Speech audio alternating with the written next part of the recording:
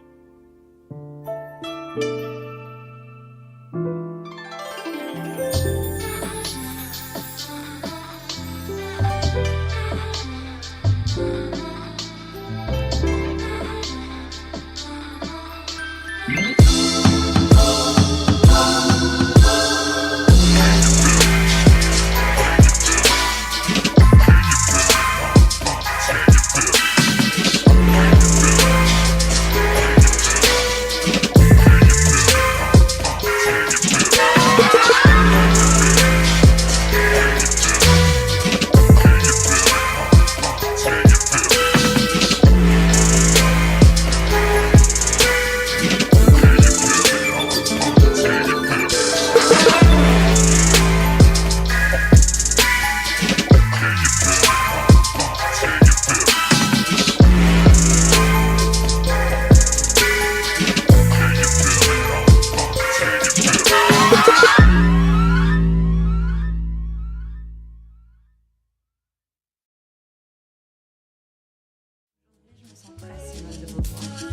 me sens un peu paresseuse.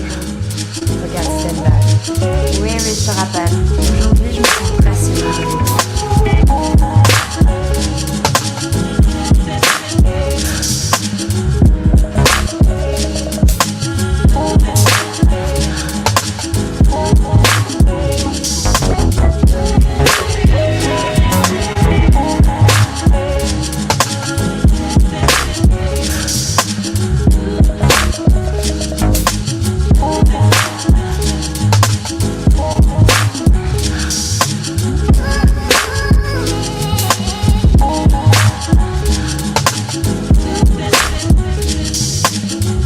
Aujourd'hui, je me sens très Simone de Beauvoir.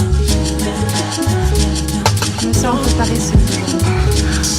Regarde celle-là. L'auberge.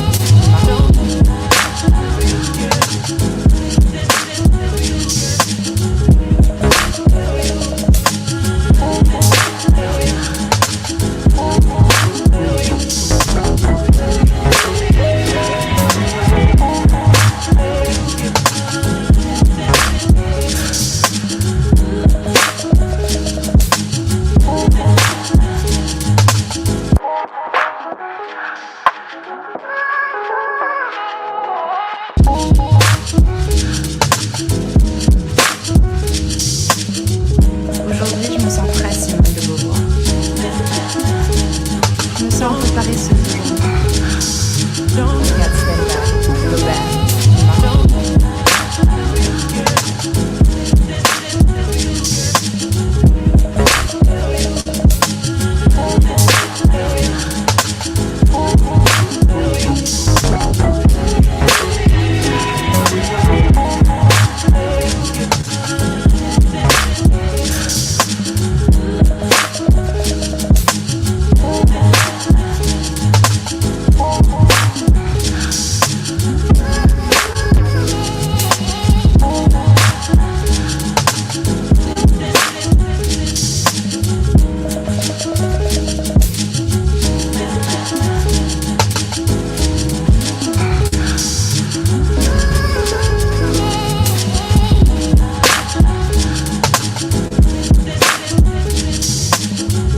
Aujourd'hui, je me sens très Simone de Beauvoir.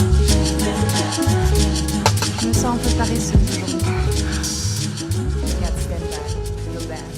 Tu vois.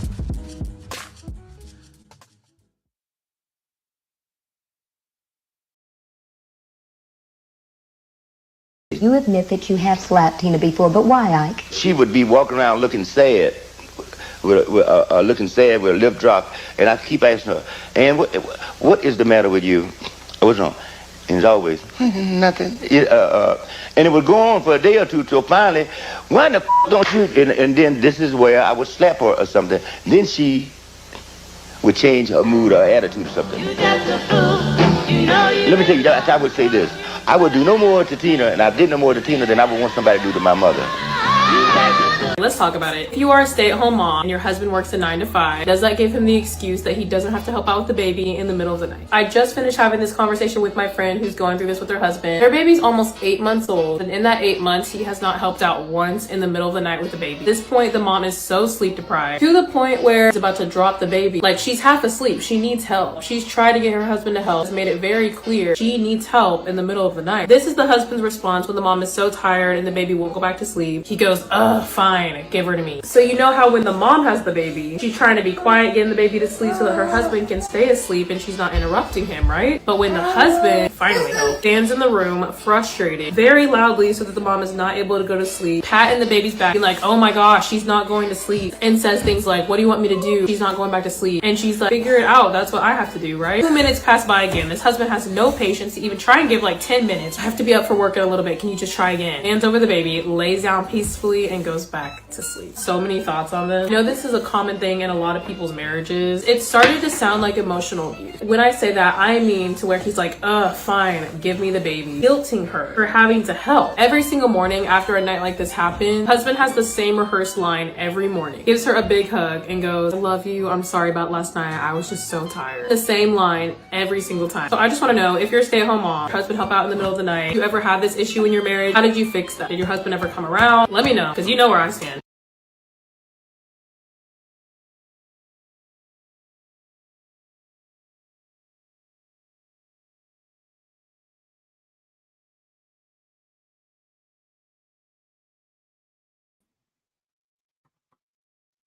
It's been 2 weeks, I think, something like that. Been 3 weeks, some change, something like that. Life has just been busy, man. Life has been busy.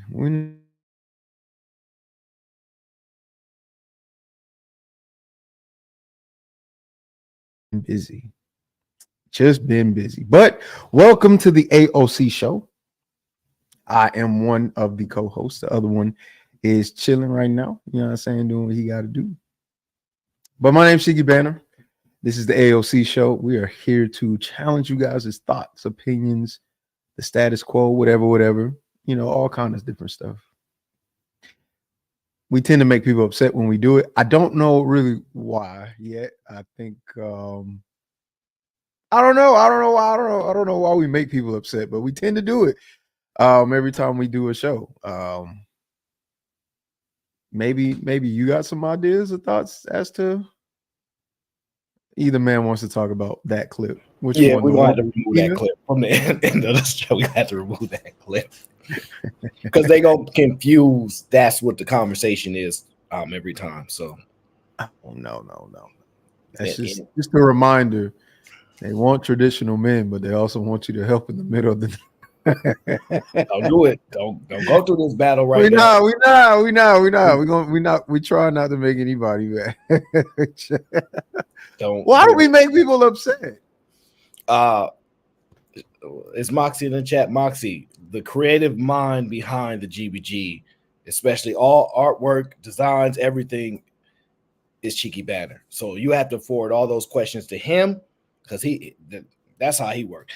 I'm not that creative. I'm just getting, you know how somebody's like, yo, can I go to? I'm just like, can I go to?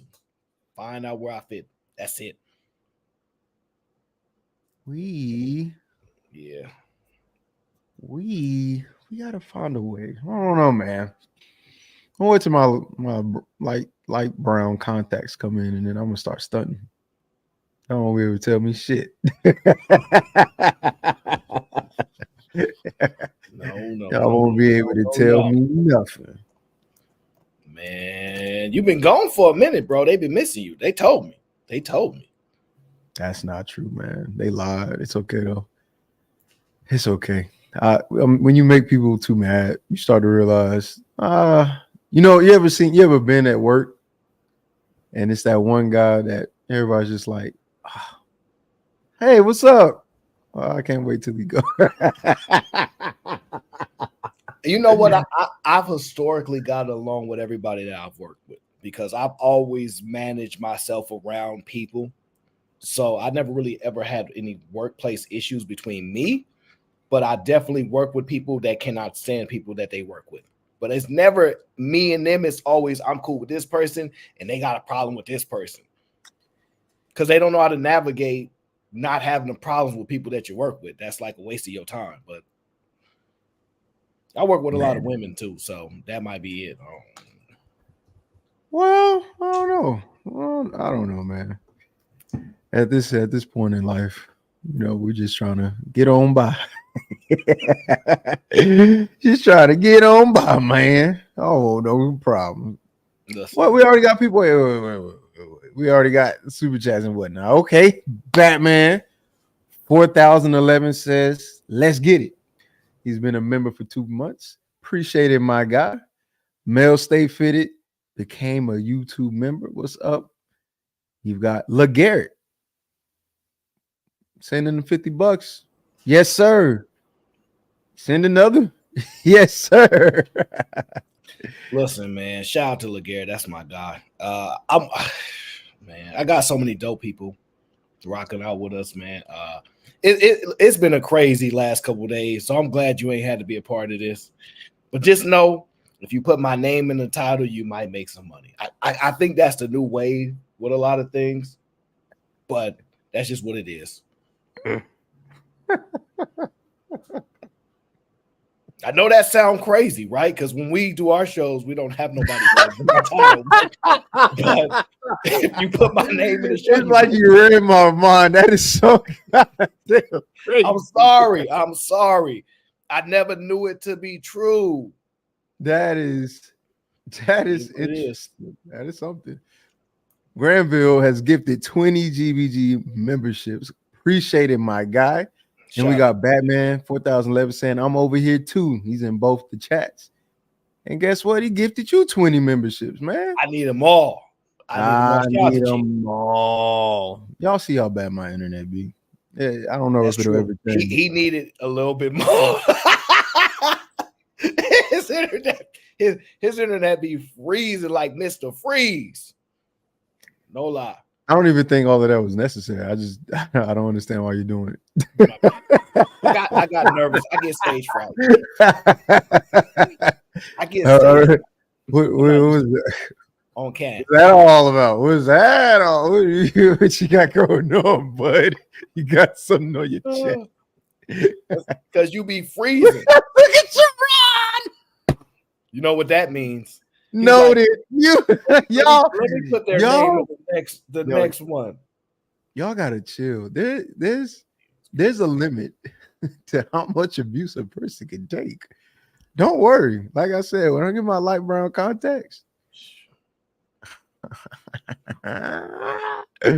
y'all won't tell me nothing. Y'all can't tell me nothing. How you gonna be stunned with light brown? You know what? Let me shout out to my brother Stan Autry. Appreciate you, bro. He sent me a cash app. That's my guy. Appreciate you, brother. Always holding me down, always looking out. I'm just saying, you think you can stunt with light brown eyes? Come on, man. I ain't never heard nobody stunt with light brown eyes. I'm just saying, light brown eyes? Come on, man. Come on, man. I mean, you can do anything. We in a Maddie Cup. You can do anything. I'm just saying, I'm gonna do it. This is gonna be a new sheriff in town. All right, 5'8" with light brown, not 5'5". Man, but what we got going on today? It is Saturday. Bro, the weekend has started. It's been a minute. I'm telling you, it's been a minute. It has been a minute. I've been holding out. I've been holding on to special content. Just for us, because sometimes it's just for us. And I don't really like to do that many shows when you're not here, to be honest with you, because every time you leave, I get into trouble. So I'm just gonna tell you this now. Every time I come back, I get into trouble. What the fuck? Wait. That's crazy. Think about it. Every time I'm gone, you in trouble. Every time I'm back, I'm in trouble. How is this possible? Wait a minute. We just why? What? Wait. You know what it is? Because that means that like they can get the laser in on me when you ain't around. They just laser in. So you know how it go. Hey, listen, sometimes you got to take accountability. The kryptonite, yes, accountability. Y'all are oh my gosh. I know. Is he frozen, y'all? Is he frozen? He just froze. He did. He froze. He froze. That is so crazy.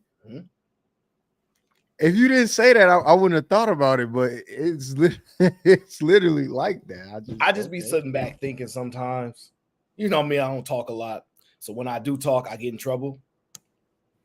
It's just how it goes. But when you come back, you get in trouble. Perfect. Perfect. Leave me alone.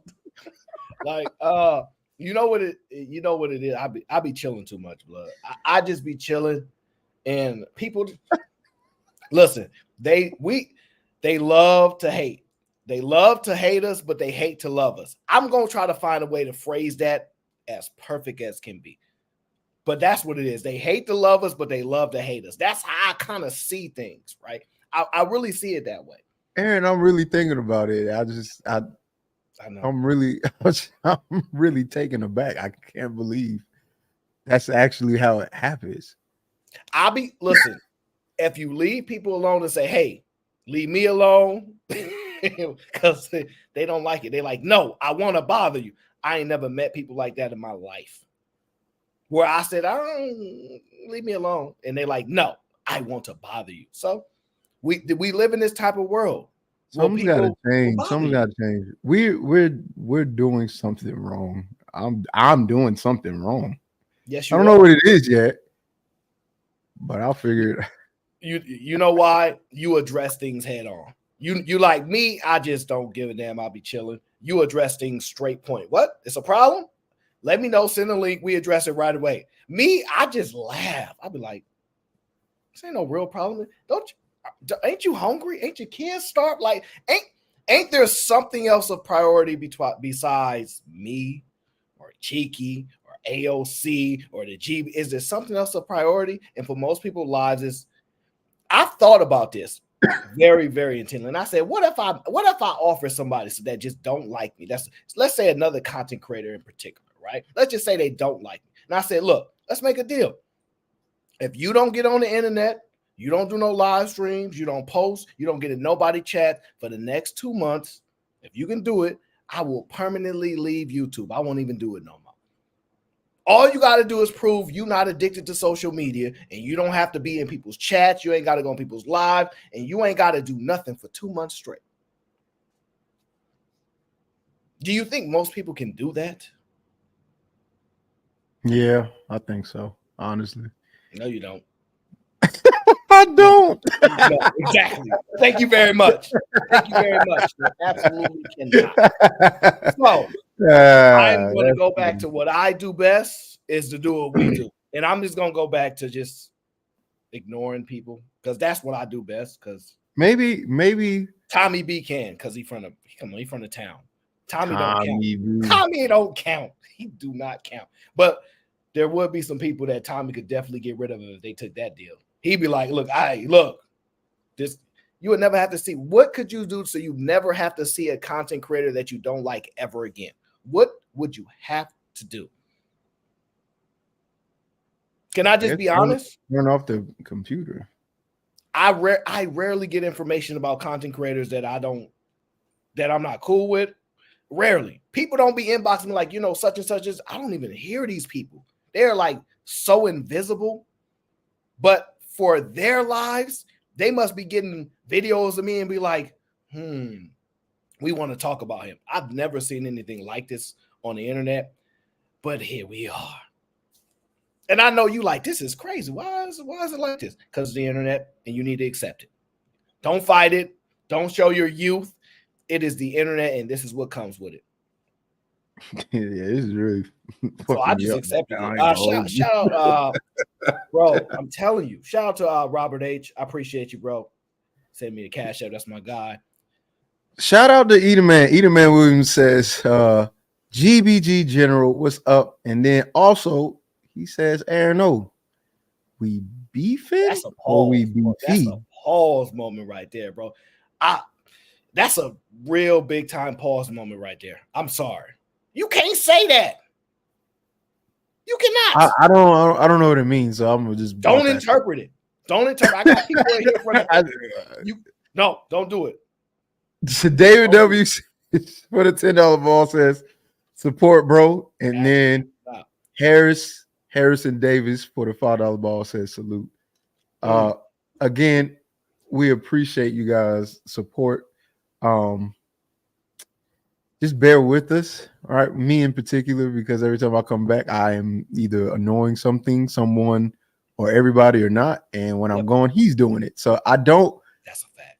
I guess we are treacherous twins. That's I a great. Absolutely say that Sharon was getting at work today.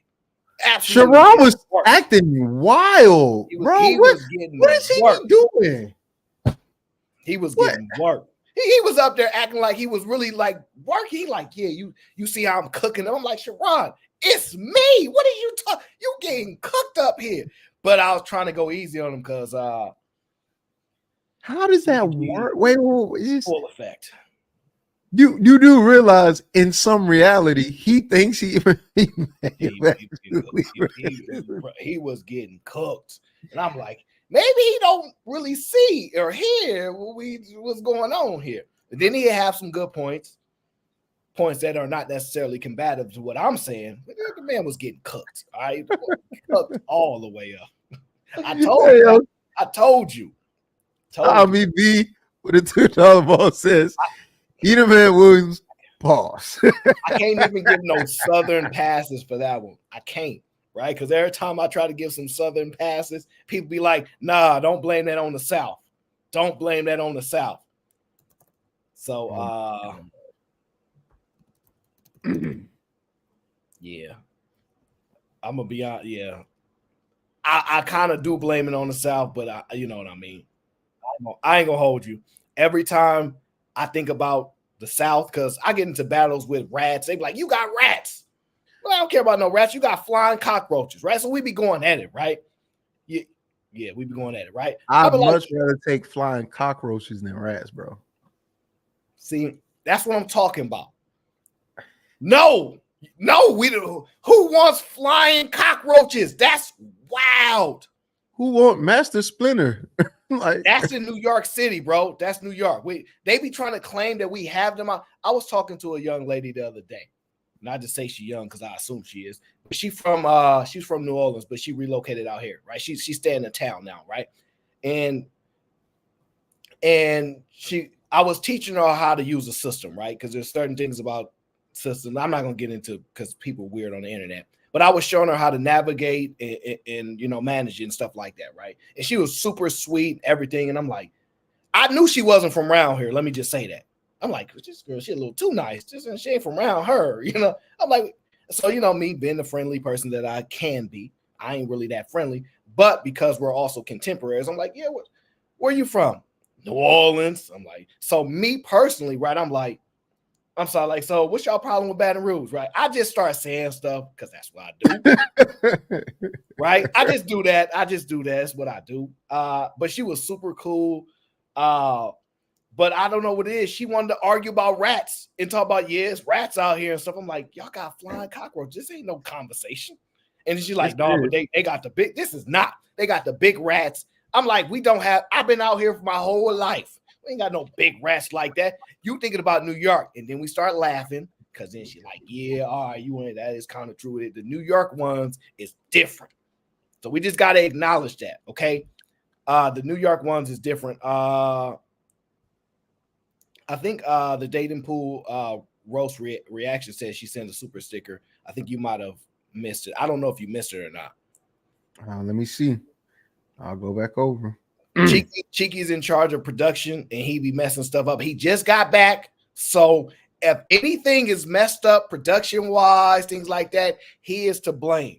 Now, for all the other things and whatnot, I am to blame for that. So anything that's missed, because I'm much better at navigating the super chats than he is. He doesn't do very good at that. But I'm much better. So if something gets missed, it's his fault. I just want y'all to know that I don't miss nobody, okay? The dating pool roast reaction for the $5 ball. Just send a super sticker. Okay. Thank you. But yeah, and then we got Juju. Juju, what up, Juju? Yeah. I'm not finished. Okay, you're not done.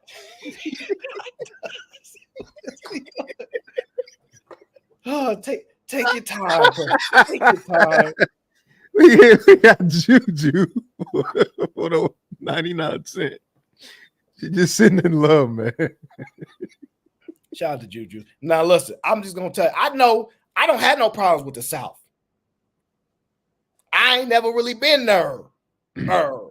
So I don't. You a fucking loser. I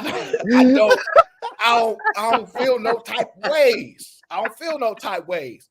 I'm just saying, whenever I think of the South, right? I'm like, whenever I think of the South, I'll be thinking like, what is my experience gonna be if I go down there? I'm like, what is it gonna be like down there, right? What accent is that? What you talking about? No, I'm just be wondering, like, yeah, if I ever go down there, what I'm gonna wear or something, right? What I'm gonna wear, like how I'm gonna fit in down there. And I'm thinking to myself, let me go on YouTube to get my experience because I don't want to go through it myself. So women go to TikTok, we go to YouTube. And I said, what would a brother like? Maybe I'll wear a suit down there because maybe they ain't used to brothers wearing suits and stuff like that. New Yorkers and big town, like we wear a lot of suits, business suits, all this type of stuff. I said maybe that's what I should do, right? So I said, let me go down to the country, right? And you know what the experience is gonna be if I go down to the country, Cheeky Banter? Do you know? What's that? I show you better than I can teach. I show you. This was gonna be like. What really happened on that Thursday here at Augusta High School that led to Chris Wood's death? The fuck is that? Shit! I'm dying in this fucking country ass fucked up town. Shit flying in my mouth. The fuck, I can't see pollen. And let's get the fuck out this country, motherfucker. I can't see me. Okay.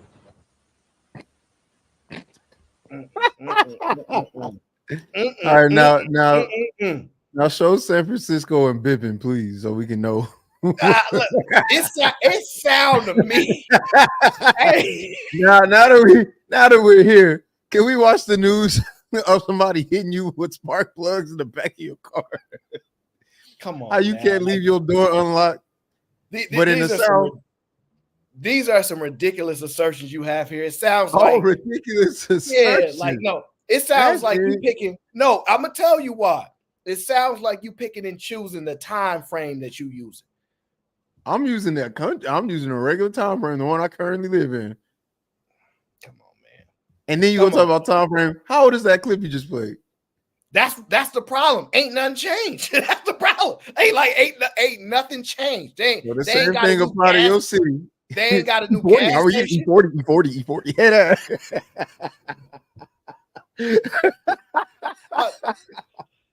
I don't know what I don't know what I would experience, so I'm nervous. I'm just saying I have a right to be nervous. I do. I have a right. We all got a right to be nervous of a damn bipping ass nigga worried about. We be worried. They can't even go to California no more. You know they locking up deodorant. That's crazy. Y'all rats steal deodorant. That's crazy. I can't believe you stooping that low. I can't believe you stooping that low. Look, man, I don't want no problem with anybody that can steal my life, my keys, my car, my wife. Well, no problems, man. I don't know what accent was that again that you was doing earlier. I wasn't gonna listen. That's no accent. We just, if I was to magically like teleport to the South, that's just how it would be. Letter E's would be crooked and stuff like that. Either man be leaving off letters and stuff in words and reshaping them and shifting them and stuff. So I'm like, oh, these Southerners, they be's difference. Oh yeah, they be a little bit different there. Yeah, so I'm just saying, I don't know. I could be wrong. Yeah, we're hospitable. You guys are thieves. Crazy. That's crazy. That's crazy. Oh. That is not what happens out in the Bay. That's absolutely what not happens. Oh Lord, but you've been good though, because you've been gone for a minute. So I'm just making sure. I don't want to just throw you like, because you know me, I got everything kind of lined up. I don't really know where we're gonna go with the show. We just be here, and I think that's like the coolest part about it. Is we just show up. How we get in trouble if we just show up though? That's exactly how we get in trouble, to be honest with you. That's it. Wait. If we wait. Hmm? Wait, we don't even plan to get in trouble. We just do. Yeah, because we tell. Sometimes we tell the truth. Sometimes we joke too much. Sometimes we say unpopular opinions, things like that. It happens. I probably more so than you, but it just happens. A lot of people have difficulties having strong conversations. Like even Sway was up there cooking Sharon today. I'm like, yeah, the guy Sway up here cooking. Sway was cooking This man. Like listen. There's a I forget who rap line. Is that Good's rap line? He goes, I'm cooking. Bring my apron. Like, so you got to understand. Sometimes you got to give Sharon grace because he wasn't really used because we was like everybody pull up in full effect. He was like, dun dun dun dun. Look, you listen. No. You know how like people like thinking they winning. They like, yeah, we will be the victors. And then the whole, I think you do what is it, venomatography, something like that. Yeah. So I said the word wrong intentionally, so you can correct it, but forget it, okay? No, you're not gonna do it. All right, cool. So no, it's all good. I've learned just don't fix shit. Just let it. Just let shit happen. That was my setup, right? So you know how then we switch the scene, and then like they're winning, and they turn around, and then they see us, and they're like, "Oh no!" then we pull up to the scene, and then the battle just go a whole nother different way. That's what will be happening. They be feeling like they winning, and then they turn around and they see they like, is that GB? No. And it was one of them shows for him. So you have to give him grace. Yeah, I understand, bro. I just hope I get it, bro. Is that right? People gotta give us grace too. No, we don't get. Everywhere I go, people just harass. Like everywhere I go, they like, it's him. Let's go. I see people go panels they don't never go on if I pop up. And I'm like, these persons don't never talk. I'm like, this person don't never talk. I be seeing people typing in the chat that don't never say nothing in the chat. I seen somebody, I can't stand him. I'm looking, I'm like, I don't even know you. Who is you? Yes, wait, but I'll be getting a lot of that. And so somebody, I think Anton was like, yeah, y'all got to be careful that y'all don't become villains. So I am very much going to I don't know. Aaron, is that your screen? Are we tripping? Is that the blinds of the screen? No, that's the blinds around. Don't worry about that. I'll fix that in a second. But that is very much the experience, my friend. Once they see me on the panels and in the chat, I change the whole environment. It just it is insane. And I don't even speak sometimes. I'll be chilling. So I don't know what it is. No, let me fix that.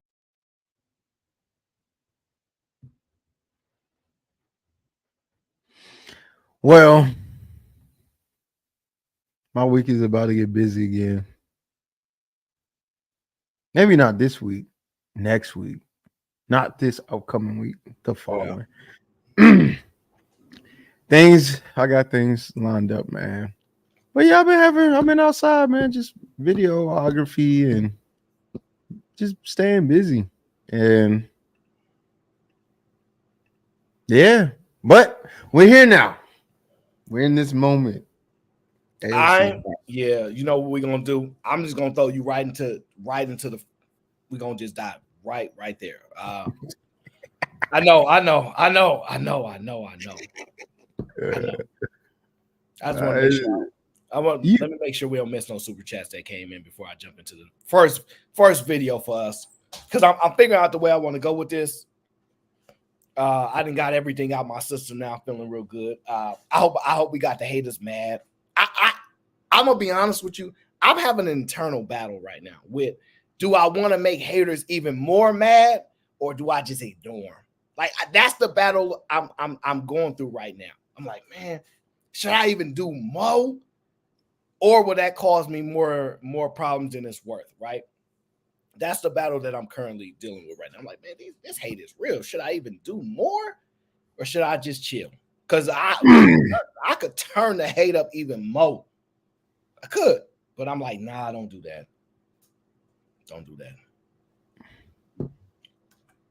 Yeah, this is about to be very interesting. We're only in month 2 of 2024, by the way. It's fucking wild. Go, let's play the clips. Play the clips. Play the clip. Listen, we don't jump right into the fire. Don't jump right into the fire. This is, yeah. I know. We gonna ease everybody in. Did we play here? Let me make sure we play Harrison Soup Chase said the Southern disrespect. Don't be doing that. So net is it that or net? Well, I don't know which one it is. I love the South. I love the South. I love Southern people. I ain't trying to go there, but when they come up here, I embrace it. Okay. And then also the plane tickets cost too much for me. Okay. Laguerre says you want some land in a big house or live in an 8x8 apartment. City ninjas. Ladies, let me tell you what they want. They want to live in a big city and be struggling to survive. Because they refuse to leave. No, they don't. They want teachers, somebody that is taller than them and make a little bit more money than them, but not really, because you can't listen to women. The solutions.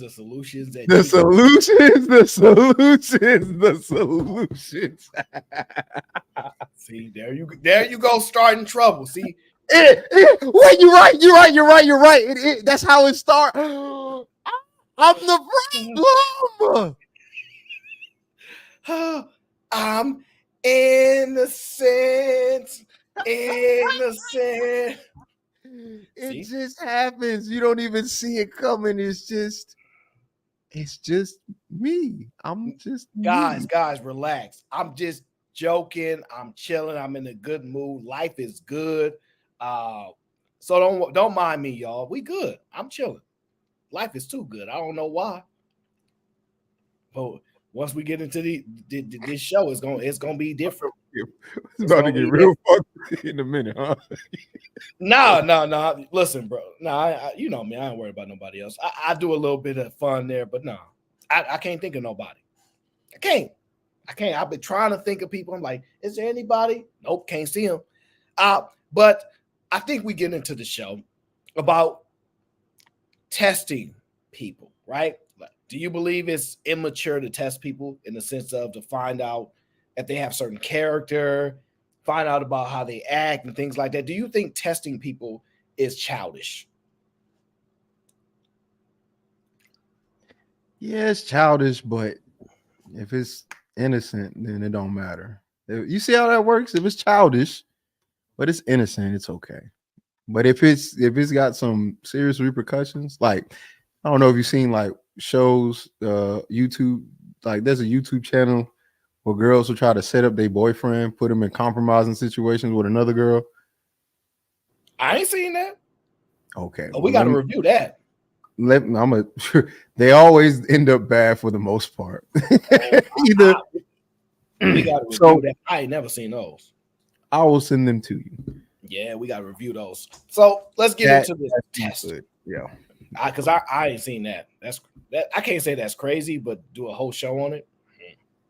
Be testing, man. You set up certain questions just to see what he gonna say. Man, we don't really do that. I'm asking, I would genuinely want to know, but someone would lead him one way to say this. If he really say, like, nah, I ain't messing with him. I don't do tests anymore. There are some questions I do ask. Do you date dark-skinned women? What? It's a lot of men gravitate towards me. Straight colorist activity, and they only date light-skinned women, but they'll be dark themselves. Your mama dark. You came out of a black hole. Go back into another one. Like it's not a scary place. So if a man only date light-skinned women, that's a red flag. At that point, we're done. It doesn't matter what was going on.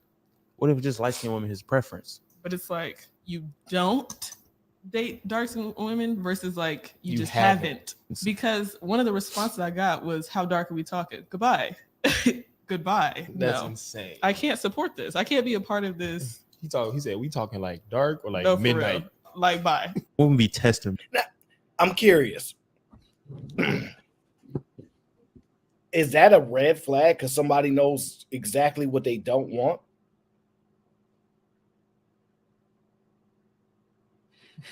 This is I'm processing this. Wait, what if they just like what's the problem if they say I know I don't or I haven't seen people within this range of color that look attractive to me? What is the problem with that? Or you don't like it? I don't like that. Right? Or you don't like it. It is problematic to women in particular. Men don't care. Like if another guy told me I ain't messing with her, I'm like, whatever. Whatever, that's on you. Yeah, like there are plenty of women that don't like. You know what's so crazy? When men start talking about why women don't like them, the women tell them stop crying. Like, think about it. Every time we had a black nerd conversation, we just like, man, we're not even complaining about it. We're just talking about the experience. Quit crying. Oh my God. So if what then wouldn't that apply in this situation? If somebody doesn't like how dark you are or how light you are, quit crying. That was what I don't. It's so stupid. It's just hard to process this. Just because of somebody asked, how dark are we talking? Because they got a limit. Look, I personally just don't like that dark. They said midnight. I'm sorry, but if that's just what they want or they don't want, then why is that a red flag? Why isn't it not enough that they like you?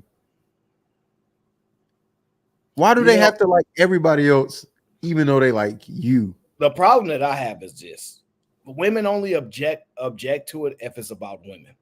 It's not about what's right. It's only about if it's women, right? Because in my opinion, this is my opinion.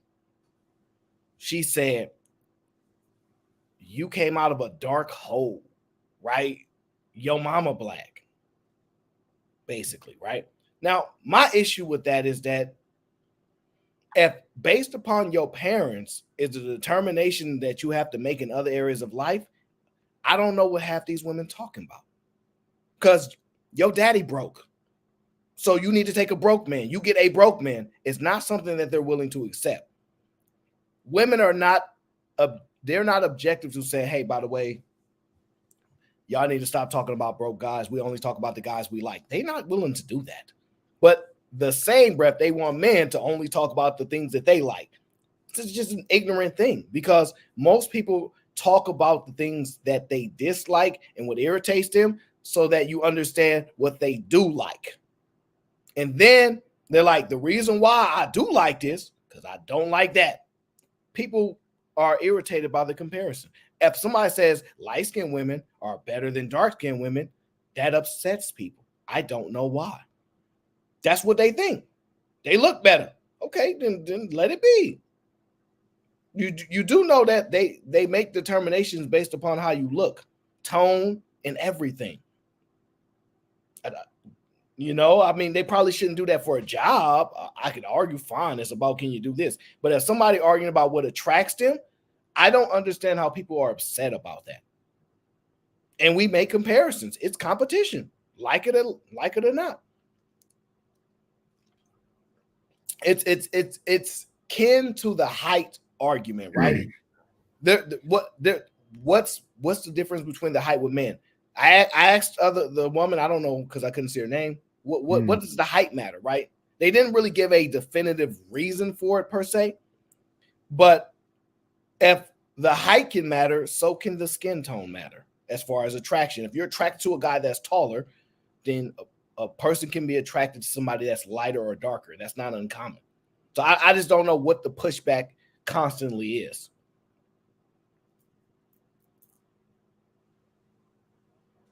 Yeah, I don't understand it. If it's all based on arbitrary reasons, why are you upset about me having my reason? If you don't want me, it's just yeah, man. Yeah, this one here is this it doesn't make any sense. It doesn't make any sense. I'm trying to like rationalize it, but I can't. I can't. I don't know. I don't know what to tell you. She feels strongly about it. I've always been indifferent to it. I've heard women express, "Oh, I like dark skinned guys," and nobody really gets mad. I've seen like in real life, all right, whatever, and they dip on. They dip on. So, me personally, this is my opinion. The people that get to complain, boy, it is one-sided complaints around here. That's my opinion. It's one-sided complaints or perspectives because never mind. I'm gonna leave it alone. I'm already in enough trouble. That's just the first video. I just want to get a feel for where everything was. I'm gonna be going this roller coaster. But there's some strong views, and we're gonna touch on them, right? For example, I have this video here for you. Okay. Being pregnant after 5 miscarriages and having this miracle baby, and then walking out of the hospital with a $20,000 bill because my husband at the time refused to acknowledge me on his insurance. So those were, just the consistent. You said refuse to acknowledge you on the insurance. Explain that to me. What talking about?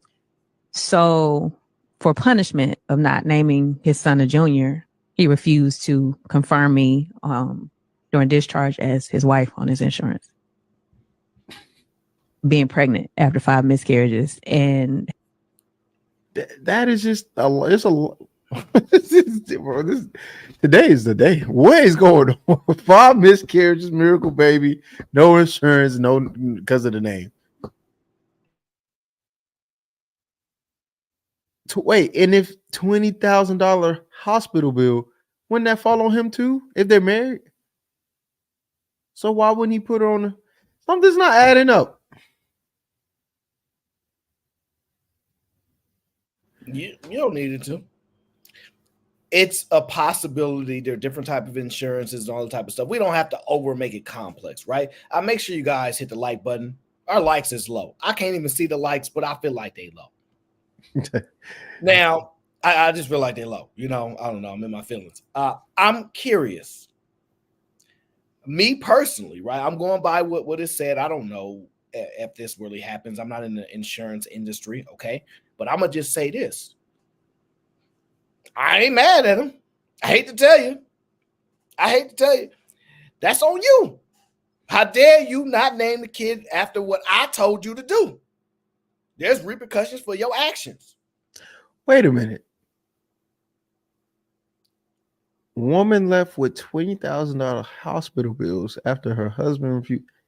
How does that fall on her and not him, though? That's the part that I'm trying to understand. Because she ain't had no insurance. She wasn't because it's not like they could just turn you away when the baby's about to come. I'm having a baby. Get out. You got your insurance. You know what I mean? So when it came time, she probably said, "Oh, my husband has it. He'll get it," and all this type of stuff. Who knows? So it's many type of ways this happened. Ultimately, she left the hospital with a. Are they going to get a divorce? What this is there's a lot of gaps. Is this it? Did we finish the clip? Yeah, I think that's it. I'll play it. Let me make sure. Having this miracle baby and then walking out of the hospital with a $20,000 bill because my husband at the time refused to acknowledge me on his insurance. So those were, just the consistent. You said refuse to acknowledge you on the insurance. Explain that to me. What talking about? So for punishment of not naming his son a junior, he refused to confirm me during discharge as his wife on his insurance. Being pregnant after 5. Something's missing. It's not making sense. Maybe they live in a state where you being wife. I don't know. I can only go by what the woman said. Believe all women. Bro, this is so. This is confused. Today is just a day. What? Okay, so let's just fine. Let's accept what she's saying is true. Maybe she If doesn't know how to phrase it. If it's the miracle baby after 5 miscarriages, why wouldn't you name the child after? And it's a boy. Why wouldn't you name it after the father though? Oh, I'm 100% on the man's side. That's his right. Especially if you want him to pay for it. So it's his insurance. And it is his baby shared. And you've tried it 5 times. Why won't you why not name what I need? There's so many questions. There's not enough answers. I don't know. But I ain't listen. If I want my child named after this and you go against because this is the thing, right? A woman could look, you could be there and she'd be like, I'm naming my kid after my ex-boyfriend. Because wait, hold on. This is just a lot. Okay, so let's say this. It is your baby, and you want to be selfish and go, it's my baby. Well, it will be, and it's your body. To get your own insurance. And that's the trade-off. This is why you can't be selfish. And this is why you have to compromise, even though you think you shouldn't, because of whatever reason. Right. So let's take this, which is why now I can understand this. You're going to say, this is my baby. I'm going to give my baby this name, but I don't have insurance to pay for the baby or me. So it looks like you should probably backtrack and think about it, right? Because his response probably is, hey, you know what? You're right. It's your baby. It's that name to your baby. It won't be my insurance. But the thing that's confused me is if it's $20,000 of shared debt. Damn, 20. Then would you bite the bullet? He's standing on business. He's saying to himself, you know what? This is gonna be a $20,000 lesson in why you need to get your own insurance, or at least consider me in these decisions. I don't know how important the name is, because in my mind, I'm thinking, how spiteful can one be over a name? Do I be like, man, I ain't taking care of this child. You ain't naming him after me. I'm gonna just pay child support. I'm out. I'm wondering just how deep it actually can get, how much pain it can actually cause. I really don't know. There's so many factors that could happen that to me could make this more understandable on either side. Because the first thing is, that's your wife. That doesn't mean much anymore though, because your wife can also be the same person. Fatal Attraction. You remember that show? You remember that show? It's about wives and couples that killed their husband. Yeah, I've seen stuff like that before. I don't know if it's that show, but I've seen it. But what I'm saying is, having a title of wife or that being your position doesn't necessarily mean the best interest is there. Mm-hmm. It's true. And that's the problem. The first thing people are going to do is go, hey, that's your wife. And they're going to think that the word wife means, hey, you should do things for her because she cares about you. But the question is, why no one says, hey, that's your husband? This man is going to do things for you. Why won't you just change the name? It's so crazy because I know the first thing most people thought about is, that's your wife. You're the husband. So you should put her on your insurance. But let's flip it. You're the husband, or that's your husband. You're the wife. You should name the kid based on what he wants. because that's his contribution to the identity of the child. You did half of the biological part, right? The other half is the sperm. When that thing finally comes together and is presented to the world, it needs a name, and a name is an identity. Why is it that you get to form this thing gets to form in your body, form and do all of those things, and my only contribution is to pay for it and raise it, but I can't name it? And then not only can I not name it, but you want me to pay for it through my insurance, but I can't add to its identity by name? That's crazy. Myrie says they should have figured out before having a baby.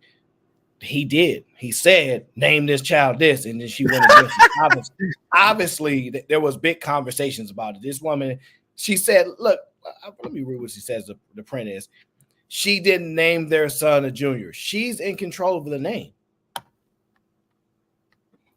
He's made his position very clear to her, and she decided to go against thou.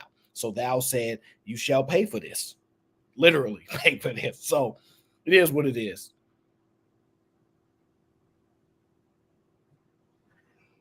This is a little more complicated.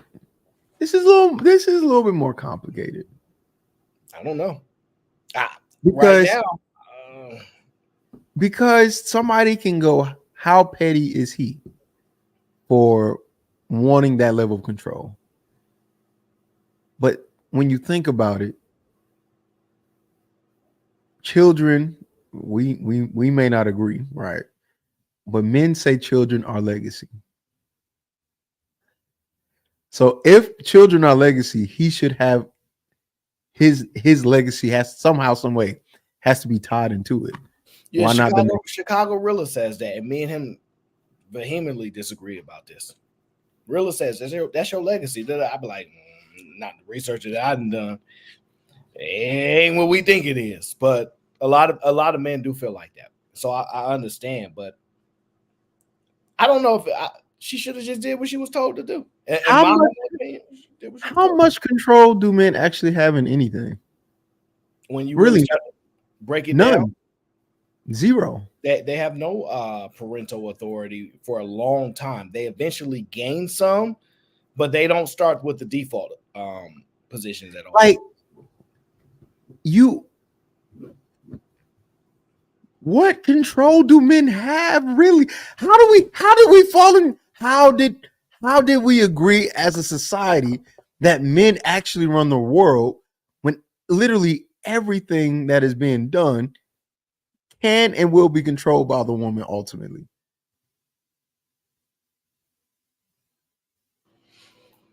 This is a man's world. Let me acknowledge Jack. Shout out to Jack. He says the yo mama black argument is hilarious when the black man's mother isn't black. For example, Obama and Tiger Woods. If your mama ugly, no baddies.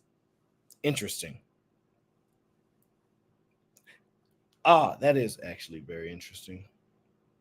I never really think about Tiger Woods and Obama in that sense because, but lately everybody's black card has been up for grabs. So it is what it is. Shout out to Jack. I don't know, Cheeky. My position is she should have named him after whatever the man told her to do, in my opinion. Should have did it. Especially if it was a son, because he looked like a lot of y'all don't want daughters. So a lot of guys be like, God, give me a son, please. Right? So a couple of my homies got daughters. A couple of them, well, I think only one of them got a son right now. Well, okay, a couple of them got sons. Yeah, I look, I don't want kids, but if I were to have kids, man, please let it be a son. See what I mean? You doing it right now. Yeah, no, fuck that. Yeah. See, are you gonna be a delusional dad too, like the rest of them? Or what they be doing? It depends. Maybe telling their daughters you don't need a man, go get this job, get this bag up, so you ain't never gotta be dependent on. Like that's what they be doing. I'm gonna be a silent father. I'm gonna go through trauma, and then I'm gonna lose the ability to speak because of Nam. I don't know. I'll be open in this because I'm like I'm not exactly sure. I'm not sure. Honestly, I be preferring daughters sometimes because they listen more. Yeah. I think daughters are easier to navigate this world with, and because sons are defiant. Wait. What? I give. Oh man, because they're. I gotta go. I have to be counter to your position. I can't have the same position because they have the ultimate position of being a predator and a victim at the same time. So as long as you can raise your predator right, they'll be good. But if you have a son, he's going to be viewed as a predator, but he's actually a victim. I can't bring any more things into this world. We all got to stop doing this thing, man. Something's got to give. We can't keep bringing more existences into the world. It can't happen. No way. Because if I have a son, I already know what it's like to be a man in there, right? In this space, in the world, right? It's trash. So I don't want to wish that on nobody. But if I have a daughter, I know in the whole world, especially if I have a pretty daughter. See, the problem is it really depends on what kind of son and daughter you have. I'm sorry, everybody kids is not, we all know what we all look like, right? At one point, we was kids, everybody's like, you're a kid. You'll something will happen where you'll look better. Some of y'all just never got better looking, me included. You know what I'm saying? It's part of the thing. So our existence is twice as bad. So let's say I have an ugly son. Oh, and an ugly daughter. Which one is worse? Ooh, man, I'm not having kids. See this? Nope. I've never thought about. Well, I can't say I've never thought about it. I think about almost a whole bunch of stuff when I'm reflecting. There's nothing you can do about that, honestly. When you think of having like an unattractive daughter as opposed to a son, because we don't really care for them and their attractiveness as much as we would care for our daughters, right? What I think about is me being more open-minded and understanding of the pressures it is to be physically attractive as women and why they should get surgery if it makes them feel better, because the level of depression and things. I'm just telling you, depression, wanting to go on top of the buildings and things like that. You have to be a little bit more open-minded that, you may be in that position conflicted as a father. Like, I don't believe in surgery and all this type of stuff, but you might have a child that's going through something that they might not want to, they can't make it to the next day and things like that without adjusting their experience. So it is what it is. It's not an easy thing to navigate, right? Because now you're forced to build up confidence. I shouldn't say forced, but now you have to build a level of confidence in your unattractive daughter if you're going to acknowledge that she is. And most parents don't. And I'm just being honest based upon what you said. I don't know. Everybody say all kids are attractive. I don't know. I'm saying that if your child is ugly, the only way to deal with it is to acknowledge, dang, all right, my kid's going to struggle. Maybe you have to be open that they need to have surgery if they want it. If they're saying, hey, Dad, I want to get this surgery so I feel better, you're going to start changing how you view it, I think. I don't know. That's how I would do it. Or they got to overcompensate in areas that I would really not want them to. Like what they say, big girls get the best head. They say that? They do.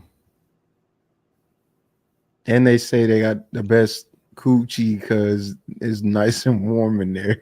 Like everywhere, really, because they big. But it's just like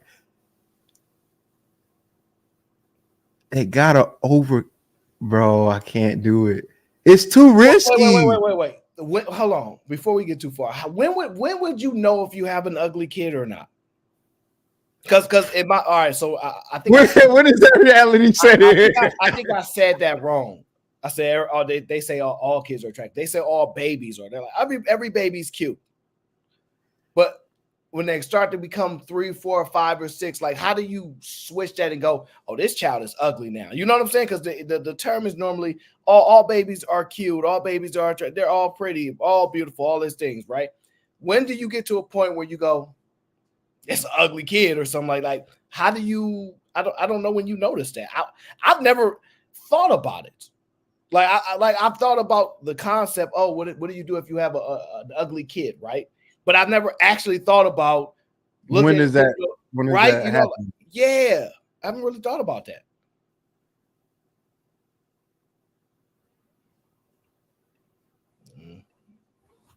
I don't want kids. Can we move on? This is too much. This is too much. I don't know. You want to read the super chat? Yep. Raw B privilege for the $10 ball says the truth is, if they are married, they are both on the hook for the bill, and he had to sign the affidavit of paternity. He had the right to change the name before he signed, not to be an absent dad after. He still got a right to do that too. But wait, what's the right? See, I don't have time for this with Raw B. I love Raw B. I don't have time to argue with her about this because if they both disagree on the name, who's gonna win out? Regardless of the point, because she knows what she knows. She knows what she's talking about. That's the problem. Because ultimately, if he says, nah, that ain't gonna be my child's name, and she goes, yes, it is. All I want to know is who's gonna win the argument. That's all. So we can move forward past this process because I'm not doing this right now. Okay. And if he want to be an absent father, meaning he ain't physically there, as long as he pay for his kid, that's all he got to do. You may not win dad of the year, but hey, pay for your kid. That's what they say. You got to pay for your kid.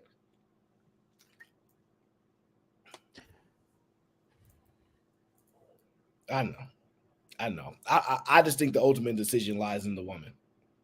It does. It's like the more she might have said that. I might have just didn't see it that way. She didn't. She was saying he had the right to change the name. So she's saying he could have changed it if he didn't before he signed the affidavit. Before he signed, not to be an absent father, absent dad after. I think because I said, like, dang, if you don't name the child after me, I'll leave. Like, I can understand a guy like, man, I ain't taking care of this child. That's not what was said in the video. Person, he didn't leave because of that. He just didn't put her on the insurance. I think she's okay. Wait. See, this is what I'm talking about. See. He sounds like a scumbag for not putting his wife on his health care plan. But she don't sound like a scumbag for letting the name be the name that he wanted. This is a forever endless battle, I think, because there's no way to prove who's right. Me personally, by default, I think a woman should concede to whatever name the man wants in the general sense. It's because he's going to concede in so many other things. You realize? So I had a whole back and forth with this particular young lady, man. She said whipping is not anything in a child you should never do that as a parent, never. And if she were to have a child with somebody, and that kid and the father whooped the kid, she would leave the father because you're not whooping my kid.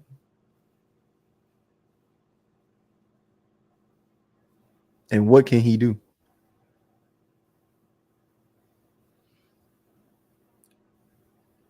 I believe she definitely said that.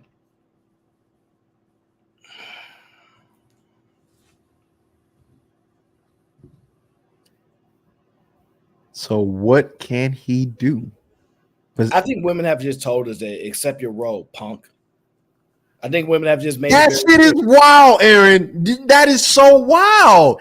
What do we like? What can't what you go to court and you get your 50-50 because I don't know. Okay, so in all honesty, what power do men have in anything? It's literally just it's literally whatever they agree to. Look what Raw B said. Raw B says, if your name is cool and regular, we good. But if you got a crazy name, I'm not naming my son no Junior. Then why you with him? Because I will not be with a woman if I can't stand her name. I can't. No. Like if her name is like Umbawe, I'm like, this is my girl Umbawe. I can't do that. We're not gonna be together. Like, nope. Change your name. Like, it's not gonna happen. So I don't know why you be with a guy if you don't want his son to have the same name. That's kind of crazy. I mean, what kind of name are you willing to be with a guy, be like, but not have your son that name? I don't know. What's the next one, man? Because this one is I just keep the more and more I'm thinking about it, bro. We don't really have as much power as. Well, you kind of just said something that kind of made me shift the conversation along with what your statement was. So I was going to move here, but now what you said, I'm going to bring it here. I don't know why the conversation developed this way to where when you say something, I can just connect it like immediately, right? Weird like that. Now, I don't.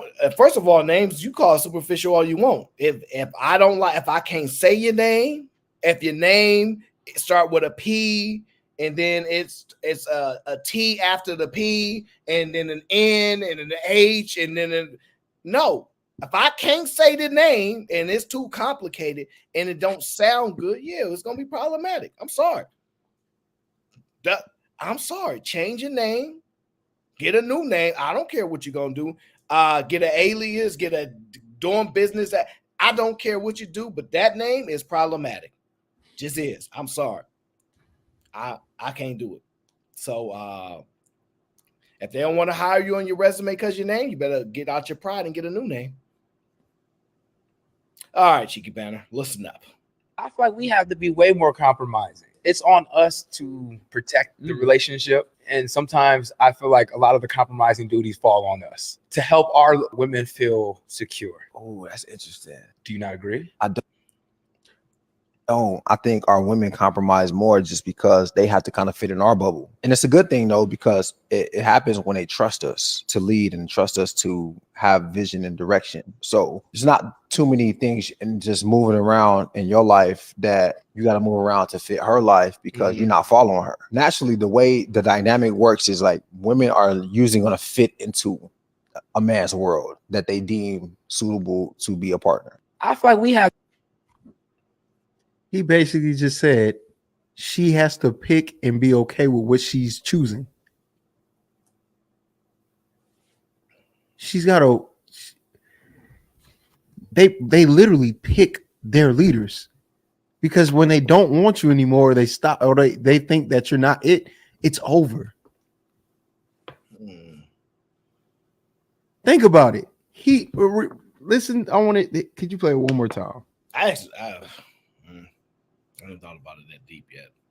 I feel like we have to be way more compromising. It's on us to protect the relationship. And sometimes I feel like a lot of the compromising duties fall on us to help our women feel secure. Oh, that's interesting. Do you not agree? I don't. I think our women compromise more just because they have to kind of fit in our bubble. And it's a good thing, though, because it happens when they trust us to lead and trust us to have vision and direction. So there's not too many things and just moving around in your life that you got to move around to fit her life because you're not following her. Naturally, the way the dynamic works is like women are usually going to fit into a man's world that they deem suitable to be a partner. You know, the first comment says, it's funny you say this as I sit here with your child in my tummy, feeling nice and big, but you the one compromising. Who said that? It's in the comment section. It's the very first one there. Say that again. What did she say? Yeah. Her name is Candace, and she has a blue check mark. It says, it's funny you say this as I sit here with your child in my tummy, feeling nice and big. Pause. Pause. That's a pause. All right. Pause. Do you see how they do that shit? Because once the child is here, then it's their child. If you have a name that you want to give your child because she's saying it's for you, all of a sudden, if she don't like the name, it's her child. And he's got to eat that.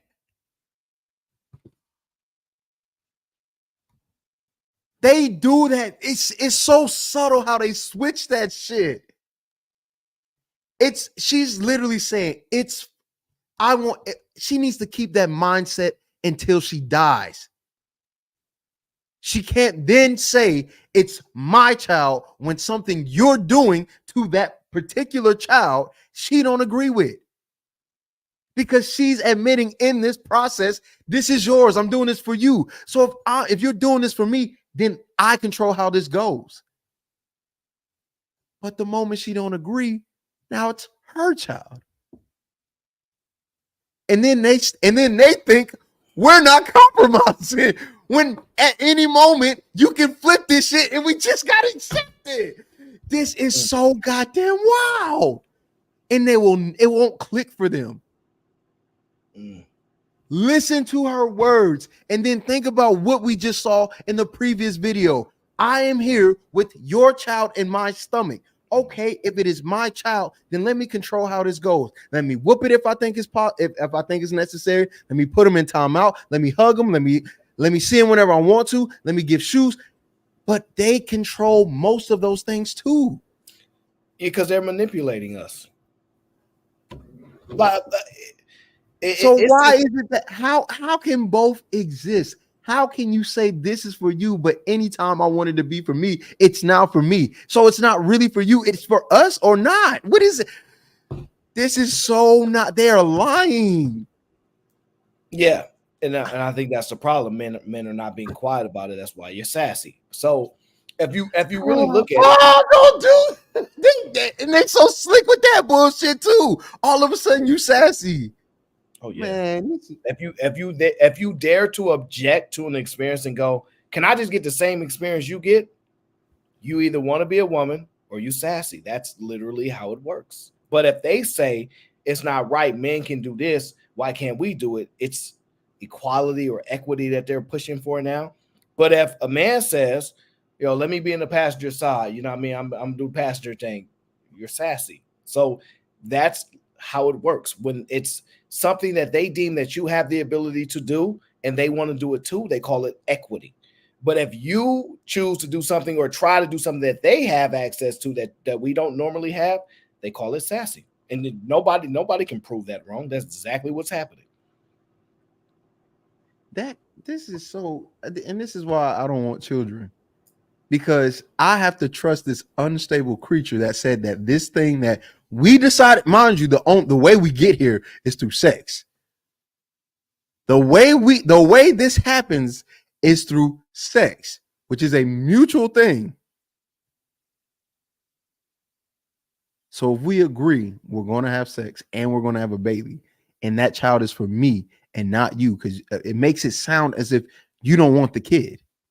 It makes it sound as if you don't want this child because that was not your goal.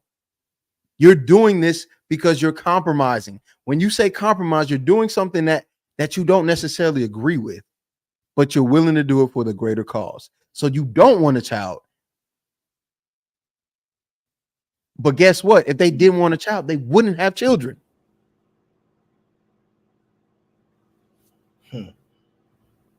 Yeah, the manipulation is I won't say it's troublesome, but it's clear as day, and some people can see it. I don't know if I'm going to highlight the manipulation this particular show. It may be for our next show, but boy, oh boy, it's going to be masterful. I actually don't know who compromises more, men or women. I'm actually unsure about it because I don't think we've traveled down enough of the experiences. I think women have. They have explained it. Yeah, that's the craziest part. Women explain this. They go with the bad guy. That's what every woman has dated the bad guy, right? We call him the bad guy, but really he's just self-centered. That's why narcissism is the biggest word in 2024 and has been since social media has popped up. The guy that cares about what he wants. They have an experience with him and go, hey, I did everything for him. Everything revolved around him, everything. I can't do that anymore. So they go from the bad guy to the good guy who is the compromiser because he cares about her. And they like that aspect. They like the fact that there's somebody that cares about them enough to keep them in mind when decisions are made. When they're not made, they want somebody that won't cheat on them because they always want you to keep them in mind. Why women get upset when you cheat? Because you didn't keep me in mind. You didn't keep me in mind. You weren't thinking about me. I want you to think about me. Why do women get upset when decisions are made without them? Because you did this without me. That's the good guy. The bad guy is the person who completely rejects that idea. So any woman that's in a relationship with a man and they say he's a good man means he compromises. Because they've already had experiences with men that don't, and they call him bad. And we agree to it as a whole. Because the idea is men are supposed to sacrifice, provide, and protect. Sacrifice, provide, and protect, huh? That in and of itself, that in and of itself is compromise. Oh, man. And then the things that they say they're compromising on, it's a mutual agreement. I want sex. Do you like sex? Yeah, I like sex. Okay, so let's have more sex. Okay, well, I get tired and this and the third. So now I have to do these things to make sure that this thing can happen. You want children? Yes, I want children. Wait, so is it my kid or is it your kid? It's our kid, but I'm children. You have to be able to afford it, sir. And in the stats today will still tell you that men make more than women in marriage 70% of the time. That is over half by 20%. It could be higher once women realize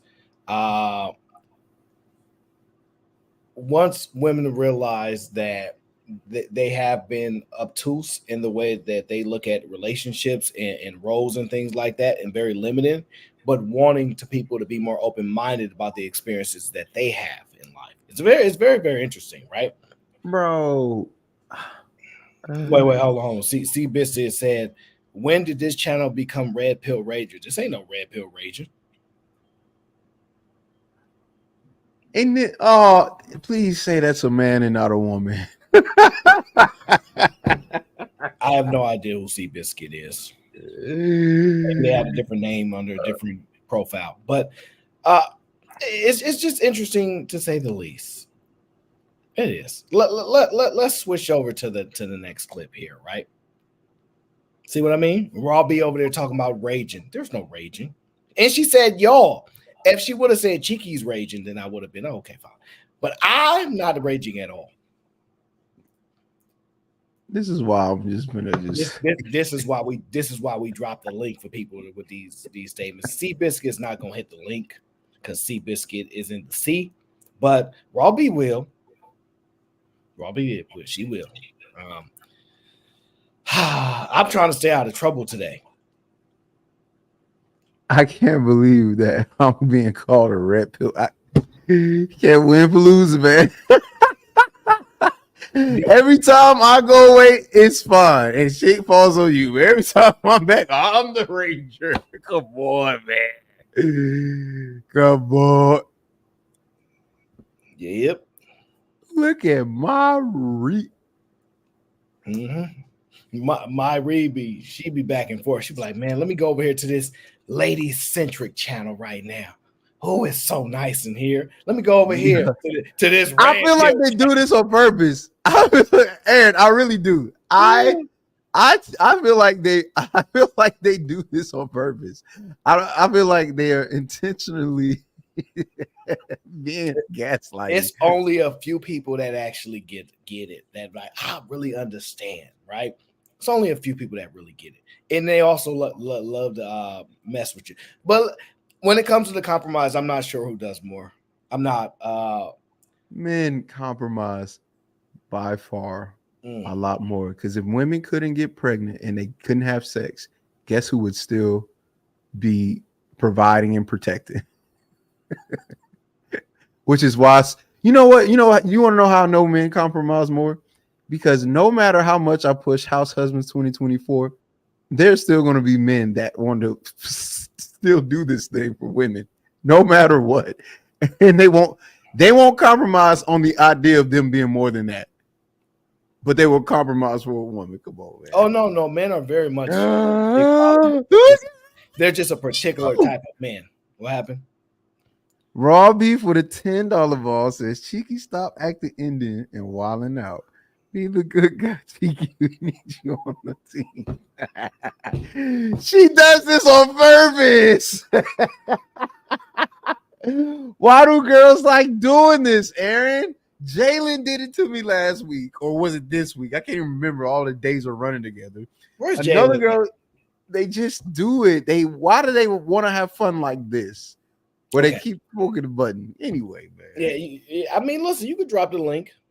Link. Link. Because we about to shift. We about to wrap up just a tad bit. You know me, I gotta ease everything in. I don't want no trouble because I'm already in trouble. Because I'm always in trouble. So I'm easing everything in, right? But every time you say something, I shift because I'm like, oh, okay, he going here with this. Let's talk about this protection, right? Because you kind of broke in a little bit of this protection, right? Do you ever believe you could get a certain? Do you believe if you put your life on the line for a woman, and do you believe she kind of owes you if you put your life on the line for her? I'm curious. I would say yes. But I know they don't see it that way. Nobody asked you to do that, Aaron. You know what? Give me 1 second. Go ahead. I'll be right back. I've had that happen. You know what happens? Men, have y'all ever just wanted to make sure a woman has a good experience? So you pay for the date, you pay for the meal, you know, you get an Airbnb, you do things, you make it a thing, you do a thing, and something can go off cue. Something can happen. And everything you just did means nothing because of how she feels or whatever the case. So it's all over. The idea, the relationship, the date, whatever. No, a date is not an Airbnb. What I'm saying is when you go out of the country or do stuff, sometimes you do things for the girls that you like. Like, come on, man. Like, please don't. Am I talking to people that date women or just smash? Like, some of y'all out here, y'all be wilding. Okay, y'all never been on dates. Y'all have always just packed them up in the bedroom. I mean, just pounding. Okay, I'm talking about dating, like courting, I guess, where you're building experiences and moments in time with the person that you find attractive. And you want this thing to continue over and over again, right? You're looking for the next time you'll be able to enjoy them. And if sex happens, it happens. If it don't, that's not really the thing, okay? I'm talking about that. I don't know if y'all have experienced that. Y'all trying to be funny. So to the men that have experienced that, do we realize, have you had a girl moment in those moments where everything is just put together and just shit goes left? And now the whole thing is ruined and over and your money's just been wasted. And then you think to yourself, oh my God, I'm going to have to do this again with somebody else. All right, so I missed something. Let me ask you this. Do you think that when women say, if I'm having your kid, I deserve to be married? Problem is you're not having my kid. No. I mean, in a general sense, if a woman's like, if I'm having this man's kid, I at least deserve to be his wife. Is that a reasonable claim for them?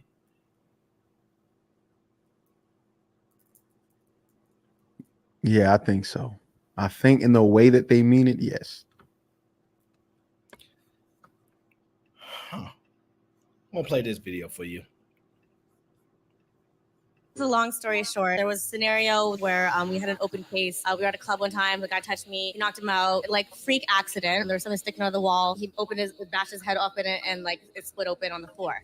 He was a son of a judge. It just all unraveled a crazy one thing. And that was going on for maybe like 3 years, where we knew we were going to have to go on trial and whatever. So even after, actually it was more than 3 years. I think that was going on for like 4 years of our relationship. So that kind of like held us together too, because I knew I wasn't going to leave that and not go to trial and take the stand and whatnot and support him through that. By the end of everything, we went to court. He got sentenced for like a couple years, and we were still not working out at that time. And then he proposed to me, made me cancel work. I was supposed to go to Hawaii. And then I said yes, like not wanting to. I think it was just because I knew it was like he was trying to keep me there. Just a long story short, there was a scenario where we had. I'm just going to kind of give you the justice because she speaks very fast, right? It probably was edited quickly in order to quickly. This is what happened. This woman here, her ex-boyfriend, they were out at a club. Guy touched her. Her boyfriend responded, cracked open his cranium argumentatively, had damage, whatnot, put the man in the hospital, etc., etc. That particular man, father was a judge. He was prosecuted. He went to jail for a few years.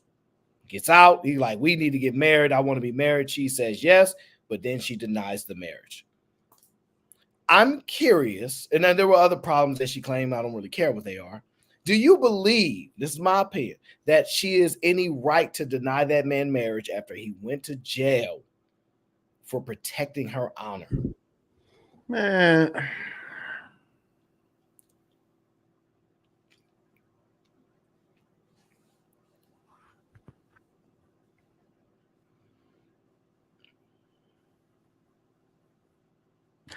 You know what's so crazy? She didn't ask him to do that. That's always going to ring in my ear. That's always going to ring in my ear, and it's always going to frustrate me because it always gives them the way to ease out of shit.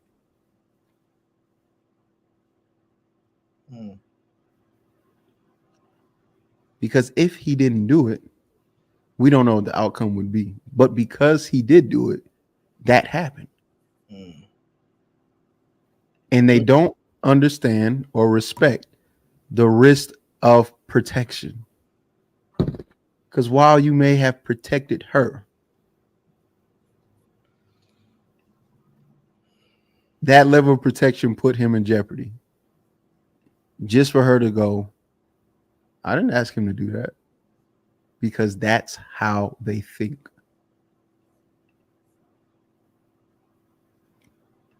But they compromise more.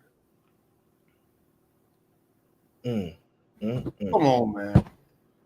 Come on, man.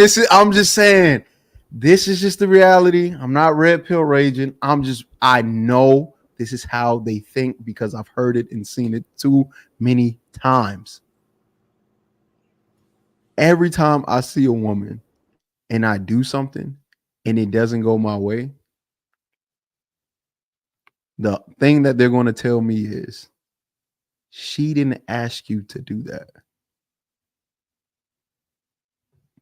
And if you don't do it, you're not following the societal standard.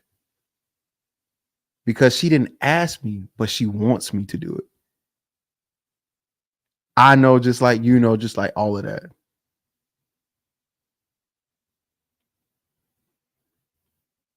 I'm so torn. That man got years in prison, bro. Just for her to say, I'm not marrying you. And the reason why she can say that is because she didn't ask him to do that. Because they're not getting along the best.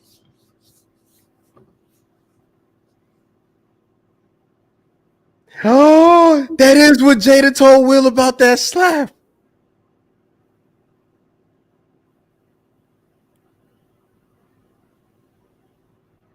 There is so much on the line at any point in time, just for her to say, I didn't ask you to do that.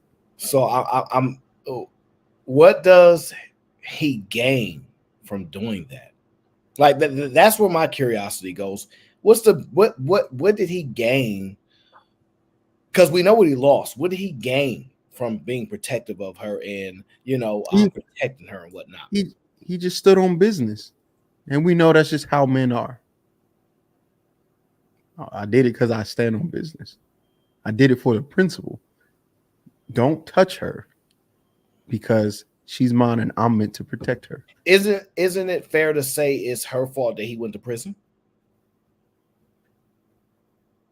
If you look at the grand scheme of things, I would say no.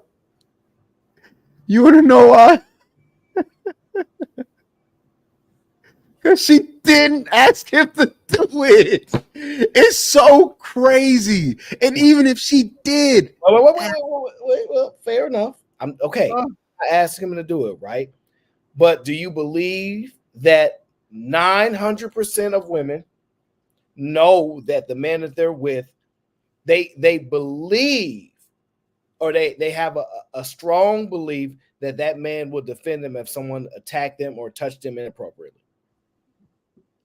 I think so. Nobody knows, but there's a strong I think belief. that's why I said I think so. I think when women pick a particular mate, even if he's docile or soft-spoken or whatever, they expect him to do something.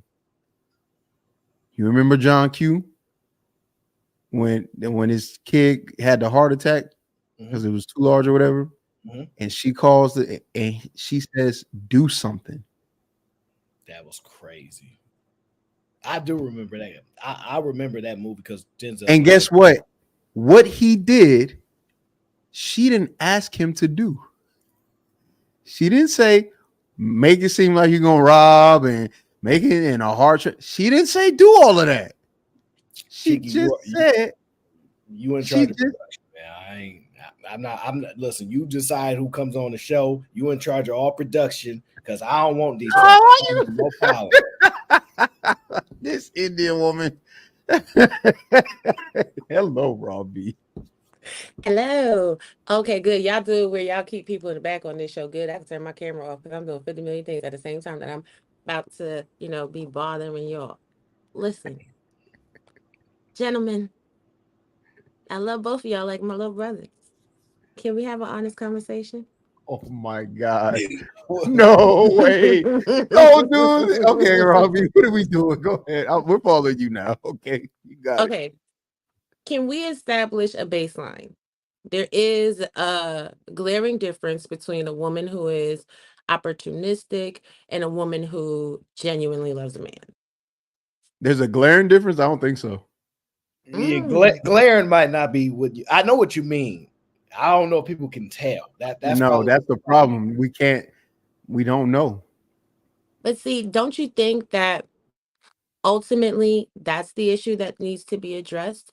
And that's the underlying problem, that people can't tell the difference between genuine, you know what I'm saying, love and affection and opportunist driven people? No, because you pick the person based off of opportunist attributes. Yeah, I was thinking that too. Because I hear so many people say, I hate this person now. I can't stand them. Like, you just spent now years with this person, and how can you really shift to that unless they try to take you out? Like, that's why I don't be understanding some of this stuff. So it's because they're no longer benefiting you in the way in which you were getting at that time, and you do a whole shift. So do you really love this person or the benefits? It's really hard for most people to actually identify this stuff, even if indicators. We need clarification. What is real, genuine love, Robbie? So this is the thing, right? The superficial components are amazing. If somebody is, attractive, if they have a little money, cool. But I don't think that those should be the reasons why you actually choose to be in a relationship with someone. Because we live in a very fickle economy. Most people, are one paycheck away from losing their job. They're not fiscally sound. They don't have good investments. So if you're going for the sparkle and glitter of what a man has in his account, and that's like the reason you choose them. Well, what happens if that man loses his job? If you're going for a woman that looks great when you see her at the club, what happens when you take her home and you snatch her wig off and you wash off that makeup and you take her out that body shaper? You know what I'm saying? And she takes out the chicken cutlets and the little booty bump pads or whatever else, and she is not looking like the same person. The point that I'm ultimately getting to is we have to start investing in deeper connections before we get into relationships. Even with the earlier story, with the man that claims he ain't paying for his child's birth or whatever, right? If your child having your name is something that is that important to you, that should be discussed up front. If somebody's gonna lie about that, you should be having conversations with them enough to know when they're lying and when they're not lying. Everybody has a tell when they lie. Everybody does. So why would you even subject yourself to that?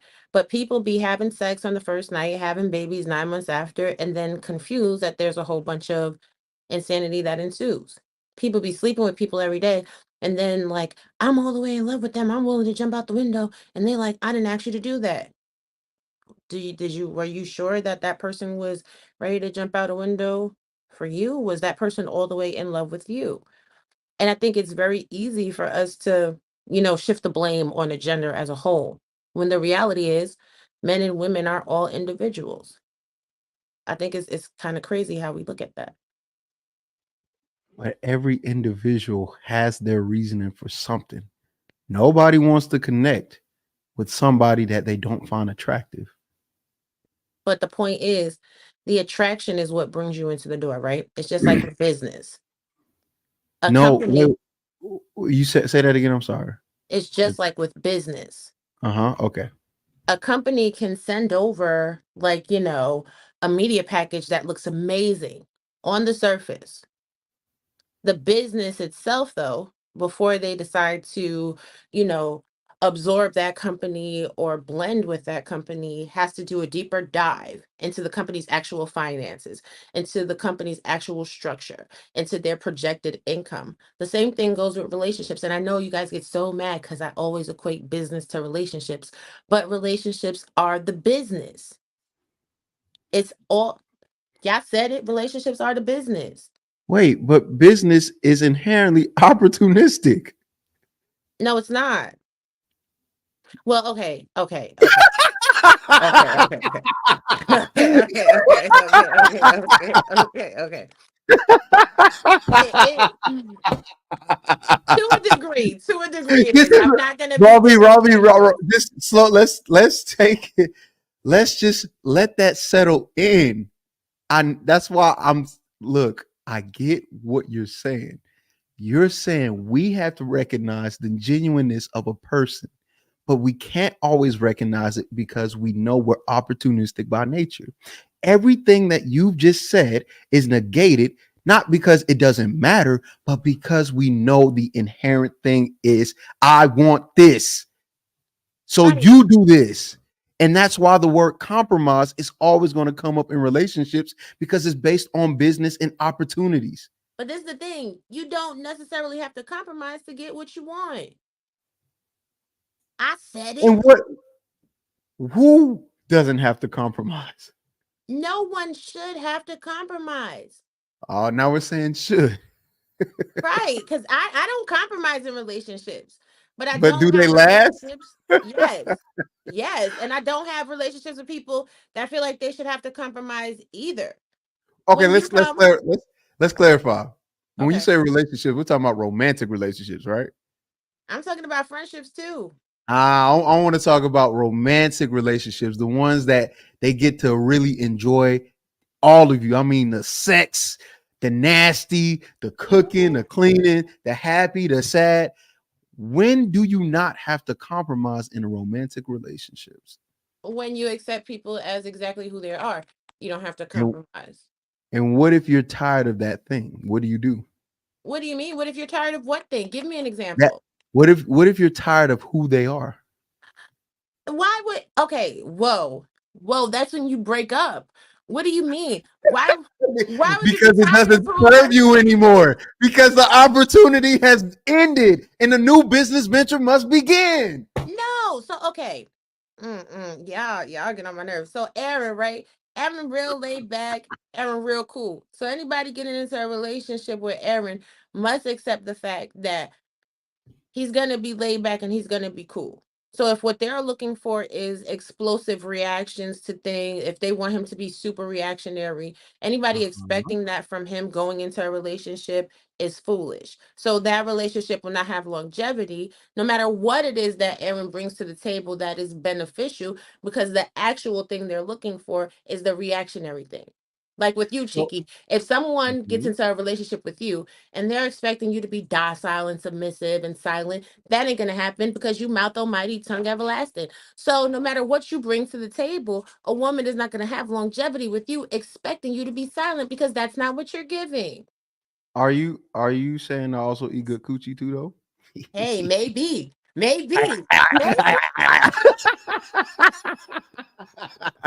Dracula don't fuck. Dracula straight in lick. I object, Your Honor. Disgusting. This is the PG-13 show. Pure disgusting. Ugh. Oh. That's why I can't let you guys get Wait till I get my brown eyes. You guys are gonna hate me. Listen, you are a whole mess. Look, man. The problem is, Robbie, human beings are not consistent. But So they are. Oh, wait, let me finish. Go ahead. Human beings are not consistent. They may want somebody who is chill and quiet from years 1 to 20. But God damn it, on year 21, they want some roar. Cheeky, how old are you? 22 and a half and Right. 3/4. Be quiet. You ain't had, I know you lying. Be quiet. You ain't had no relationship last year 21. You don't know. Shut up talking. That's not true. Wait, hold on. Wait. That's not true because the people that do be in years of relationships, they talk about that change and how they have to deal with it. Yeah, but they're toxic. Security boss ain't toxic. Listen. Or maybe she, I don't know. Maybe. Security boys, she's in a class all by herself, okay?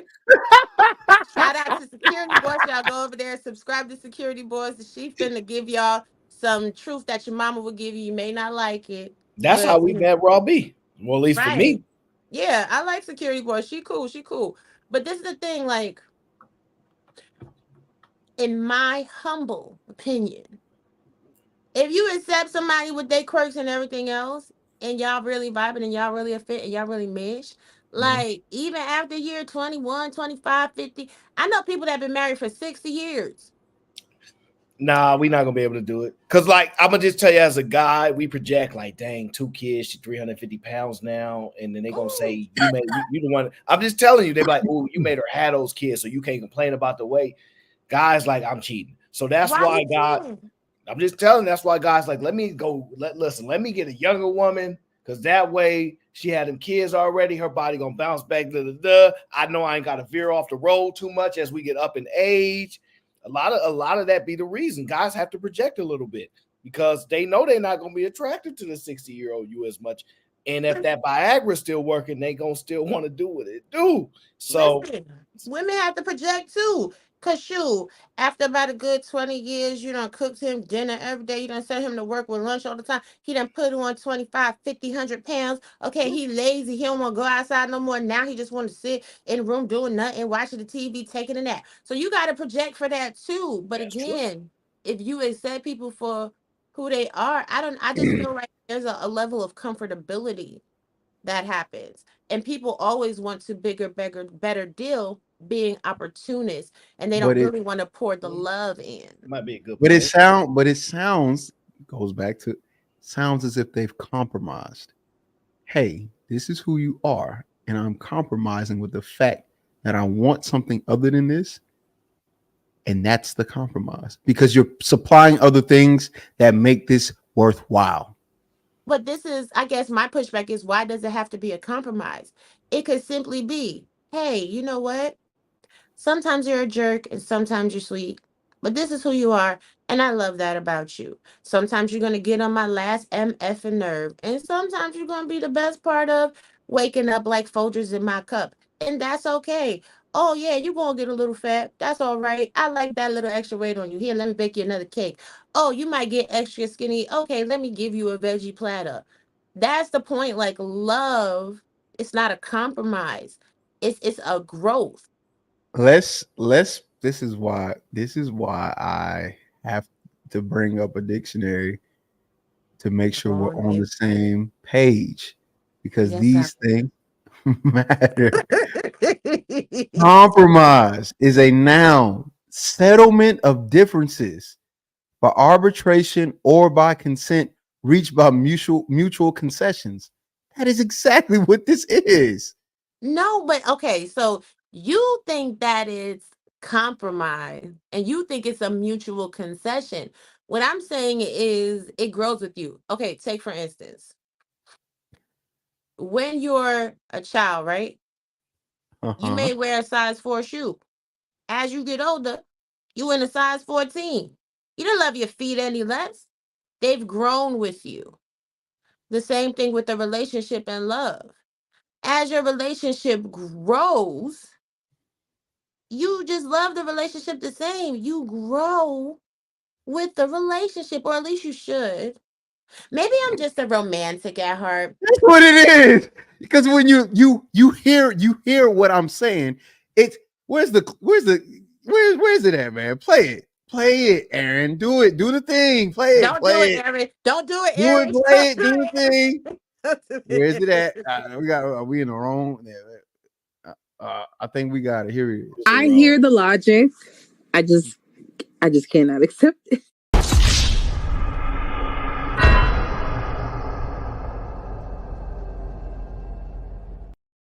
You know what I'm saying is not incorrect. No, you know what I'm saying is not incorrect. We're See, talking about two different you see. spectrums. Watch what's about to happen right now. I'm about to compromise. I don't want no compromise. And you want to know why I'm a compromise? Because I'm a man and that's what's expected. Well, good. Then do that. Good. Do that. Aaron, do you see how this all plays out? Do you witness what Aaron, don't concede to his point. I need the men to pay attention to me. No. Do you not see what just happened? What just happened is what always happens. Somebody is conceding or at least compromising because they want this to progress, not because they don't like what's happening or they are not enjoying the moment created by this particular interaction, but because we know we have to move forward. That's what compromise is. And that's what people have to do. I appreciate Raw B challenging me in her intellect, but I am annoyed that I just read a definition that we both know apply, but she still wants to idealize romanticism. So instead of me fighting, I'm going to compromise and go, you know what? I understand you and we'll move forward. You see how that works? And the man had to do it first. God damn it, I'm good, baby. Yes, sir. No, sir. No, sir. The point is. And you see, she won't even compromise on that. Well, no, because this is the thing. It's not about the compromise. And you keep wanting it to be about the compromise. And this speaks to communication issues between the sexes. What I'm saying is if you're an opportunistic person in a relationship, then yes, at some point you're going to have to compromise. But if you genuinely love someone for who they are, you're going to have more longevity in a relationship because you're not going to have to compromise your standard for that person because you love them for who they are. And then when we get into these marriage vows that people take, marriage vows are not speaking to compromise. Marriage vows are saying factually, whether you have money, whether you are poor, whether you are healthy, whether you are sick, in the good times and in the bad times, I will love you, honor you, and obey you. But you're referencing to contract, right? You talking business again? Yes. Yes. Okay, so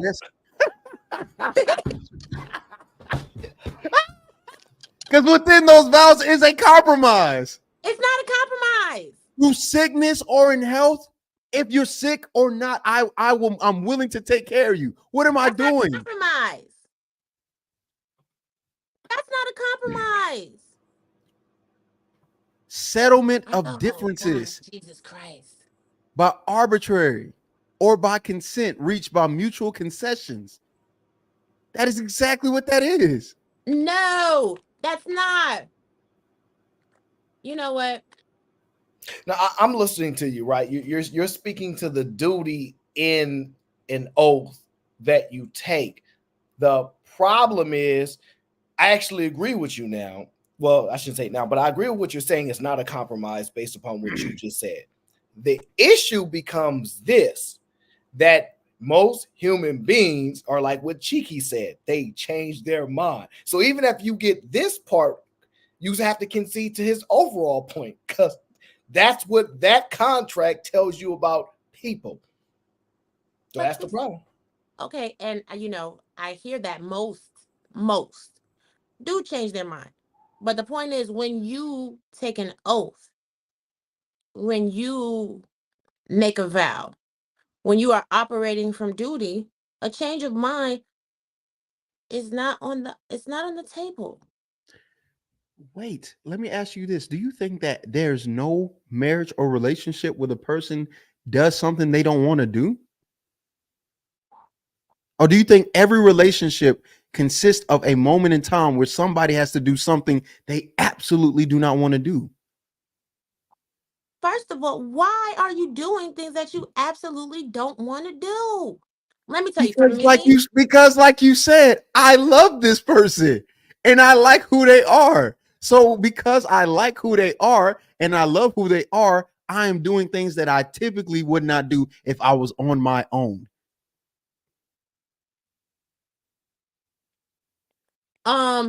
But guess what? Don't do this to me, Robbie. You won't answer the question, but you know what the answer is. No. I was distracted. I'm multitasking. I'm gonna answer the question. That's why I said, you know what?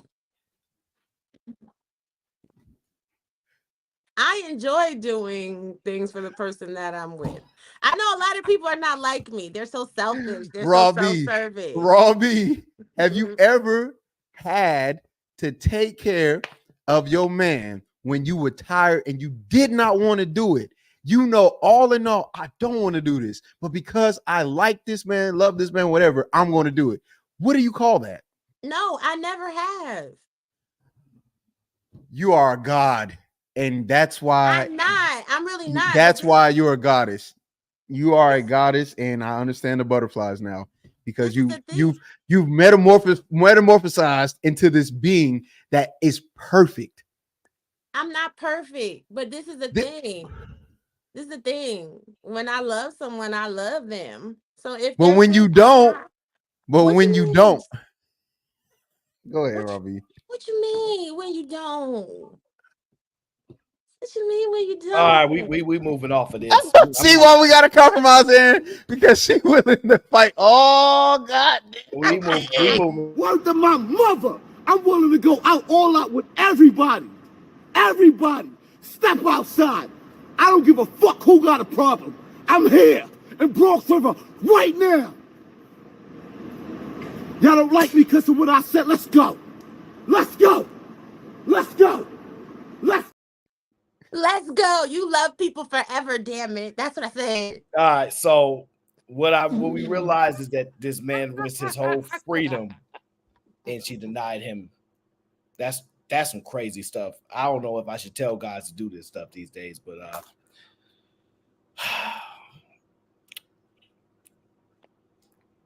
that's some foul stuff, man. What is the good in protecting for if you can't even get the girl at the end? Man, that's some foul stuff. We gonna shift on. Dang, that's foul. Good stuff, Robbie. First of all, I want to let's kudos to Robbie for coming up here and challenging the idea, right? Because way to go, you. Now I think you know what was said. But you are funny, man. Why girls like doing this to me, Aaron? It's always the women that want to do this with me. I got too many clips, and I love y'all, man. That's why I like girls, man. I fuck with y'all. Y'all look good. First of all, Y'all smell good. yes. I like when y'all smell bad. I like when y'all smell good. I like when I just like the you. smelling good part. I don't like. I like both. Fucking freak. Sorry, ain't nothing I can do about it. Nigga, no, sirree. This is A.O.C. We do not do this here. No, absolutely not. We are not on demon time. Okay, let me get back to the show. My humbling. Okay, I'm gonna ignore that right now. Wait, I'm gonna play let me just say this real quick. Hold on, Aaron. MS Best, you know you love me, baby, and I love you too. And whenever I see you in that chat, honey, I gotta come up here and make the show extra spicy because I love your engagement. I want you to make 150 comments in the chat. It just makes my heart swell. I'm done. Y'all are funny, man. Y'all are so interesting to me. I can't believe. Aaron, go. What's the next clip, man? Kakati. My husband used our life savings to pay for his mother's cancer surgery. Ekwi, life savings. I am from Nigeria and I have been married to my husband for 16 years. Wow. We have been together for 23 years. We have 6 children, with our oldest being 15 and our youngest being 1 year old. Okay. She's been grafting, this woman. We have always dreamed of building our dream home and moving out of the home we rent from my husband's father. We have both worked very hard to save money for this dream home. As for me, I have an Ashwabi business, whilst being a mother and taking care of the home, may I add. Whilst my husband works in IT, sadly, his mother, who is 87, was diagnosed with cancer. 87. As we don't have insurance, the bill for her operation was 30 million naira, which is roughly, I calculated, is $33,000. We managed to raise the money and the operation was a success, but with no guarantee, the cancer will not return. Unbeknownst to me, I love that word. My husband decided to use our life savings to pay for the surgery, and he did not inform me. Of course, I love his mother, but that was our life saving used on someone who doesn't have long to live anyway. And the cancer may return. It's killing me to pretend I'm happy about this. Am I in the wrong?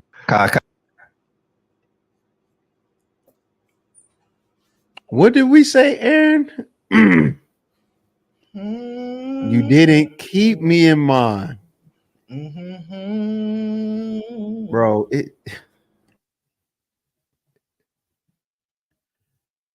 if it was her mom, man, come on.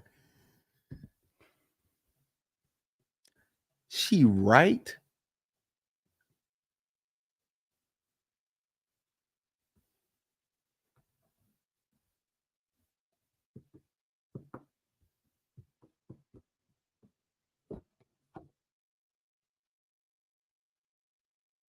Have you seen Mr. and Mrs. Smith, the Amazon show?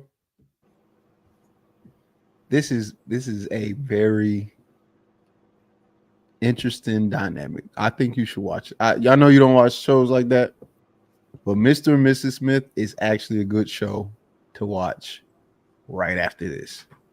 After hearing this, because we just, and from the very beginning, your mama black, your mama this, yo da da this, da da da da da da da da. And then when it come down to it, and he got to make a decision to keep his mother alive because it's his mother. Why? Why would you? She about to die anyway. If we keep that same logic with all of the, it's always easy to do that when it's not you.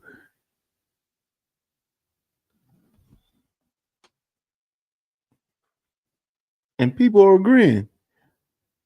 Just say you don't know, or I don't know what I would do. Instead of agreeing with her. Or either. It's a very complicated situation. Oh my God. And if y'all are actively working and decently paying jobs, You'll make the money back. You won't get your mother back. You remember that conversation we had, time over money? Listen, though, of course I do. Think about how women are even having the audacity to even spew anything outside of "This is mom. It is what it is." Like, that's how deep this is. Like you have to understand. This is why it frustrates me sometimes when you talk to women, because they think that you're dumb. They really believe this stuff, right? If it was her, would she want you to save her? This is where she's forget that. She will tell you, don't pick no man, look at the relationship with his mom. If he don't respect his mom, if he ain't this, and that, don't deal with a man like that. They will use the mother's relationship with her son to make justifications of their actions. Oh, that's why I didn't do this. He is this and that, based upon the relationship. Would you want to be with a man that would value money above his mother's life? Absolutely not. But again, as Cheeky said, I'm an Indian woman, and I look at the familiar relationship through a different lens. We're talking to a goddess, so I need y'all to keep that in mind. Raw B is fire, right? Now the rest of you women's who saying, yeah, I agree, let her die because she old, you got some explaining to do. You need to go through your metamorphosis phase. Raw B, teach these butterflies, please. Or I'm sorry, caterpillars. Please teach these caterpillars how to be butterflies, because I'm done. So this is the thing, right? When you love a man, hell, even when you love a human being, this is the origin of them. This is where they come from.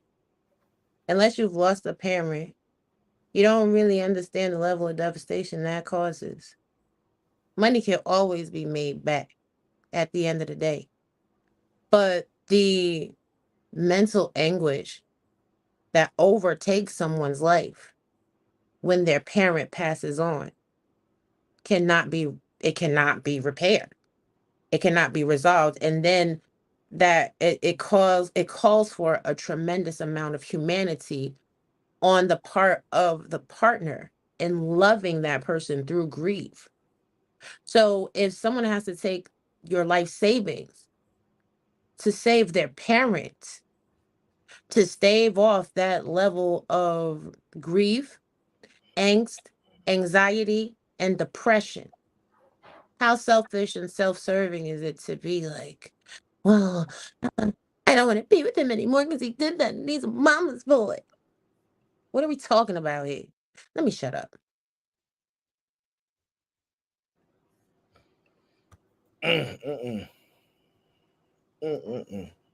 But that speaks to what I talked about earlier with genuinely loving someone. When you genuinely love a person, you don't just love them. You love all of the arms that come off of that tree, because you understand their origin and their future. And you know that loving that one person requires being able to be the nourishment for all of the arms off that tree. And that goes for men and women. And if you really can't do that, then you're not adequately prepared to love someone. And you should, just be honest and transparent that you just want to hook up and you just want things to be for your benefit. Stop faking and frauding and compromising, because you're not really ready for a relationship. You ready for entanglements. Y'all ready to fuck around. The problem is you can't tell people how they feel. It just happens and it just exists. Oh, she said, I can't pretend like I'm happy. That's that part right there. You hear that and go, oh, that doesn't mean she doesn't love her husband. Or maybe she's mad because she loves her family more than she loves her husband's mom. No, she loves money. Or see, look, for example. Yes, if they have a medical emergency, then guess what? They have a medical emergency. The medical emergency is the mother is dying. That is a medical emergency. But that's not their family's medical emergency. No, that is their family's medical emergency.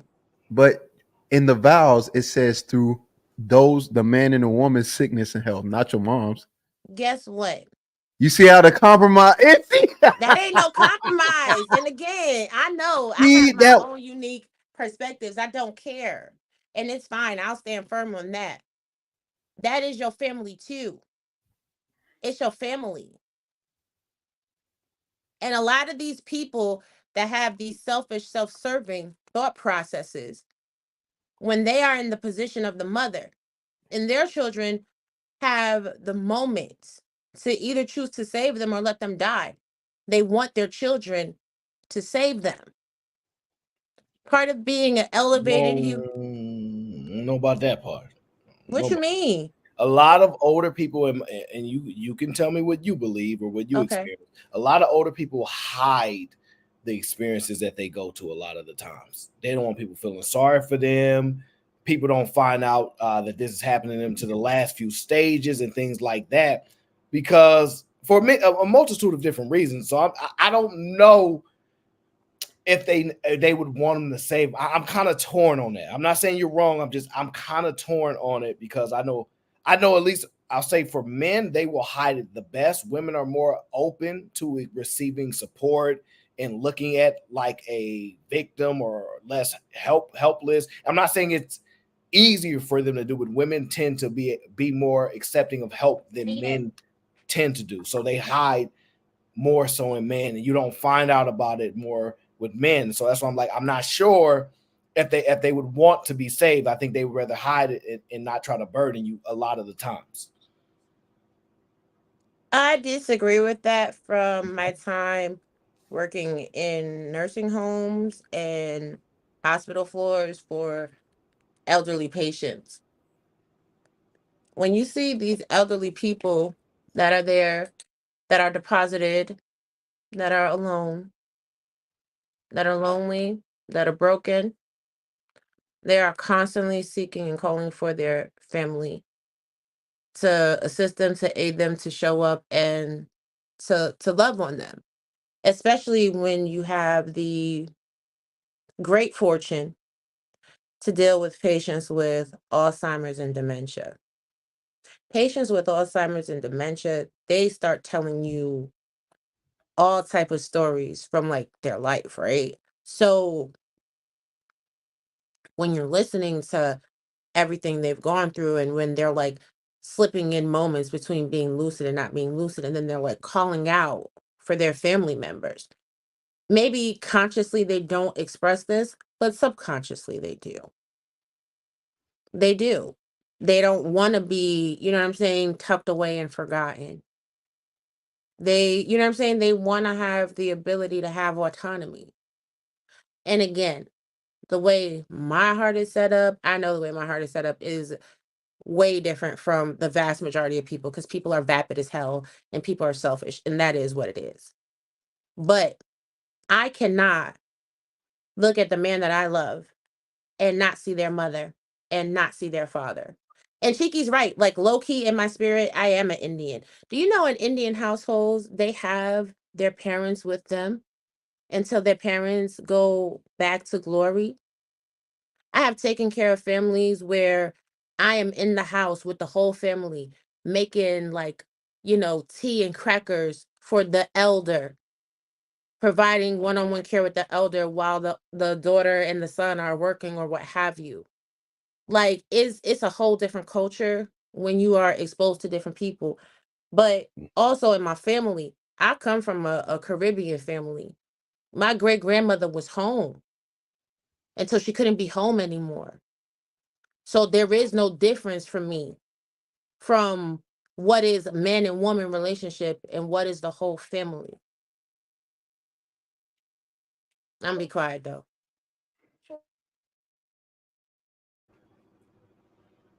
Depends on the culture, like you were saying, and that's where the compromise would have to come in. Like, hey, if you come from a Caribbean background and I'm full blood American, most Americans, why your mom got to stay with me?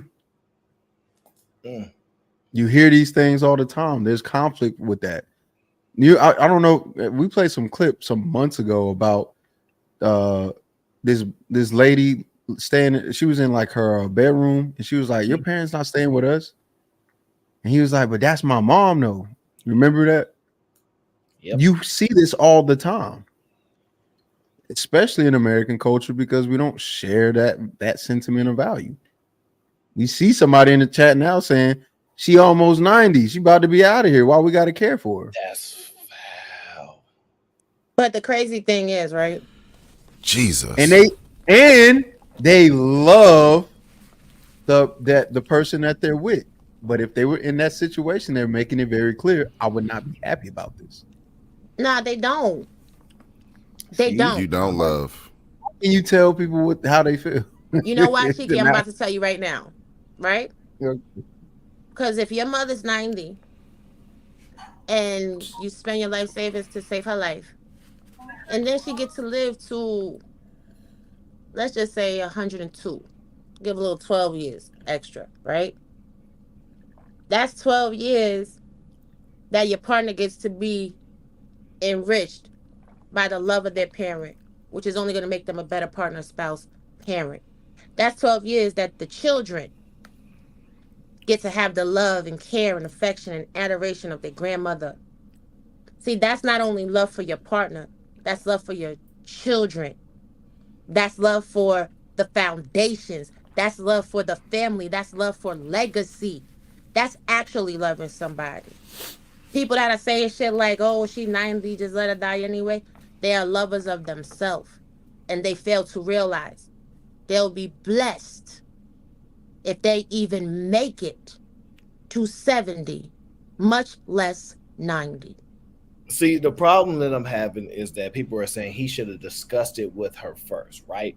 Now, that's not the most problematic thought, but if he didn't discuss it, the same action would occur. I understand the prideful part, the inclusion part that people feel, whatever the case is, but there are certain situations where the same action would have happened regardless, unless you're saying that it wouldn't have. Meaning, my mom's is going down, I'm gonna have to use all our money to save her and whatnot, and it is what it is. And you say, thank you for telling me, absolutely, I support that. Or you wanted to be given the option to deny it.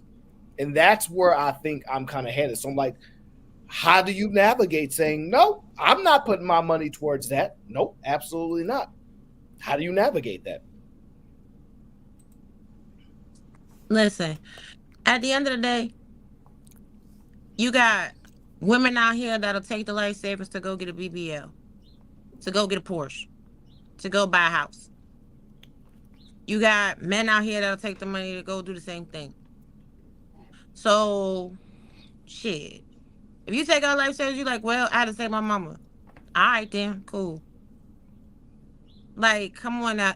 Again, I just find people's priorities. That literally makes no sense.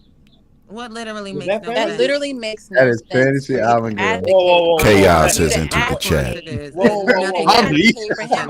Wait, calm down. Whoa. Take a breath, shorty. Whoa. Calm down. Fantasy, you ain't gonna say hi. Nothing. You just gonna come in. Hey. Just come in hot. Yeah. Argue. Hey, I'm coming up to say what I need to say because y'all were highlighting the things I was saying in the chat, but y'all didn't have the context. There is no point for you to take your entire life savings without speaking to your partner, and y'all have kids. That doesn't make any sense. Your kids could get sick at any time. You will need that money. Your partner could get sick at any time. You will need that money. Unless y'all have agreed together that you're going to spend your entire life savings at whatever age you're at and however many kids you have on his mother who's almost 90, I think it's completely irresponsible. And I'm speaking from experience. My partner has a sick parent. He has dementia. He's not taking our entire life savings to take care of his father. His mom is there. She's taking care of him the best she can. And he's at the end of the road. He's not going to go through no extra hoops to make sure that he stays alive longer than he needs to. I think that's selfish of us. Because it's men. Personally. Because men and women are different. So, like, when it comes to men dying, they in my opinion, men have a better acceptance of their mortality than women do. So you're talking about tying him trying to save an uncle or a father compared to him saving a mother is vastly different. I know it shouldn't be, but it's very different. They say mom dukes. They don't really have a high like name for the fathers. It's just not as common. And so I hear your point, but ultimately what you're agreeing to is that this is the one situation where I'm like, the conflict is, even if he told you, right? Even if like, oh, I need to tell my wife I'm going to spend all this money, unless I need to tell you something because we're about to. We have to agree. Yes. Yeah. So that's exactly how it is. Calm down, Fantasy. I don't know why he's so angry. Damn. You normally is, you sweet. Because this is so egregious. It just sounds so egregious and irresponsible. Well, let us work through this. Let's investigate it before we start saying it's something. Man, she had this argument this morning. That's what happened. I was watching this when I did not tell you we not spending life savings. Did not tell you. Instantly, I was mad. You could see in the chat I was mad. I had exclamation marks going. I was pissed. Like, she is right. Did not tell you we are not going to cure your uncle's gout. We ain't curing his goddamn gout. He's going to have to lose that damn leg. You guys have entered. You guys have veered yourself into an AOC production. This is how the shows work. Okay. Oh Lord. This is what y'all come to. We don't know why she's upset. We just know we got here because of how we just talked about it. And now somebody's upset. Yeah, I'm pissed. We didn't know why. I'm not pissed at y'all. I am a little annoyed with y'all that y'all are like excusing this, but I'm really pissed that he did this. And it's like, oh yeah, it's okay. Like, what the hell? No, it's not. Fantasy. You're pissed that he did that? Fantasy, you got to look at this. Well, watch this. Aaron, watch this. Fantasy. But what did we do? No, I said you guys were agreeing that it was okay. That's why I was annoyed with y'all. Nobody agreed. It sounded like y'all were making it. No. It sounded like, here we go with this. I know for sure Rob B was accusing it, and y'all were allowing her to explain. And then you were pointing out things in the chat. So don't come back and be like, nobody agreed. That's a lie. They didn't say if they agreed. Don't come back and say nobody agreed. That's the only reason I came up here. They were listening to my perspective on the situation. They never stated whether they actually agreed or disagreed. y'all as in you then. You are the only one that agreed. Okay. I agree. I disagreed. So that's why I came up here. What is the problem? What don't you understand? The only one yelling, boo. Damn. The phone went right at my mouth. Sharon didn't even do nothing. Sharon didn't even do nothing. God damn. Agree. CBG in full effect. Tell that little nigga we just dropped the bread. The sniper you waiting outside for that air. My game to the and I know they gon' blast. And at the end of the day, you don't have to agree with me. What I'm saying is, I wouldn't find an issue with him saving his mama. You can't tell me that I'm wrong because I wouldn't find an issue with it. The man did what he was going to do. So if their marriage was set up like that for them to have those conversations, then he would have talked to her. Clearly, he didn't give a fuck about what she had to feel or what Obviously, this is the first time they're experiencing this situation. So what are you talking about? I'm not going to trip on it. What are you talking about? This is clearly the first time he has experienced, they have experienced this situation in their marriage. That's not some shit I'm going to trip off of. I'm sorry. That's not some shit you're going to trip off of. But how do you know? You're not even married. How do you know what you would trip off of when you're married? First of all, Fantasy, just because you how would you know? Married, how would you know? I've been married before. I'm married again. How would you know what you're going to trip off of when you're married? How would you know? Don't make assumptions, beloved. How would you know? Don't make assumptions, beloved. You just got married after having all them kids. Girl, I've been married before. I'm married again. How would you know? How would you know? You obviously can't tell me how you would know because you wouldn't know. Watch your mouth. You watch yours. I ain't say nothing crazy. I said the fucking truth. Shut the fuck up. Watch your fucking mouth. Watch your fucking mouth. Don't be upset because I asked you for your credentials because I don't think you have any. I don't think you have any experience to talk about what you would do as a wife. You don't fucking know. You want to be yelling to yeah, you've been yelling. You yelling. What the fuck you married to a white man? They'll pull the plug on your parents at any time. Yeah. You're fucking yelling. They squabbling out here now. Kill their parents. So what are you talking about? No. I want to know how you know. Your white husband don't give Tell me how you would know, bitch. Tell me how you would know, bitch. Worse I than have a my husband. Where's mother. your fucking I'm willing husband? to go out all Where the out fuck with is your everybody. husband? Where the fuck is your husband, bitch? Step outside. What the fuck are you talking I don't about? give a fuck Don't who talk. got a problem. I'm here. You're fucking lonely ass. CBG in full effect. Tell that little nigga we just dropped the bread. The sniper you waiting outside for that ass. Mike ain't sit up, and I know they gon' blast. Damn. Damn, don't be so angry. Shout out to GBG. GBG in full effect, ho. What the fuck is going on? What is going on? What is going on? What the fuck? We was just talking. Right, we were just talking. It was and a then conversation. Then a hyena want to come on the panel yelling. Wait. What? Aaron. No, Aaron. I got nothing to do with this. No, absolutely. Aaron not. said you better call Saul because that's on y'all. Absolutely not. I ain't got nothing to do with this at all. I don't know what happened Friday, Thursday, Wednesday, Tuesday. People be everywhere. I don't know. Oh, she's always mad at me. No, please. I don't know. It's funny. Please, can we just not go there? What happened? No. What's wrong with You know what it is? You got two fiery women that don't back down from nobody. They don't. Aaron, I'm not gonna let you color me in that light. We was having us a good, pleasant conversation. No, I'm not. I'm not saying you weren't, but you don't back down from nothing. And no, I don't back down. And she don't back down. So it's You like don't two back down for shit either. It's two fighters. Wow. And then also, I don't know what be happening on a bunch of other streams. So I'm like, I'm not sure. I never see her. I never Stop. see her. No. I don't know her. I don't talk to her. Aaron, what is how is it that A.O.C. How? Why? I got that Fight Club energy. No, you cannot do that. That's not true. No, bro. Don't do that. As soon as Aaron turns on his camera, niggas want to punch each other. That's no. Niggas want to get the fight. This is Cheeky Banter production. I am the support here. Okay, he handles all the product. Wow, sin is toxic. Here we go.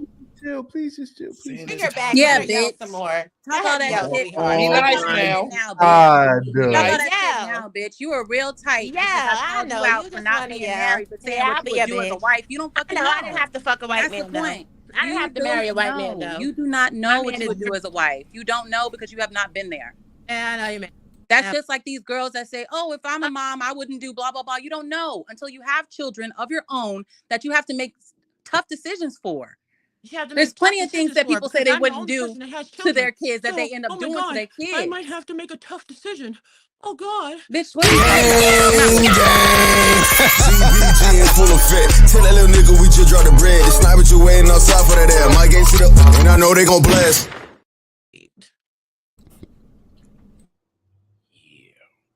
What's the next clip, Aaron? Yeah. I don't even feel like we got through this one because I really thought personally this is a very difficult. Shout out to LeGarrette. A very difficult situation to navigate here because I'm trying to figure out right or wrong. How do you go through having let's just say somebody would do something, right? That I would ultimately was going to agree with anyway. Why do I feel the pridefulness that they have to discuss that with me in that particular circumstance when the same action is going to occur? Is it a ego thing? Is it just like, no, I still need to be included, even though you did exactly what I would agree to in those moments? And you know what I'm saying? Like, I'm trying to figure out that friction part. That's the part I'm having difficulty with. Because the friction part is everybody wants to have control. Mm-hmm. And it goes back to what I was saying earlier about loving people for who they are. The reality is, in your relationships, everybody is going to make a financial decision that you may not be 110% comfortable with. Like, you just chalk it up. You know, you have a conversation. That wasn't the best idea. but you try to have understanding behind it. You have some people, though, that are so selfish and self-serving. They're so scared because they have no skill set, because they have no way to replenish what was lost, because they're opportunistic and they're only about the money to begin with. It's not about family and it's not about love for them. It's about financial security. And drop the link again in the chat so I can come from the computer, please. Yeah, it's pinned. It gives 404. Yeah, it gives 404 unavailable. You'll have to go to Cheeky's channel for the real link. Put it in there again. Thank you for guarding As a man who went through this while he was in the relationship he currently is in, my girl didn't make a peep when it came to my mother's care. She stayed completely out of it, and she was 100% supportive. If you have somebody that wants to inject their, and this is just my advice as someone who's actually been through the process. My mother had dementia. I took care of her till her dying day. I was her guardian, in effect. Yeah, if you have somebody, man or woman on either side, if you have somebody that doesn't want what's best for your parent and is putting money or finances above, understand that time is the number one resource that we're forced to spend every day. We don't know how much of it we have left, and we can never get it back. That man sitting there, I understand him, because he can get every bit of that savings back. That would be my mindset, stay in his shoes. I can get this savings back. I can get this 20,000 back. I can get whatever it is back. The time with your parent, the extension of their life, you'll never get that back. You'll never get those moments back. You'll never get that time back. Like, I'm in disagreement with the knowing that you can make the money back. Everybody's not skilled at making money, and sometimes it takes people 15, 20 years to build up money because they lack the ability to make a lot of money, etc. Right? Most people don't have the mentality that they can make the money back like that, and it's not even true, right? So I understand the issue about money. The thing is what you prioritize in life, right? That's where it becomes, if I don't ever make the money back, will I still do the same action? Things like that, because a lot of things you can't guarantee. So I'm looking at it more of, yes, maybe the kids don't get to go to college now. Or I shouldn't say don't get to go to college, but maybe they was going out of state. Maybe they not now. Maybe they was doing this and they not now. We have to adjust, etc. because of this change in strategy or change in plan, which happens in real life all the time. So let me ask you a question. The savings that you have, right? Your life savings, is your life savings the same as the income that you're spending day to day for your living? Everybody's different. So right. So I would say most people's savings account is their emergency account. It's the exact same for most people. They don't have differences. They don't actually have any budgeting, but some people just do their mind budget, but they don't actually have any actual strategy around it. So most people, like any savings that they have, that is their life. You know what I mean? Like their whole complete life tied to it. So is it fair to say that there is not enough context in this clip to, if the savings that he spent is something completely separate from the income that they have for their necessities for living? So to me, I'm going by what I believe most people say when they say life savings. That means all their money. They wiped out. Like that's at least the very large portion of it is gone. If they had 30,000 and they spent 26, that's what she's basically saying. She believes the amount of money that was taken is going to have it's very difficult to get it back. And this is what upsets her. So I'm taking it as he spent all of our money. So now we only have our jobs, which I'm guessing they still have. but that's it, as opposed to any other situation. That's how it sounds to me. I got you. Okay, so let me ask you this, Aaron. Yes, sir. You said very difficult to get back, but it's not impossible, right? Correct. But time, Mm-hmm. our most precious resource. Mm-hmm.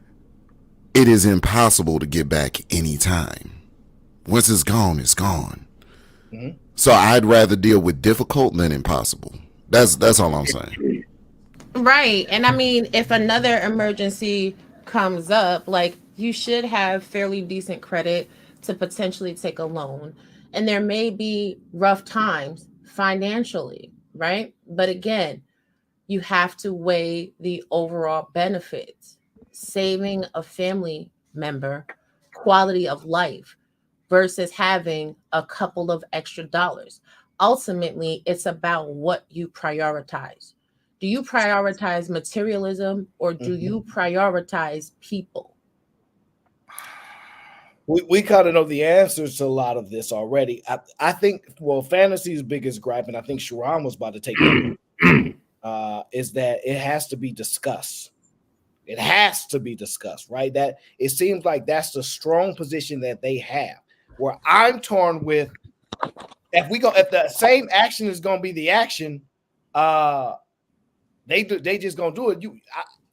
I'm kind of torn because obviously I can make reasons why it would have came up and why it would have been, a conversation.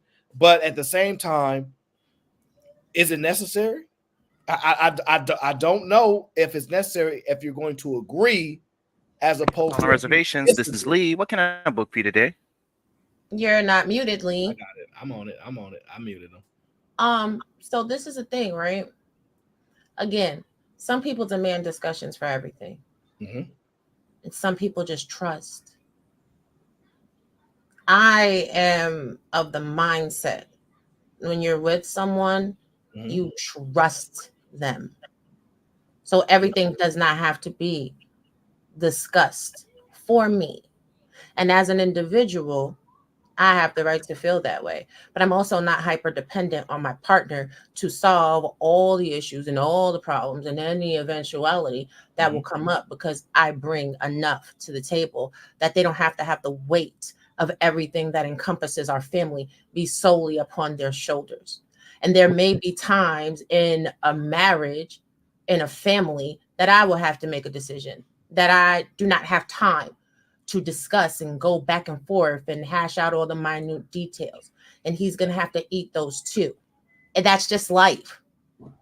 The general is the general. They don't got time to consort with the soldiers on the plan of attack or the plan of action. Factual. But again, some women understand leadership in a marriage. If my husband makes a decision, he's the fucking leader. That's the fuck he's supposed to do. I'm gonna rest in my femininity and trust that he has a plan. Those of you women that need to mother your husbands, nitpick your husbands, henpeck your husbands, good luck.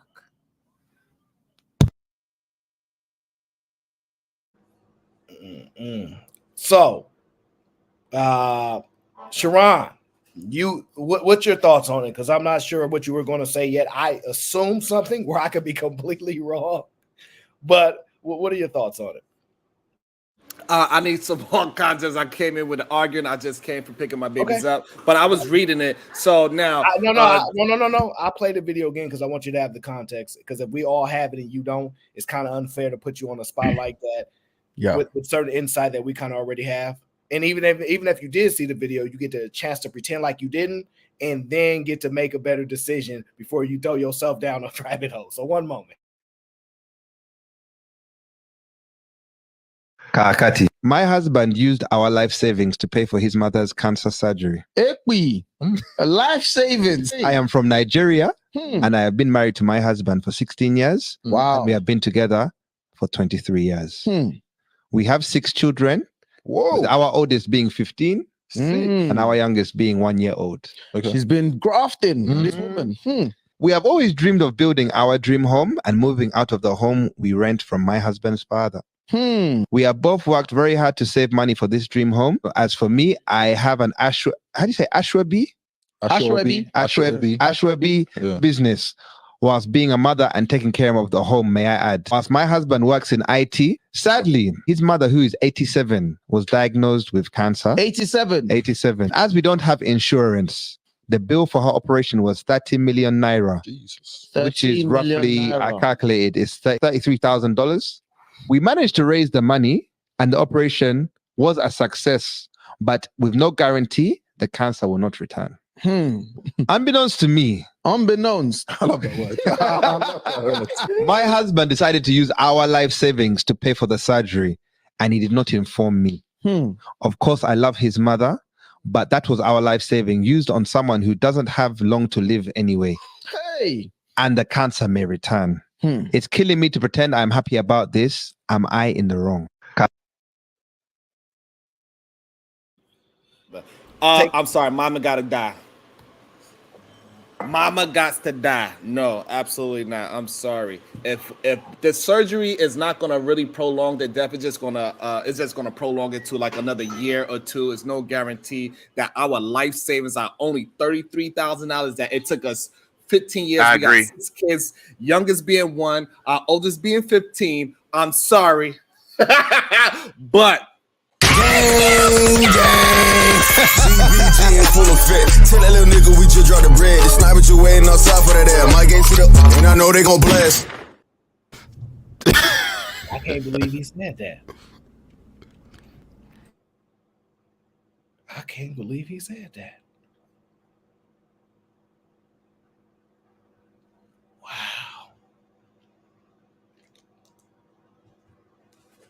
Wow. Listen, there's some people that are cold logical. I use cold calculations too, but when it comes to certain situations, nah. I can't say that I'm the man that I am unless I'm willing to do whatever it takes to make sure my people are straight. So I guess the thought that I have, well, hold on, Lee, did you have something? I know you was busy, but I don't know if you're busy now, because I think Lee said he agreed. So I don't know if he wanted to expound on that or not, but that's wild. This is really interesting now. You kind of really get an understanding of what people where we at. Told you. Wow. I guess he wanted to hear what he had to say. Sharon, you back, dog?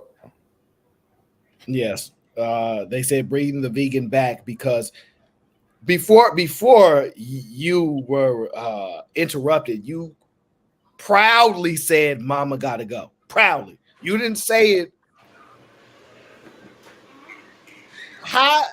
Wait. How are you coming to this conclusion? So that way I understand the mindset of how you just why?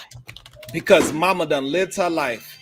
God damn it. And it's time for me and my children to live ours. I'm not gonna go backwards into our goddamn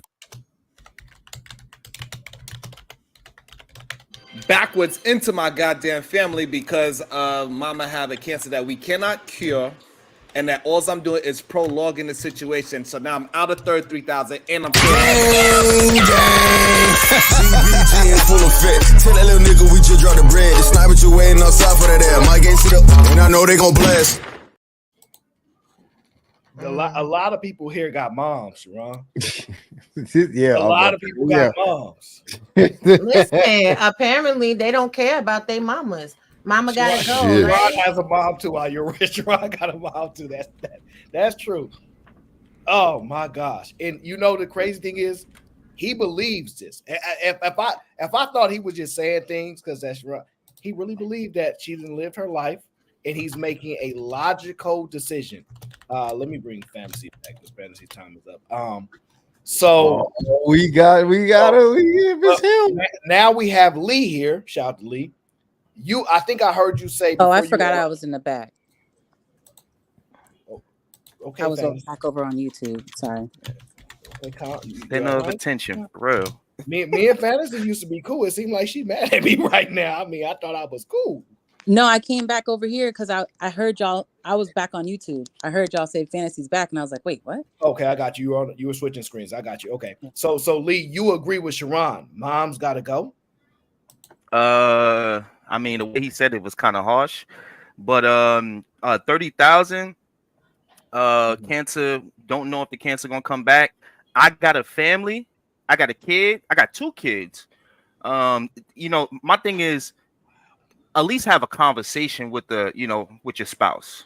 You know, have a conversation with your spouse. I don't know, man. I don't want to say nothing because I know people are really, really sensitive about their parents, but overall, you got to think about your family too. That's really my thing. I don't want to say mom gotta, like, not the way he said it, but I think that you got to really think about that. You know, like, how old is she? Is she 90 years old? You know what I'm saying? Or is she 48? You know, if she's 48, then it's like, I gotta make sure we keep her around longer. But if she like 80 and it's like this, how life savings, I mean, you're gonna kind of put yourself in the ill spot for something that might not even work all the way. So to me, if she 87, it would kill me to be like, nah, ma, I can't do it. So I see why he did it, because it's hard to look at your mom knowing you got the money to save her and not do it. But in reality, I don't think she should feel bad or feel like she's wrong for feeling that way. Like, yo, we got kids, we got a family. You just gave all our money away and you ain't even tell nobody. I think that's kind of messed up. Can I just say something really quickly? Nah, we got a problem with you. I'm beefing with Rob B. I've been waiting to see Rob B on the panel. Nah, you can't say nothing. So anyway, to the little hooker, GBG dropped you twice, honey. Little $20 ain't hurting my pockets, honey. Go ask your husband if you could spend $20 and buy yourself back. Now, either man, what's your beef? I ain't got no beef. Let's play the video again. Yeah. This is a A.O.C production. Yay.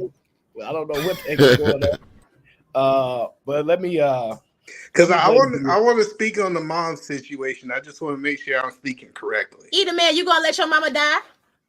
Absolutely not. We spending money. See, in the Either Man Williams household, we believe we can go get some more money.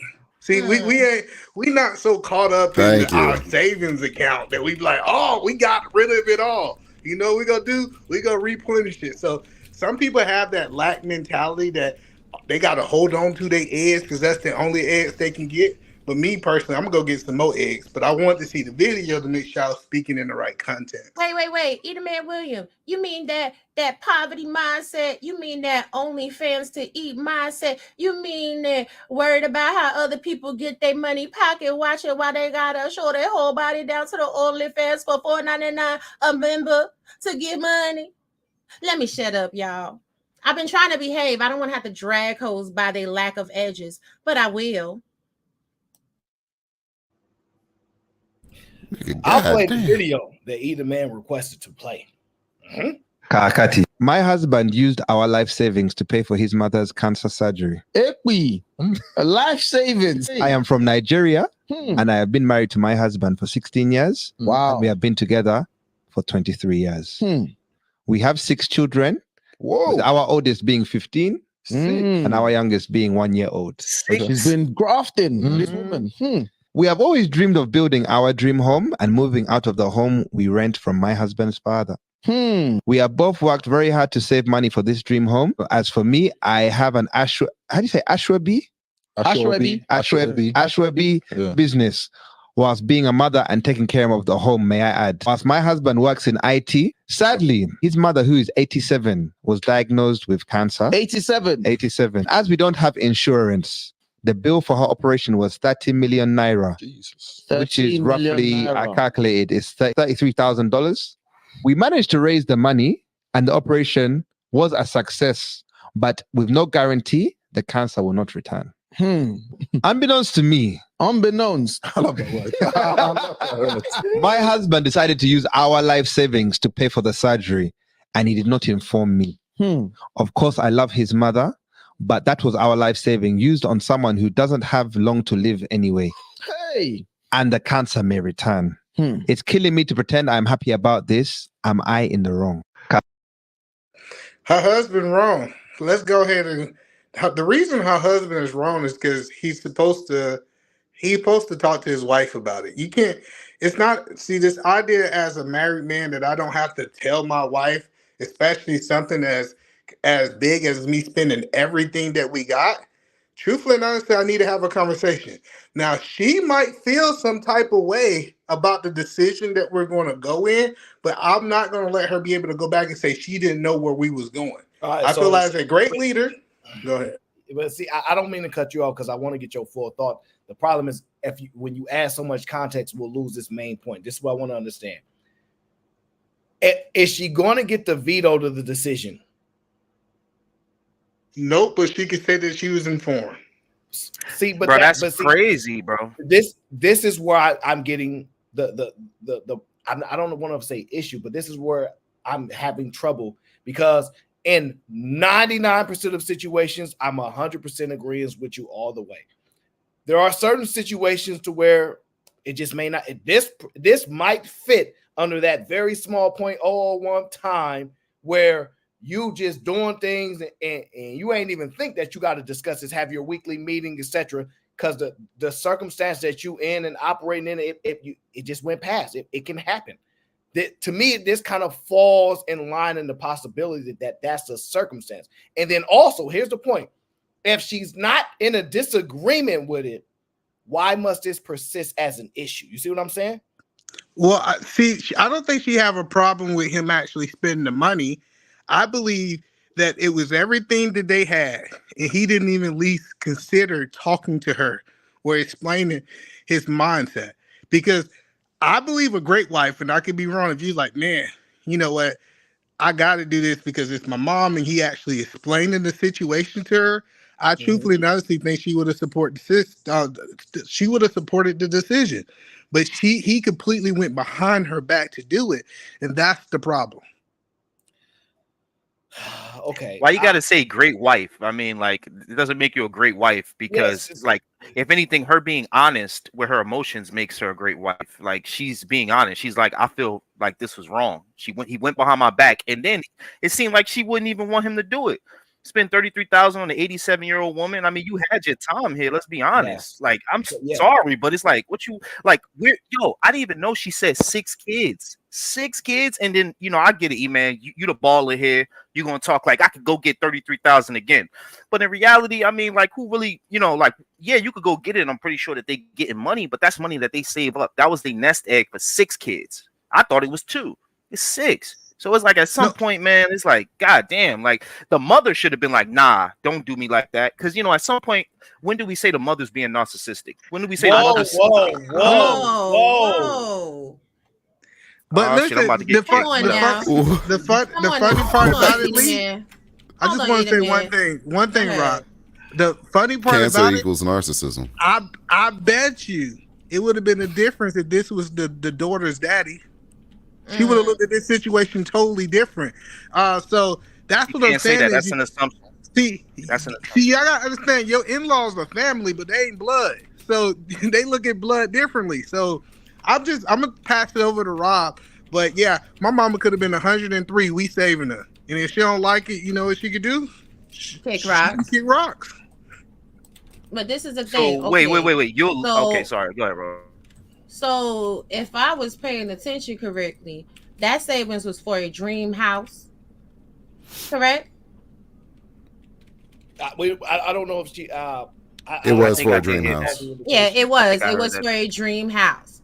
So she ain't mad that they're not gonna have money for an emergency, or the kids are gonna be hungry and they're gonna have to eat fufu and jollof rice. That's not what she mad about. She mad that she can't get a dream house. So a dream house was worth more than the damn man mother life. And this is the shit when you start really paying attention. Like, what the fuck we talking about?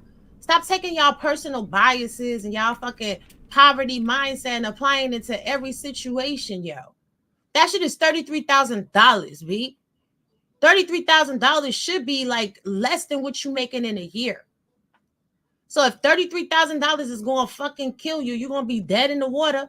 and you don't give a fuck about the person that you in, they mother living. If it's one to save, give your mother a little extra time. If she got cancer, that's a fucking problem. The biggest problem in this situation is why the fuck didn't your mama have no insurance to start with? That is the problem.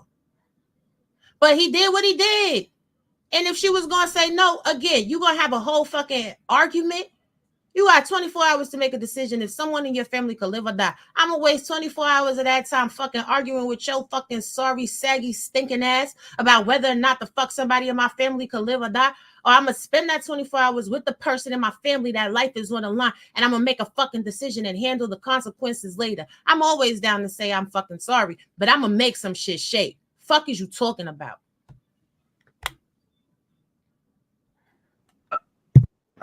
Word to my mother, I'm willing to go all out with everybody. I mean, yo, listen, I get the emotion. It's your mom. I get the emotion, but damn, you know what? Never mute up. See, so a lot of people are just taking it down to the argument that he should have just told her. And I'm not arguing against it, but if the decision's going to be everyone here has a thought process of what they believe her complaint is, which is, I wouldn't have paid that money. Are we at least in agreement? That is the sentiment she's giving us. Whether we know it factually, that is what we perceive what she's describing to be, right? When we all agree she's definitely don't think that they should spend all their money on this, correct? Correct. Yeah, she don't believe his mama that valuable. Let's call it an A. So most of us are in agreement to that is the mindset in which she's operating. So what is he to do then? Like, but he still should see that's I tell people this right here. He still should have told her. That's the whole point that I'm saying, is that he should have sat down if it was a 24 hours and said, hey, check this out. This is what we're doing, whether you like it or not. But you ain't gonna better write into no talk show talking about I'm not communicating. I'm a bad communicator. Now I told you. See, that's the problem, is because we would have been having a whole different take if this man would have sat down with his wife and told her where the money was going, and then he would have called the shots as a boss. But the problem is he did it sneakily. Like I heard somebody say it's not a problem that the dude cheated. It's a problem that he had to hide and lie about it when he cheated. No, what? Why would I care if somebody does something that I was going to agree to them doing anyway? But the part of me is like, you still need to talk to me, even though I agree you should do it, and I ain't got no problem with what you did. What is that? Is that ego? What is that? It's called communication. When you decide that you want to marry somebody, it's your responsibility as a leader to communicate to them. Okay. Here's the point. At times in your life as a leader, you may experience something that you never experienced, right? Leaders get to navigate life too, okay? All you leaders that are fully put together, not developing in all this case, y'all must be the special case. In this circumstance, he may have omitted some of his leadership. Oh, I forgot to tell my wife. I was so focused on my mom, what she was going through, what I was experiencing in this moment, because in your marriage, like you said, just my assumption is that things are going to happen that you don't agree with, right? And he ain't going to be the perfect leader, right? He goes something, dang, you know, that one time, it sounds like in this situation, there is every once in a while, there's circumstances where that person may have acted you like, dang, I didn't even think that they would do that. This scenario to me kind of fits that small. The reason it is because it was. The reason that it's such a big deal is because it's all that they have, and this wasn't a small decision. If he forgot that he went out and he spent $1,000 on the O show, maybe we can argue that point, right? But when you talk about, I'm going to exhaust all of my savings, and I say respect my wife enough to at least let her know. I think that's the problem that I'm saying that it is. Okay, so either man. Well, wait, hold on. I'm sorry, real quick. So, are you saying that this woman should divorce her husband? No, of course not. I'm saying that. I'm saying that it was a breakdown in communication, and it's our responsibility to be able to acknowledge that on the internet. He actually failed to communicate. This is not grounds to divorce. We just need to understand that he made a mistake. We're not saying leave the man.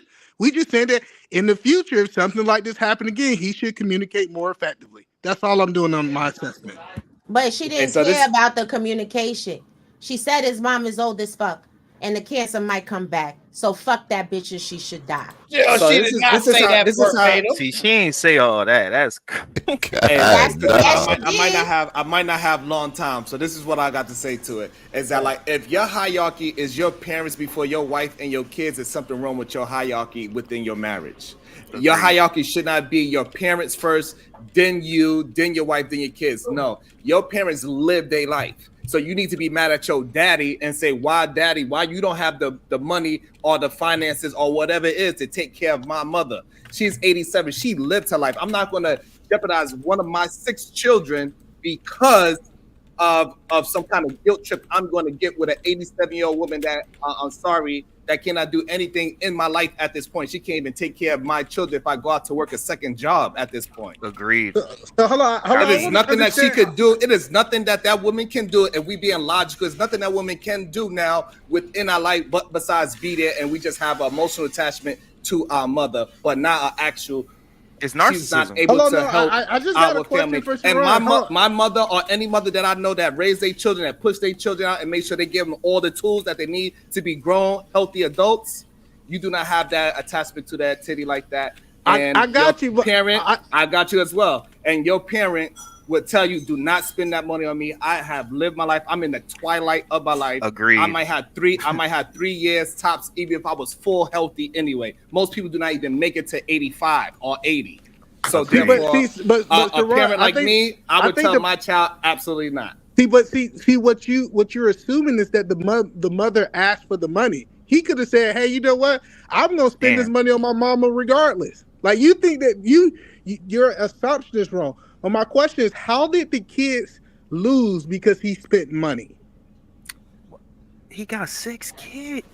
You said how did, because clearly they don't have an easy time of collecting money. They had 6 children. They trying to save money for a house. They live under their father's some kind of roof or mortgage or whatever. They live in the father's apartment building or something of that nature. So they paying to live under the father already. So they trying to get up out of their parents' titty in the first place. And that was all the money that they have, according to like how we got to assume it, life savings. So therefore, that $30,000 is all their money for their whole family, which is 8 people, is now gone on an 87-year-old woman that cannot do anything for the family besides talk. So hold on, but I just want to make sure I understand this correctly. If it's his father's house, isn't it a good chance that he might inherit the house anyways? And it's like, ain't he circling? Hold on, but no, ain't he circling money by actually keeping the money within the family by paying his daddy rent? Like, so I'm trying to understand, how did he really lose other than a want? I don't think that his family is going to go without a need. He lost because she is at 87 years. She's in the twilight of her life. She most likely says she has the cancer and all these things. After the surgery, she's not going to be able to help take care of the kids whatsoever. They're going to have to be taking care of her more. She's more like another child, so to speak. But she cannot actually produce anything to help the family anymore. So she is actually taken away from the family at this point. She lived her life. It is time for her to say, hey, listen, my mother would have told me, hey, baby, you don't spend your money on me because you need to keep this family going. I want to say this, and I'm going to go because I'm done. But one thing I want to say is it's a dangerous world when we start valuing money more than life. And I'm going to leave it there. He's not getting it, though. I get y'all saying that. I get y'all saying that I'm not getting it. Money is not that important because money can come and go. Life is something that we never get back. So I'm just telling y'all guys, that's dangerous when you think this 33.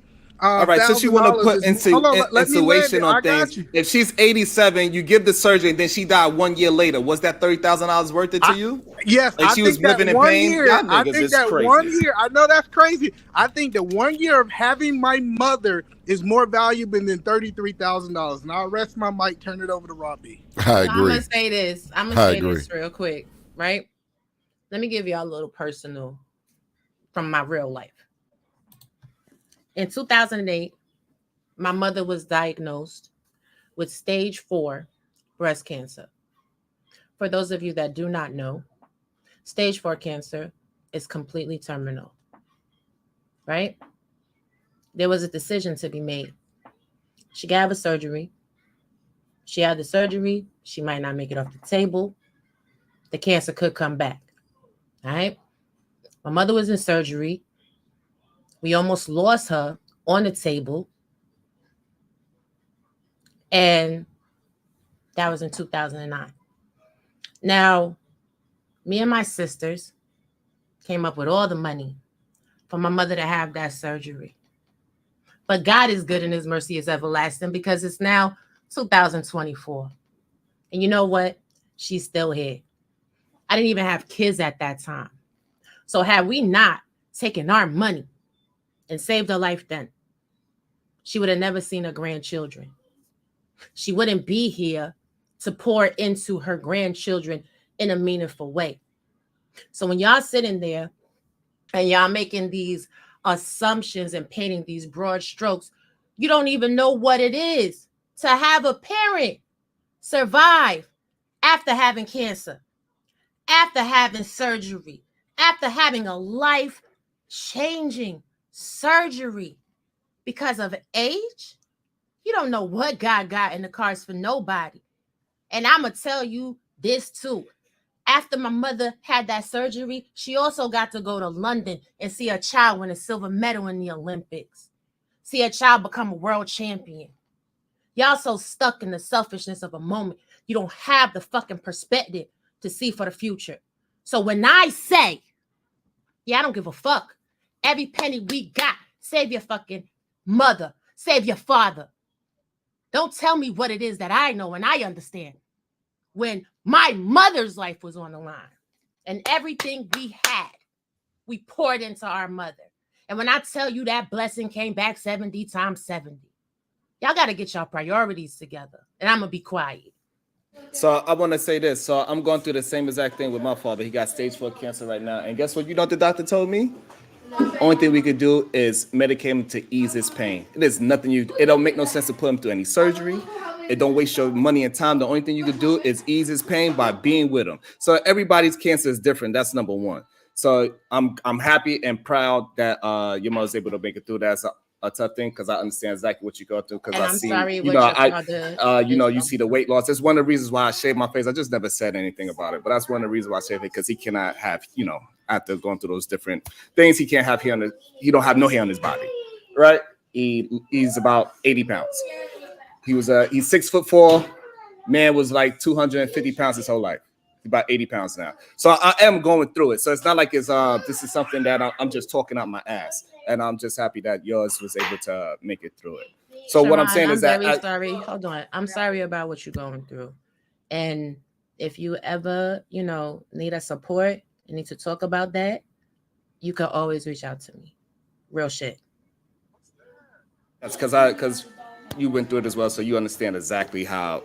Yeah, it's rough. Visually, when it's you're rough. Actually there with the person, and they going in and out of, because it's almost like they have dementia as well. Some people don't even understand that when they go through these the therapies. It's like they go in and out of their own thoughts. They can't remember things. They tell you something 10 minutes ago, come back and say it again.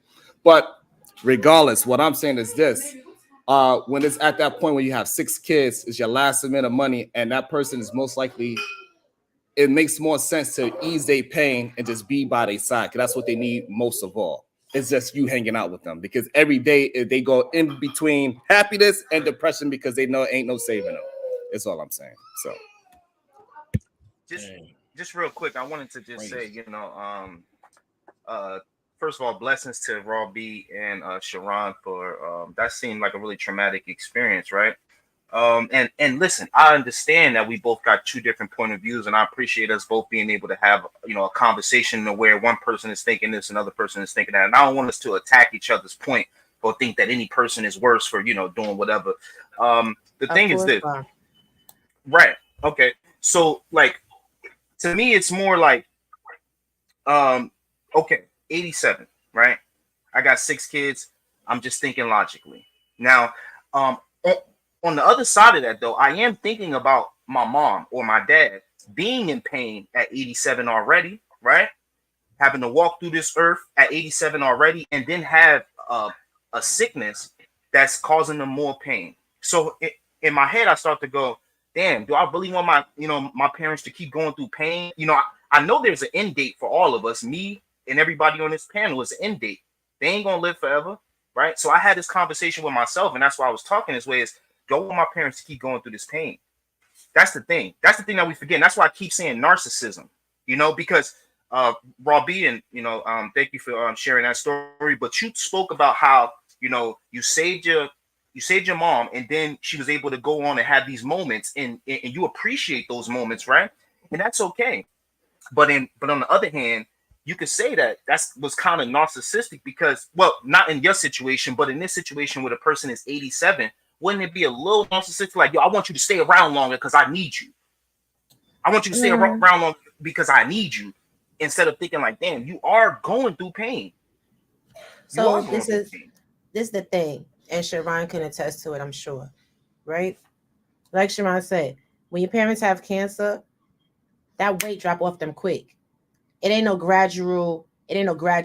So you looking at your family member being full and well and regular, and then in the space of a month, they look like somebody else.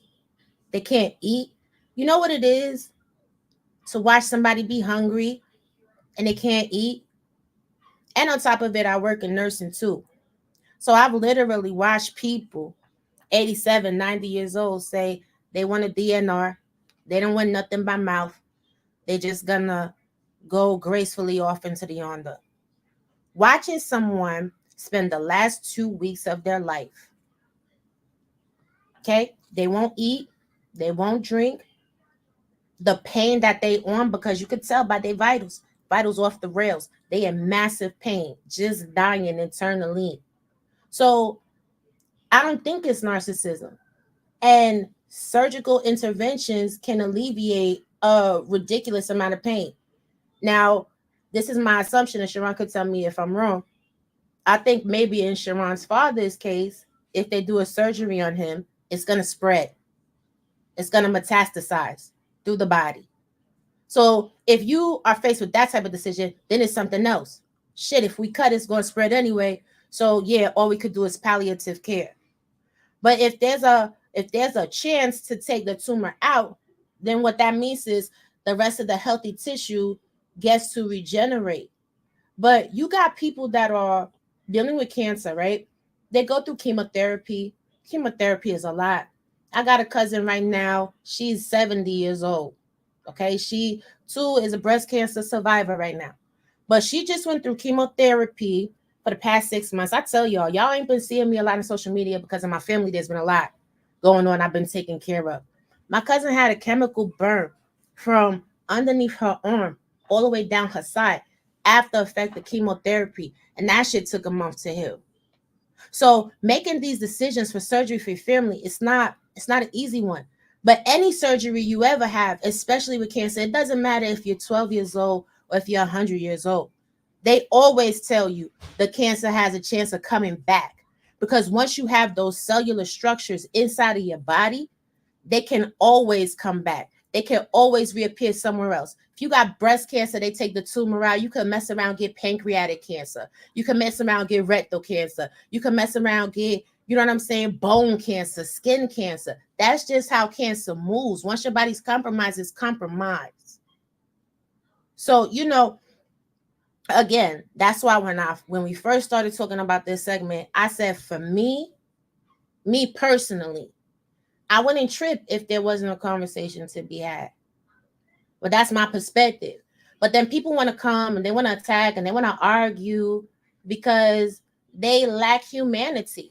They really have no clue as to what people have experienced to shape the decision that they make.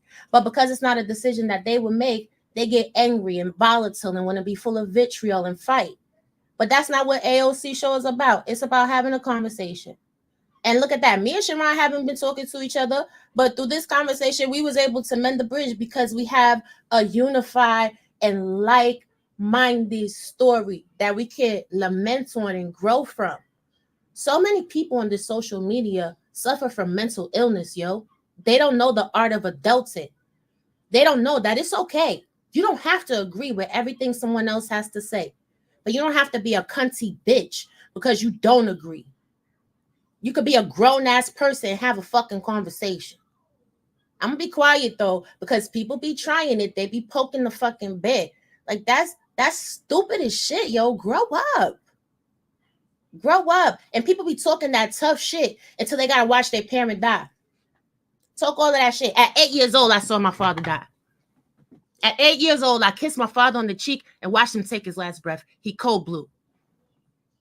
So when you see a parent die, and then you got to make a decision for another parent, yeah, it makes making the decision for your other parent to and even have 5 minutes to live real fucking easy. I'm gonna be quiet though. It's definitely a different thing. And also I want to talk to the whole either man saying blood is blood thing, and the mother-in-law doesn't matter. I disagree with that because my mother-in-law, she had dementia and Alzheimer's. She had both.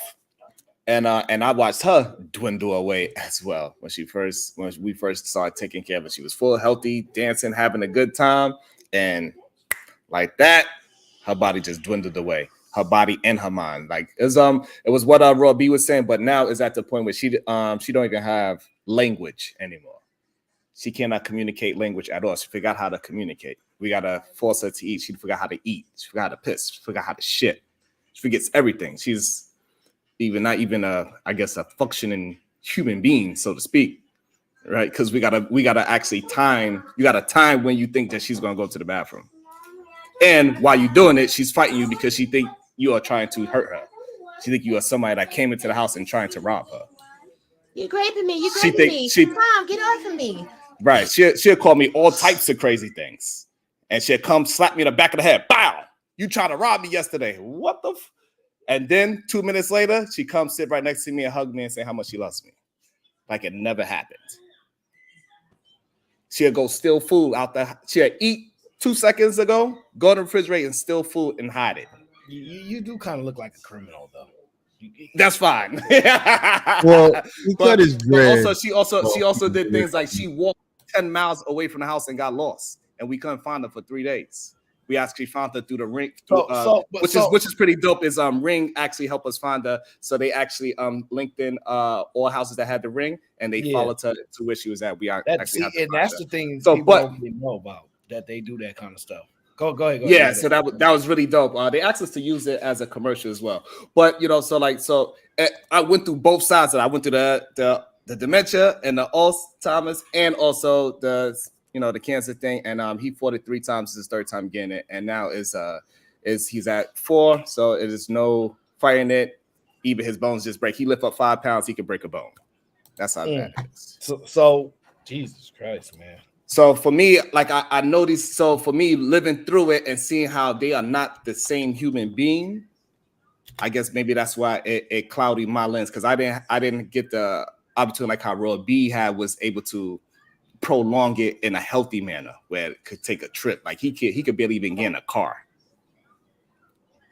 So none less taking on an airplane, and you know what I'm saying. So I mean, 5 pounds could, like, he was lifting a weight for 5 pounds trying to get stronger, and one of his bones broke. The greatest thing in life.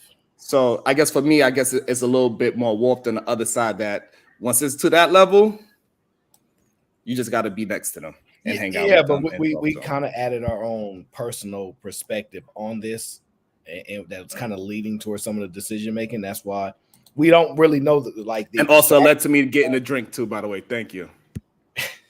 So ultimately, Cheeky Banter, you've been quiet for a minute. A.O.C production. What are your thoughts? I guess it's just me personally. If it's me, that's mom's. So I got it. And it's for if it's. I know you say it's easy for the or if it's the dad.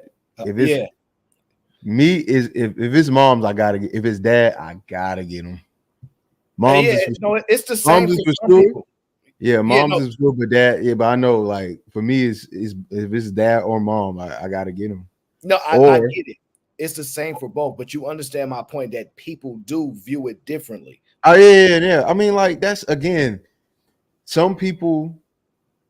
that's why I can't make a judgment, because it makes sense on all sides. Like if you don't want to save them because you're thinking that this is just the end of the stage, right? This is a natural process that we all go through, and everyone knows their time is there. Because the thing about parents is they typically have conversation letting you know, hey, this is it. Like my grandmother had cancer, breast cancer. And my other grandmother has Alzheimer's too, or not Alzheimer's, dementia. So this is all, again, it's a conversation to be had about the mortality of humanity. And we tend to have it a lot earlier than just when it happens. So it's almost like we come up with a game plan. Typically family has a game plan for this. Like when my grandmother got first diagnosed, we sat down, like we sat in the living room, my mom, my sisters, and my grandmother, and they was like, hey, this is what's going on. I plan on fighting this, but at some point, I'm done. And some people are okay with that. Some people are like, hey, look, because at the end of the day, you're trying to balance it. You're trying to fulfill the wishes of people you respect and care about, but you're also not trying to put your situation in a detriment, which makes it hard. Let me ask y'all a question. You don't get no more questions. You on timeout. Just one more. You on timeout. Just one more, and then I'll be good. I promise. Go ahead. Jesus. Do you guys have a living will? Do you have written down like your resuscitation treatment plan? Do you want to be resuscitated? Do you want to be an organ donor? Do you want to take a blood transfusion? One thing that like we don't talk about in our community is making those things, making those plans and have them. Like even in relationships, I'm gonna be honest with y'all. One thing I talk about in relationships, blood type, allergies, what to do. God forbid something happens to me and I can't speak for myself while we're in the same space. Don't put me in an MRI machine. You know what I'm saying? Resuscitate me. I'm an organ donor, so on and so forth. These conversations are important. Those are good questions, actually. Well, and it's funny because I think people have a difficult time with death and aging. So I paid attention to it when I was really young. I was like, man, people really battle this getting older and stuff. And I was at a point where I was battling. I was like, man, if I don't embrace this, I won't prepare for it.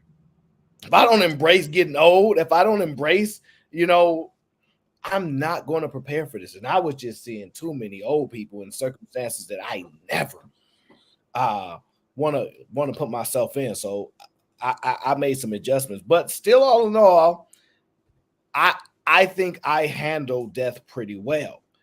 That's problematic, though, unfortunately, because it can conflict with other people who don't handle it well. So for me, if I'm married and my wife goes, I want to spend all our life savings on saving her parents, even if I wouldn't do it, I wouldn't object to her doing it.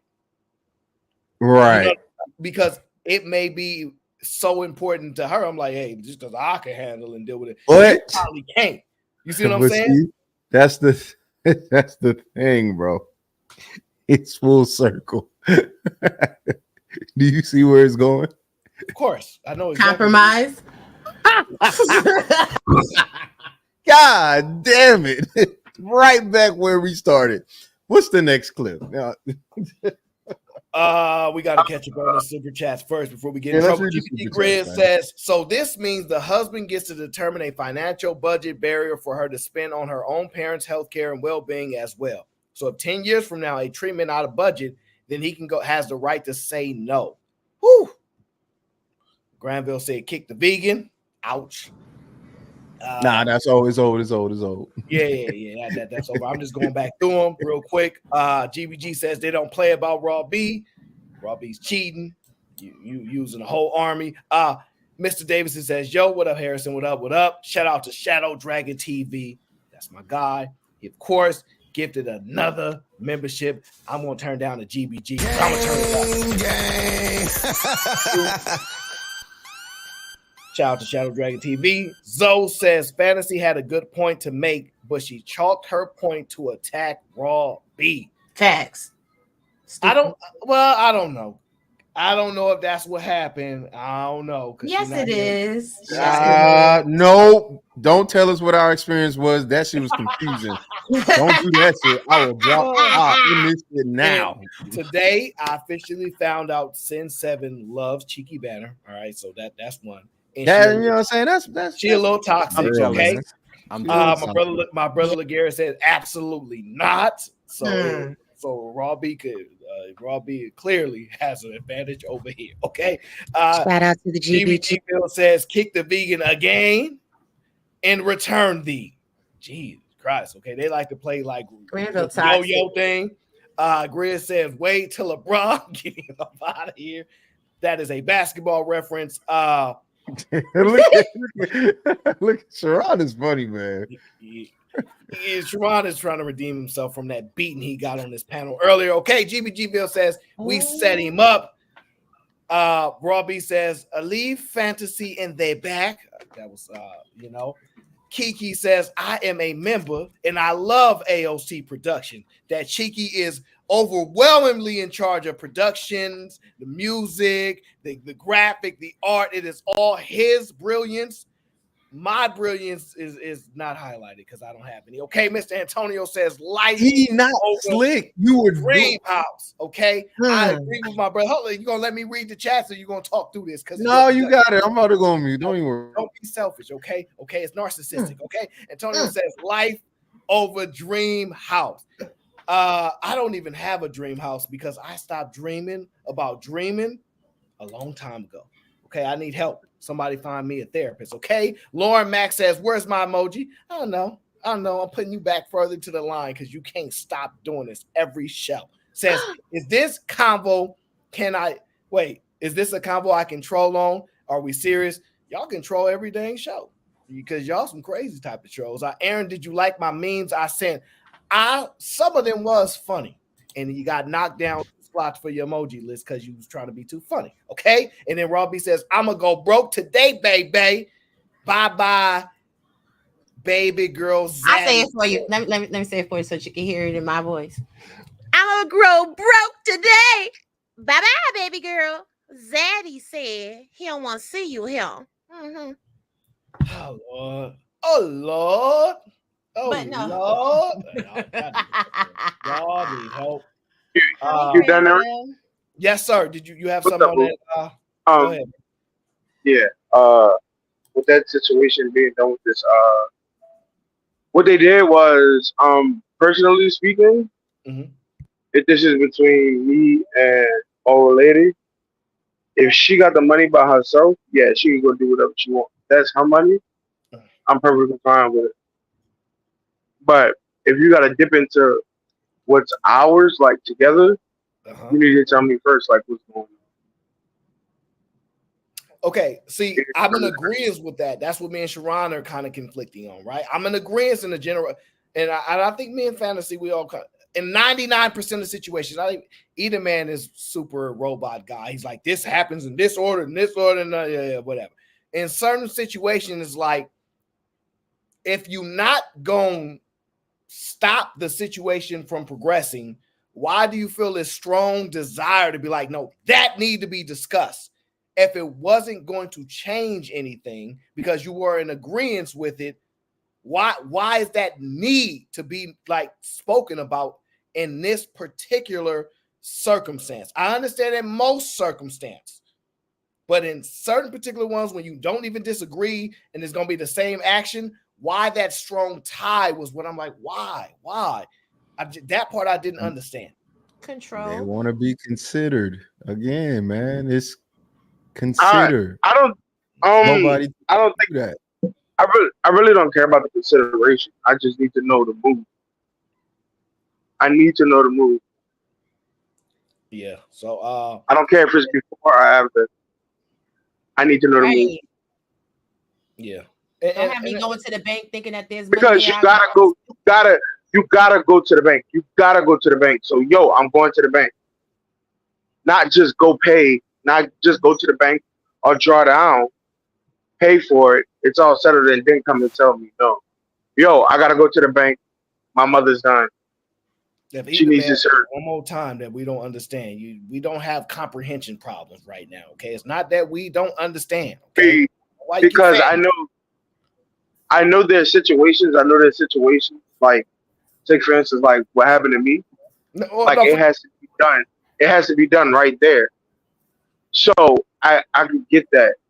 But if I were in a situation with someone in the situation I was in, I would be like, the doctor calls me. As the doctor's talking to me, my wife was probably on the phone with me to hear everything that's going on. Like, I'm not waiting. I'm a time fantasy out. She thinks she's funny. She didn't even say hi when she came on the panel. I was very offended. I get that part. I get it. I totally do. The thing is, right? All right, let me ask Cheeky, right? Because y'all gonna make me mad. That's what y'all gonna do. And lost. There is a point where you take somebody's feelings and circumstance into understanding in moments, right? We're like, dang, they going through something. Because if it's not your mom, you may not feel what this person is feeling, right? But you support them 100%. That's why you picked your husband, right? So Fantasy said I came up with the smoke. Okay, she in a joking mood now. She's happy again. Okay, so you have to, I know, right? Mm-hmm. So I'm looking at it like, all right, this person, might not even. And the problem that I'm having, because I'm a man, right? And so I'm dialing into how difficult it is to be a man and understanding that his emotions, what he's going through about his mother is something that's going to be like, yeah, like we'll make excuses. She's on her period. But when it's a man's emotion, everybody know what man's emotions about his mom. It's best not to play about her, okay? Whole wars will start over this, right? Let's be honest. And so if he's in that state of mind, in that situation, and you know he didn't tell you about it, unless you was going to be like, don't spend our money, why cause that battle is what I'm speaking to. Aaron, you understand what I'm saying? I do. Let me Okay, I see what you're saying now. I see what you're saying now. Hold on. Aaron, I see what you're saying. I'm gonna be down with her going do it already. So if she goes and do it, all right, that's okay. I see what you're saying. Okay, I get the clarity now. You're saying that, hey, her mom's dying, her dad's dying. She went to the bank and when it's done, why would I give her the pushback or even make it a thing that something I was gonna get her approval on already? I need to have that understanding, right? Yeah. Okay, I can get that. I can get that marriage, and I'm like, bro, that's not the issue. I'm not arguing how marriage should go. I can agree with that. And nothing like that. I'm just like, in my mind, I'm like, yo, there's some certain circumstances, like there's situations where people just go through something, and your understanding has to supersede your need to be communicated with this on this situation. Sometimes, rare cases, probably the 0.001% of rare cases, right? They still have to have an opportunity to be a human leader, whatever you want to call it. And it seems like people think that the navigation process is so simplistic that way. And I'm just like, man, it's his mother. If he didn't care and he like, man, it is what it is. You look at a man a certain way about that because they judge how men in their relationship with their mom. Hold up, Aaron. No, let me ask you a question, right? Let me ask you a question. Which decision do you think? Can I say my final thoughts before I go? Yeah, sure. Go ahead, Robbie. Aaron, the reality is people just simply want to be included, right? Because they want the wife to feel respected. And at the bottom of it all is this: how much respect is given to a man's feelings? I don't know about a lot of other women. None. But I know my man. And when my man is under a certain amount of pressure and he's a certain level of emotionally unstable, in that moment, I don't expect him to follow normal protocol because he's not inside of his right emotional state. He's not inside of his right mind. So I'm not going to sit there and cause a ruckus. I'm going to just help him figure out the repair. But this was a super dope conversation as always. Shout out to everybody on the panel. Fantasy Island, come back up here, talk your shit. you can't be here while I'm here, but now that I'm going, you could come back up. Everybody, have a great night. Peace Hey, out. before you go, Robbie. Have a good night, Robbie. I miss you. Hopefully, I see you soon. I miss you too. I sent you a message on Instagram. We'll talk. All right, peace out, y'all. Let me ask. All right, peace out, yo. Let me ask you this question, Aaron, because I feel like this is a good question. Which decision do you think is harder? The decision where you go through and you be like, I'm gonna spend this $30,000 to save my mom, or the decision to not save your mom? To not save her is harder. Okay, so just now you spoke of a man. You said a man that just looked at it and said, all right, you know what? I don't think a man would just be like, all right, you know what, it is what it is. I think a man will cry. I think a man would show a bunch of emotions before he makes the harder decision, which is to not do it, right? And in that harder decision, how you asked what I think is the harder decision. I could be wrong. I just want to make sure I state that. The harder decision may be to actually try to ensure that she lives. You know what I mean? Like depending on I agree. I think most men would agree with you. Like me, I think that ultimately the harder decision would be like, nah, I'm not gonna do it because of, to better, the future of my kids and the lineage and all that. I think that's definitely the harder decision. So I'm asking, why would a woman think that man is well, you said, let me use your specific words. Why would that woman look at that man differently, I guess in a lower light, if he made the harder decision? Because typically women, I don't know how they do this, but they feel connected. Like they look at other women with empathy, which is why when you ask the question, like when you ask women what do they look for, and they say, yeah, make sure they treat the waiter right. How does he treat his mom? Because somehow they envision themselves in that position. So if you don't show any interest, or you don't show that you care for this person that's raised you, sometimes some women will envision that that's them. Some women will go, hey, this don't make sense. So it's really just depending on the person. But a lot of the times women show a lot of empathy. And so the assumption is, this is my mother. I need you to be empathetic. I need you to understand where I'm at, why this matters, why I need to save her. And the idea would be most women would grasp it because the way we envision women, we view them as the person that always understands pain or is able to feel the way we feel, because that's how they are projected on a societal level, is always being empathetic. That's why they're nurses. That's why they're teachers.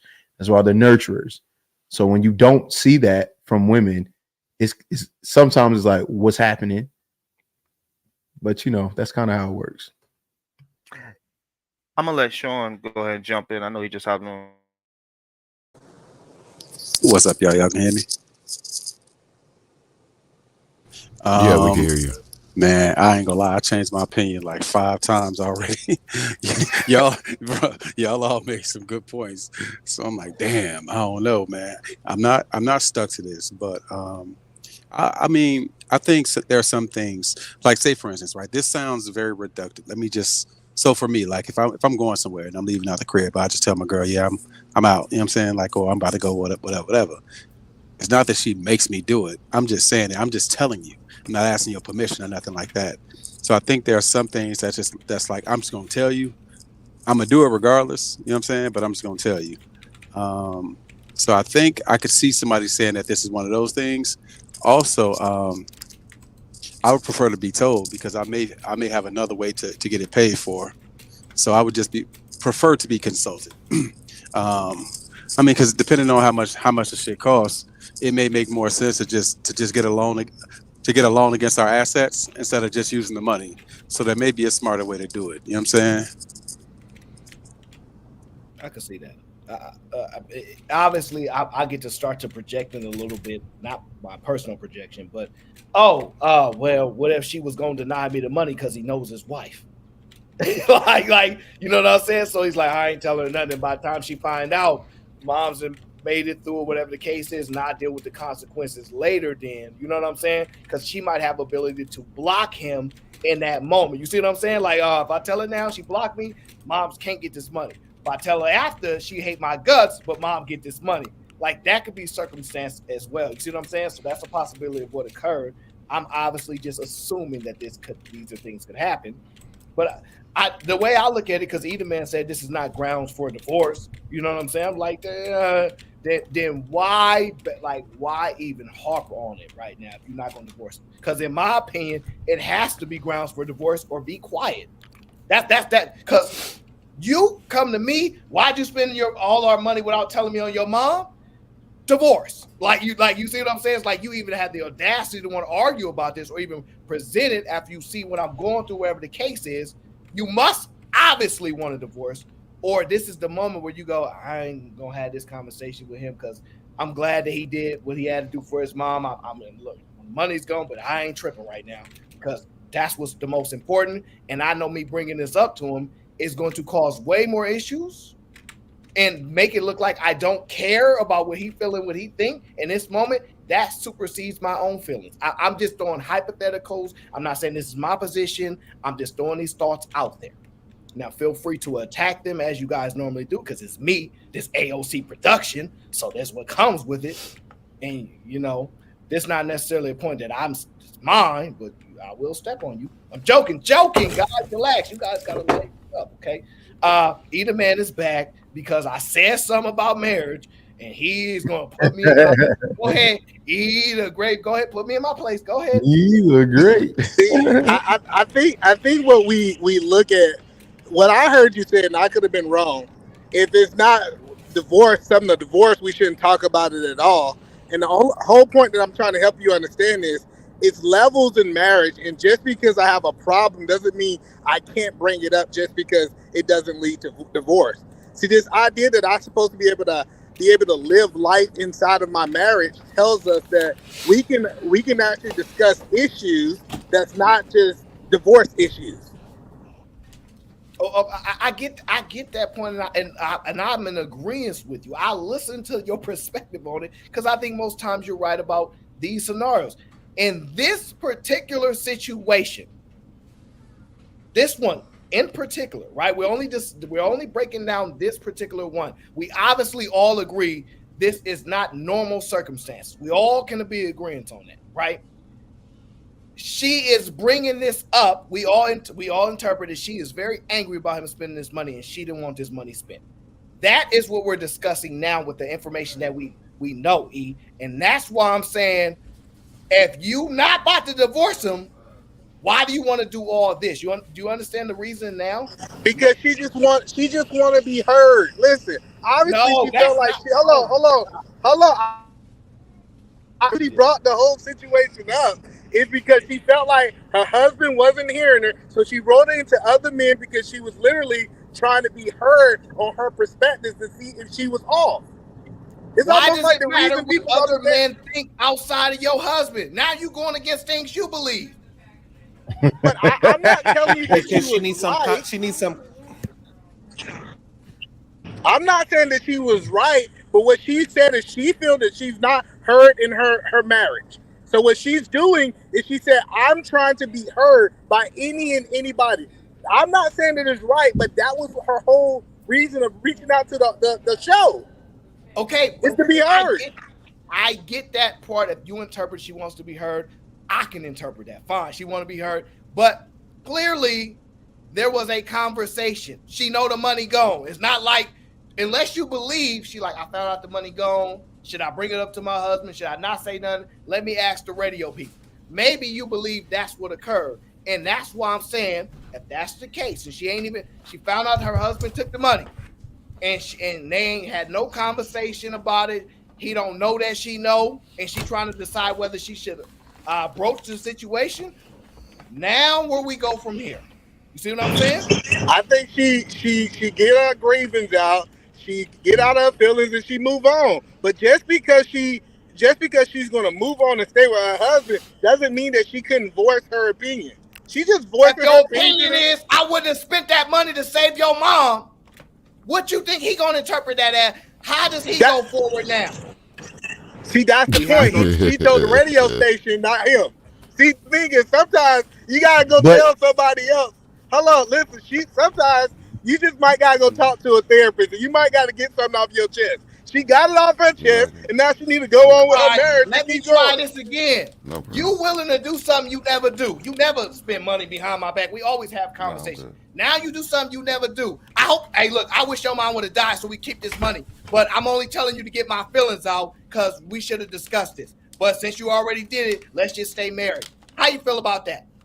I feel like that's part of being married. You're going to have some times that you're not on the same page. Like this idea that just because we married, we going to be on the same page all the time, that's not true. You go through things.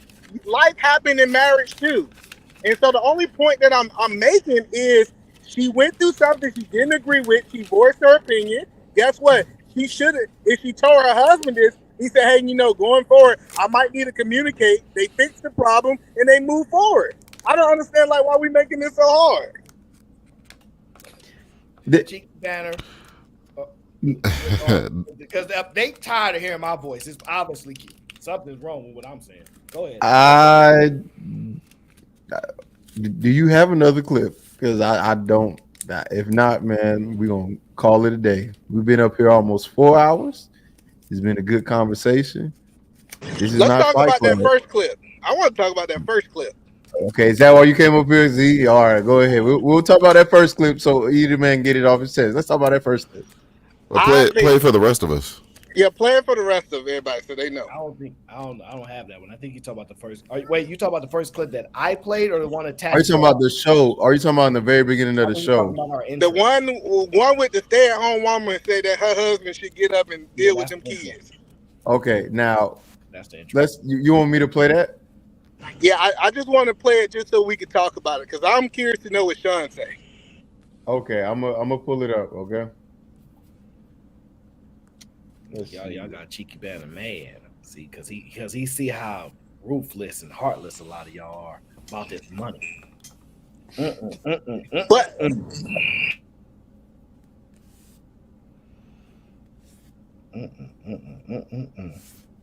I could have told y'all that. Cheeky got to my mother. Let's talk about it. If you are a stay-at-home mom and your husband works a 9 to 5, does that give him the excuse that he doesn't have to help out with the baby in the middle of the night? I just finished having this conversation with my friend who's going through this with her husband. Her baby's almost 8 months old, and in that 8 months, he has not helped out once in the middle of the night with the baby. At this point, the mom is so sleep deprived to the point where she's about to drop the baby. Like, she's half asleep. She needs help. She's tried to get her husband to help. Has made it very clear she needs help in the middle of the night. This is the husband's response when the mom is so tired and the baby won't go back to sleep. He goes, fine, give her to me. So you know how when the mom has the baby, she's trying to be quiet, getting the baby to sleep so that her husband can stay asleep and she's not interrupting him, right? But when the husband finally stands in the room frustrated very loudly so that the mom is not able to go to sleep, patting the baby's back, being like, oh my gosh, she's not going to sleep, and says things like, what do you want me to do? She's not going back to sleep. And she's like, figure it out, that's what I have to do, right? 2 minutes pass by again. This husband has no patience to even try and give like 10 minutes. I have to be up for work in a little bit. Can you just try again? Hands over the baby, lays down peacefully and goes back to sleep. So many thoughts on this. You know, this is a common thing in a lot of people's marriages. It started to sound like emotional abuse. When I say that, I mean to where he's like, fine, give me the baby. Guilting her for having to help. Every single morning after a night like this happened, husband has the same rehearsed line every morning. Gives her a big hug and goes, I love you, I'm sorry about last night, I was just so tired. The same line every single time. So I just want to know, if you're a stay-at-home mom, your husband help out in the middle of the night, you ever have this issue in your marriage? How did you fix that? Did your husband ever come around? Let me know, because you know where I stand. So first of all, she's a liar, and we need to start calling these liars out. Because she said he never. She used words like never. He never do it, and then she go into a whole example of him doing it. Getting up. This is man. Hold on. I know I'm triggering some of you guys who got to be women's first, but I'm just gonna tell you what I heard. She said that he never did it, and then she went into an example of, huh? We agreeing with you. We agreeing with you. Yeah. I'm sorry. I can barely hear y'all because I'm in the car. So first of all, she's a liar, right? And me and my wife had this conversation because we done had 2 babies and I ain't never got up. I ain't never got up in the middle of the night. But you know, one thing I did as a man, I gave her that expectations before we even started having kids. We had expectations. This is her responsibility as the wife, and this is my responsibility as the husband. So I believe I believe, especially if he's providing, he's protecting, he's doing this, she got to find different times to sleep. She might got to sleep while the baby's sleeping, taking naps. Or she might just not have to sleep until the baby get old enough where she's sleeping throughout the night. It doesn't happen forever. It doesn't. This not something that happened that they doing at 4 or 5 years old. Eventually, they actually go to sleep. And you know what she need to do? It's part of being a mom. She need to suck it up. Hey, I ain't gonna lie to you. That's not real life. But this is what real life is. What's not real life? Either man's experience. Yes, either man experience. What what you about to say is real life. Go ahead. What you about to say? Yes, either man is the one that's actually lying right now. Okay, go ahead. What? Okay. He is a liar. Oh shit! Let's go. Let's go. All right.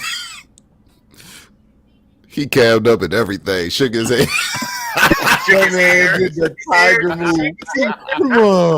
Come on. This is how it really works. Hey, listen, when the other parent is tired, you're going to have to pick up the slack for it. Even if you're doing a 9 to 5, she's at home with the child all day. You got to give her a break from taking care of the kid so she can get a fucking nap or two, because it's very dangerous to have a sleep-deprived woman taking care of your child, especially if you're not there. So if you actually care for your goddamn child, then you are going to give that woman the assistance that she needs and let her get some goddamn rest as well. Well, first of all, you halfway listen, and ever since you've been hanging out with that weird dude, you don't listen to videos no more. So the first thing I'm going to say to you is this right here. They're talking about the middle of the night.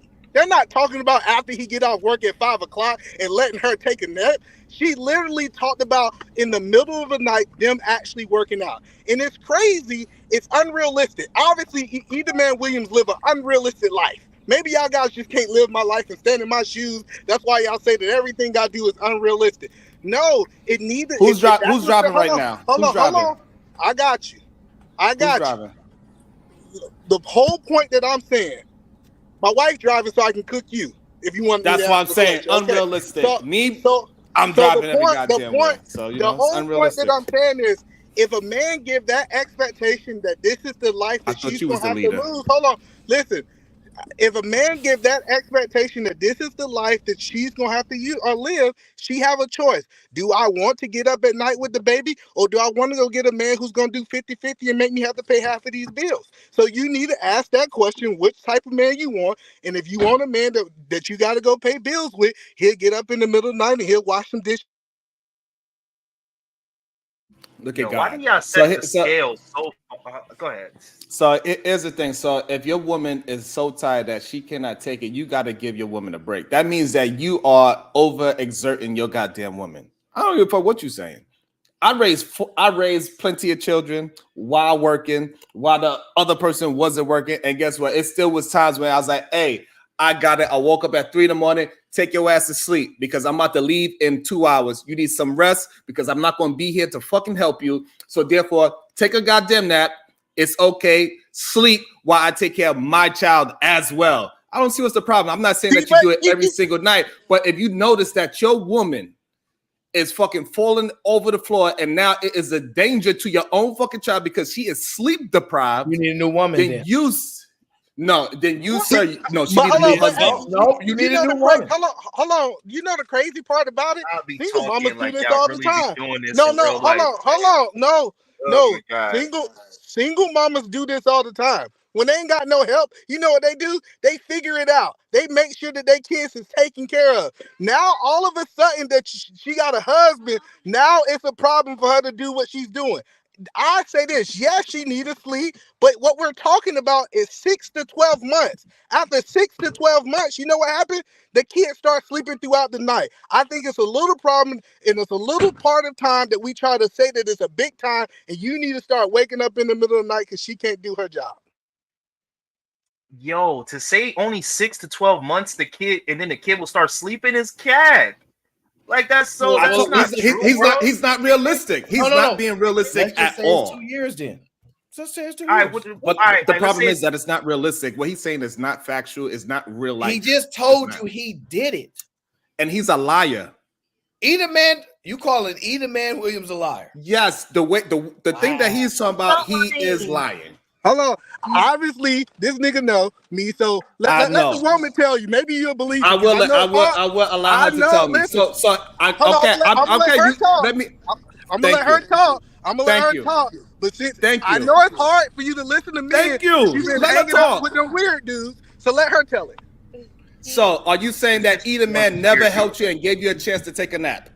He never helped me, and he gave me a chance to take a nap. He gave you a chance to take a nap. Yeah, because I was blink twice if you need help. And I didn't pump milk, so I just let him sleep because he was working. Miss Williams, did he give you a chance to take a nap while you was in the house? Yes. Thank you. That's not the same statement. That's not the argument. The argument, bro. Hold on. It doesn't matter what time of the day or the night it is. See, I told you. No. Come on. I'm with Sharon on this one. Hold on. When she needs help, whenever your woman, when your woman needs help, whenever the time she needs help, that's when you need to help her. But that's not the video. That's not the video. See, this is what I'm saying. I told you. Even at midnight. Even if it's midnight, listen, according to either man's logic, he's saying that he only has a certain time frame that he's able to give her help. If it ain't in that time frame, he is not helping his woman at all, is what he's saying. Hey, and that is not realistic.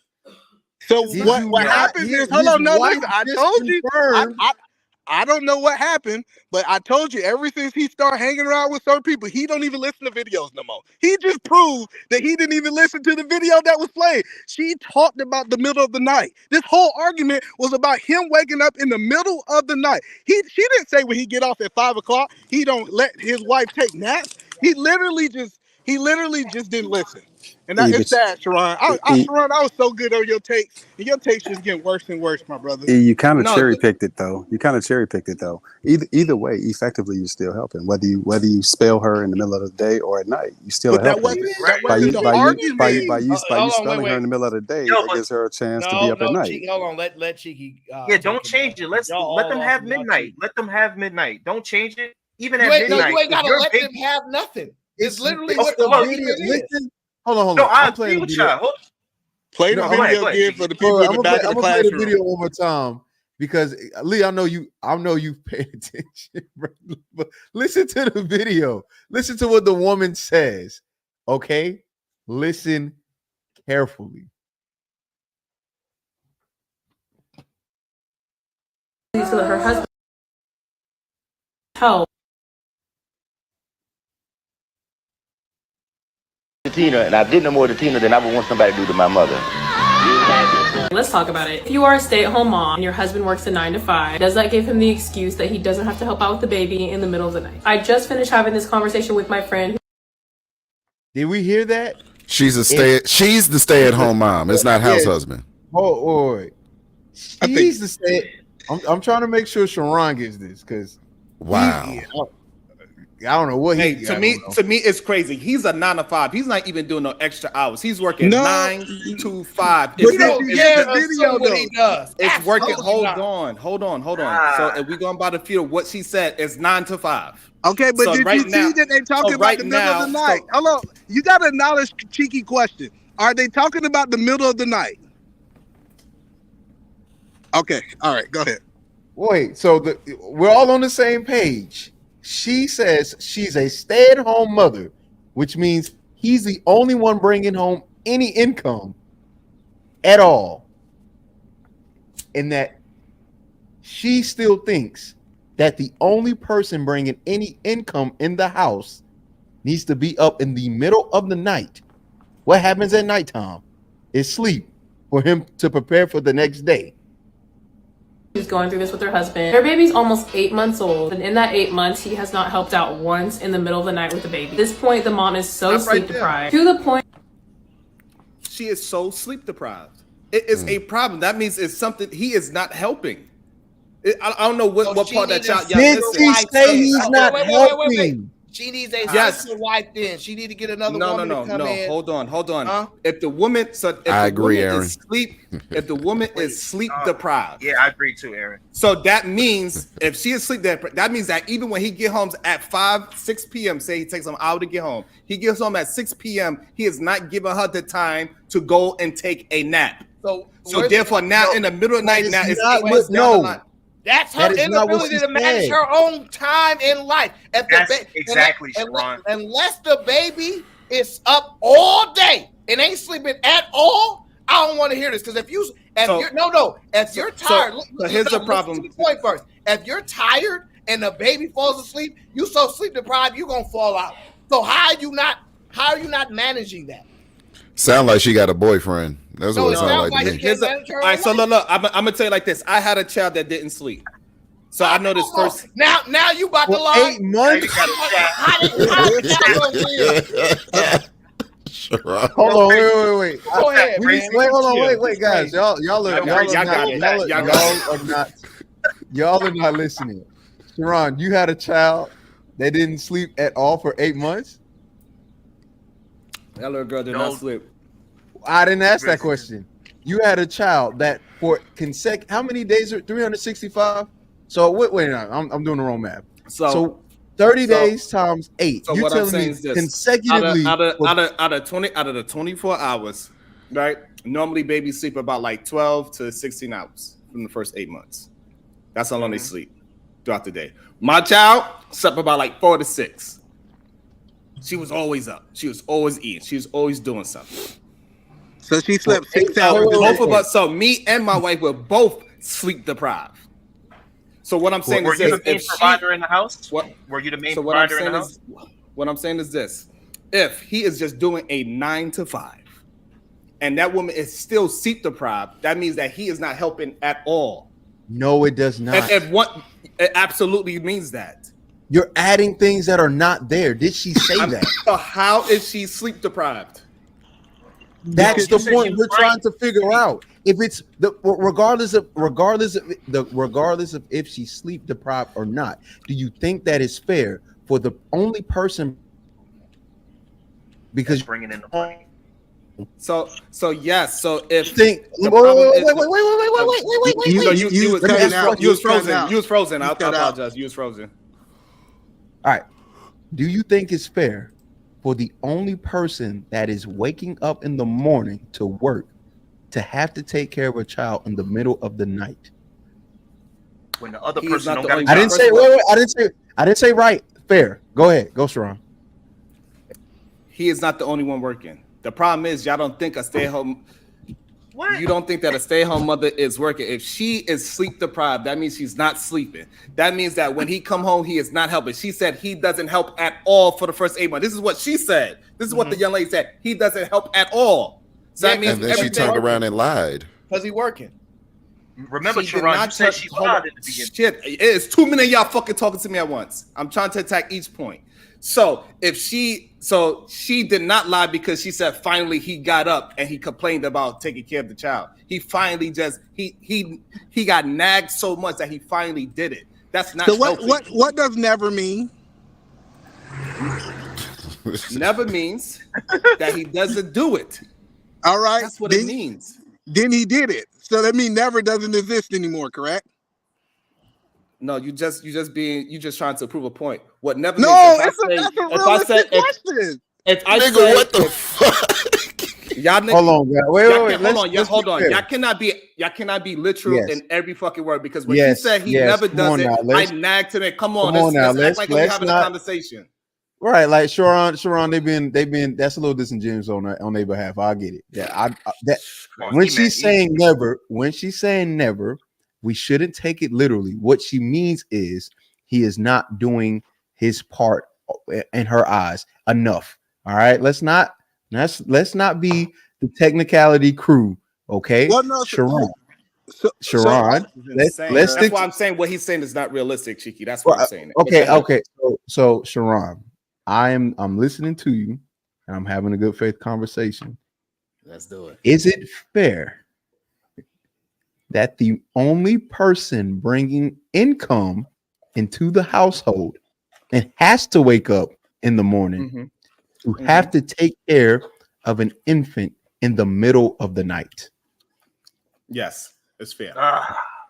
And we are done with the conversation, and it is about that goddamn time because I don't got any more time left in me. Before, ask Sean if he ever woke up in the middle of the night and took care of his child. It's I that didn't simple. say what. That's not what he asked, though. It's a specific I didn't ask. I didn't ask if you have done it.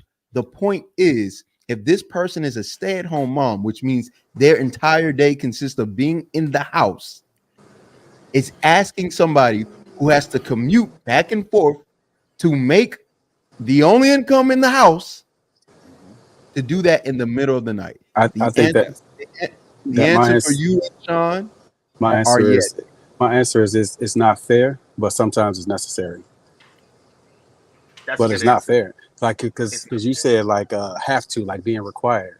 No, that's not fair. Like if my job is getting this bread and your job is primarily to be the homemaker and all that, then no, it's not fair. That's not an expectation that you should have. It should be a bonus if I do it. Now, me personally, I did it. You know what I'm saying? Like that, because I wanted to have a connection with this little person. You know what I'm saying? But you know, it shouldn't be a requirement. No. So hold on, but Sean, I'm just curious because you said something. You believe since I didn't wake up at 12 o'clock at night, I don't have a connection with my kids? Jesus Christ. That's not what he said. He kind of. That's not what he said at all. He kind of. No. It's the reason I'm asking Sean this question, right? So if I Wait, ask me again. My bad. My GPS was I got talking. you. Say it again. So I have never woke up in the middle of the night. That was understanding me and my wife had before the kids came. Do you believe that I was still able to have a connection with my kids without waking up in the middle of the night? Oh, I have no idea. I have no idea. I can't judge that. And I don't want to get into your situation. I'm just talking about for me. So, well, let me ask you then. So do you believe if you wouldn't have woke up in the middle of the night, would you still have a connection with your kids? Not the same. Of course you would, but not the same. Not the same. So it'll be a different connection. That's just me. So once again, this gets into the personal things. This may hold no value to you, but for me, the best part of my day was when she was little and she would fall asleep on my chest or something like that, or she would fall asleep on the couch, and I can go and pick her up and carry her to her room. That to me was the best part of my day personally. I can't project that onto you. That's just me. So that may hold no value for you. So let's. Thank you, Sean. But you expressing what I felt. I didn't have the words. I did not have the words. Just go and get it out. I get it because you was that was frustrated. Beautiful. You was frustrated. I get it, yeah, Sharon. That was That's why we here now. What I'm gonna do is tie this in. I want to hear from everyone on the panel. Who compromises more in a relationship, men or women? We'll start with Sharon. That's my Go ahead. That's a general. I would say this: in a healthy relationship, both compromise equally. Oh, you sick! I knew he was gonna ask Hey! I didn't ask that question. If you just made the statement that a man who has to work anyway, that's it. So it's a yes or no. It's a binary choice. Is it men or women? Who compromises more in a relationship, man or woman, no other option. Or you give him one more option. You give him one more option. Be more specific. What is the other option, Aaron? Or say, I'm not man enough to answer this question. You can say that too. Or 3. Yo, this is disheartening to hear the house husband say this, because what if the relationship is house husband? Who's compromising more than? Nobody's saying. You gotta be more. Wait, hold on, wait. I don't mind answering that question. I don't mind answering relationships. That's my whole point. I don't mind answering that question after I hear just a general consensus. Okay, Sharon. Okay. Now we're back here at it again. It was binary. Now it's one other option. Who compromises more in a relationship, a man or woman? Or I'm just not man enough to answer. Let me see. Is it I'm not man enough to, so this is a tough one. I ain't gonna lie to you. So I'm gonna have to say, who compromises more is a very loaded question. So without Sharon, no twice, bro. If you okay.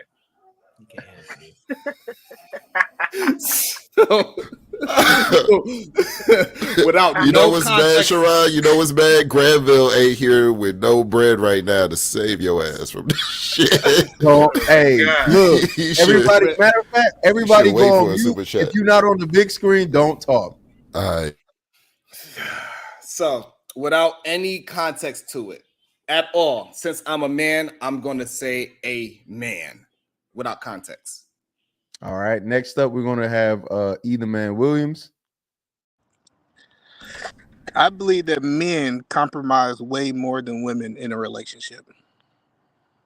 Appreciate you, brother. Next up, we're gonna go with Lee.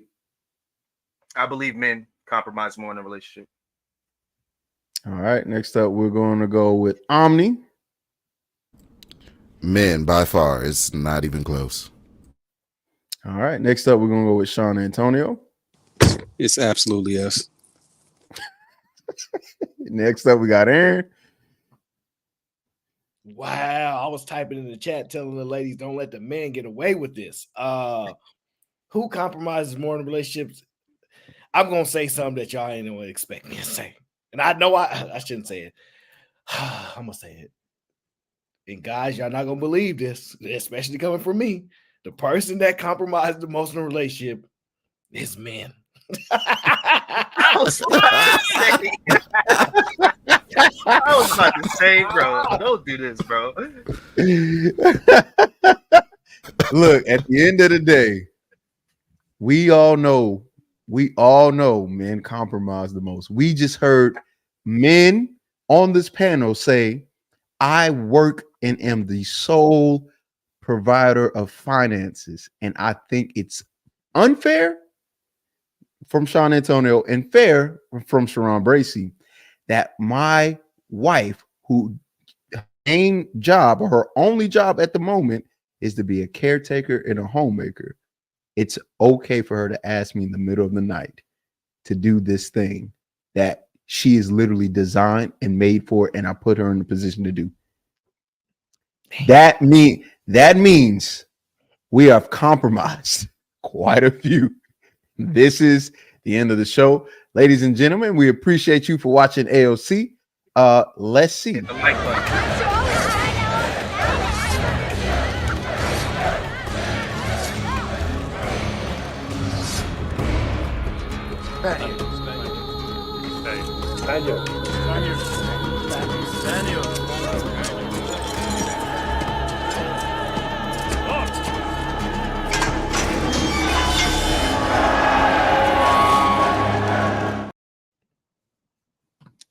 It's that time. We done stood the test of time. We done fought it out. We all gladiators in this thing. But this is not Fight Club. Just because we gladiators doesn't mean it's the same club, man. We had our little battles. We had our spats. You know, we exchanged ideas. We battled to see who had the best ideas. And now it's over. Ain't no show like the A.O.C Show. That's what they do. No show like the A.O.C Show. Yeah, we gonna have to get a whole new theme song for these people. Lord Max says, Cheeky, tell AO to check his IG since he ignoring me again. First of all, I'm not ignoring you. I'm literally at work. Cheeky's running production. I'm trying to pretend like I'm adding value to the show. Okay, so you got to understand, this is not an easy thing to do. He makes it very difficult. Okay, so we put in a lot of work on the A.O.C show. You know, people come here and they go, I don't know what's gonna happen on A.O.C, but they know it's probably not gonna be what they get anywhere else. Hate it or love it, we on top. Now, I just want to say this. I ain't even get in to what I was gonna get into, okay? Because I had this, you know me, I always got some. Oh, the next show gonna be even better. I can't actually prove that because I don't know if I can outdo these shows, to be honest with you. Yeah. A shout out to the people that send the super chats today, cash apps. All of that. Appreciate y'all. I couldn't even read them the way that we normally do because I wanted the conversation to go fluid. So I didn't want to stop in the middle of the conversation. But shout out to y'all. Man. And shout out to Sharon for getting cooked on every panel we seen him on today. If y'all see the GBG pull up, whether we in the chat, whether we on the panel, you gonna get this work. And it just so happens Sharon is in pain. He walking around holding his head because it ain't nothing like getting beat down at home and on the road. Boy, oh boy. What can I say? Next show. Look, man. Again, guys, we appreciate you stopping by, your support, viewership, super chats, Cash App, all of that stuff, man. We really do appreciate it. So we will be back next week. Tomorrow is Let's Entertain Us, correct? Tomorrow, I don't know yet. We'll figure it out. Y'all to see the notification pop up, but just be ready. Whenever you see me, him, GBG, man, just click the link, hit the like. Yeah. Hit the like. And everybody comment after the show that Sharon got cooked. Make sure y'all SBG got new solutions, which is get out the goddamn kitchen. But look, man, he a good sport. We appreciate you guys. Thank you all for participating on the panel. We will see you guys next time. We out. Sick of these niggas. Hire some help. Get rid of these niggas. Sick of these niggas. Hire some help. Sick of these niggas. Hire some help. Hire some help. Sick of these niggas. Hire some help. Sick of these niggas. You ready? Sick of these niggas. You ready? Sick of these niggas. You ready? Sick of these niggas. I'm your brother shit.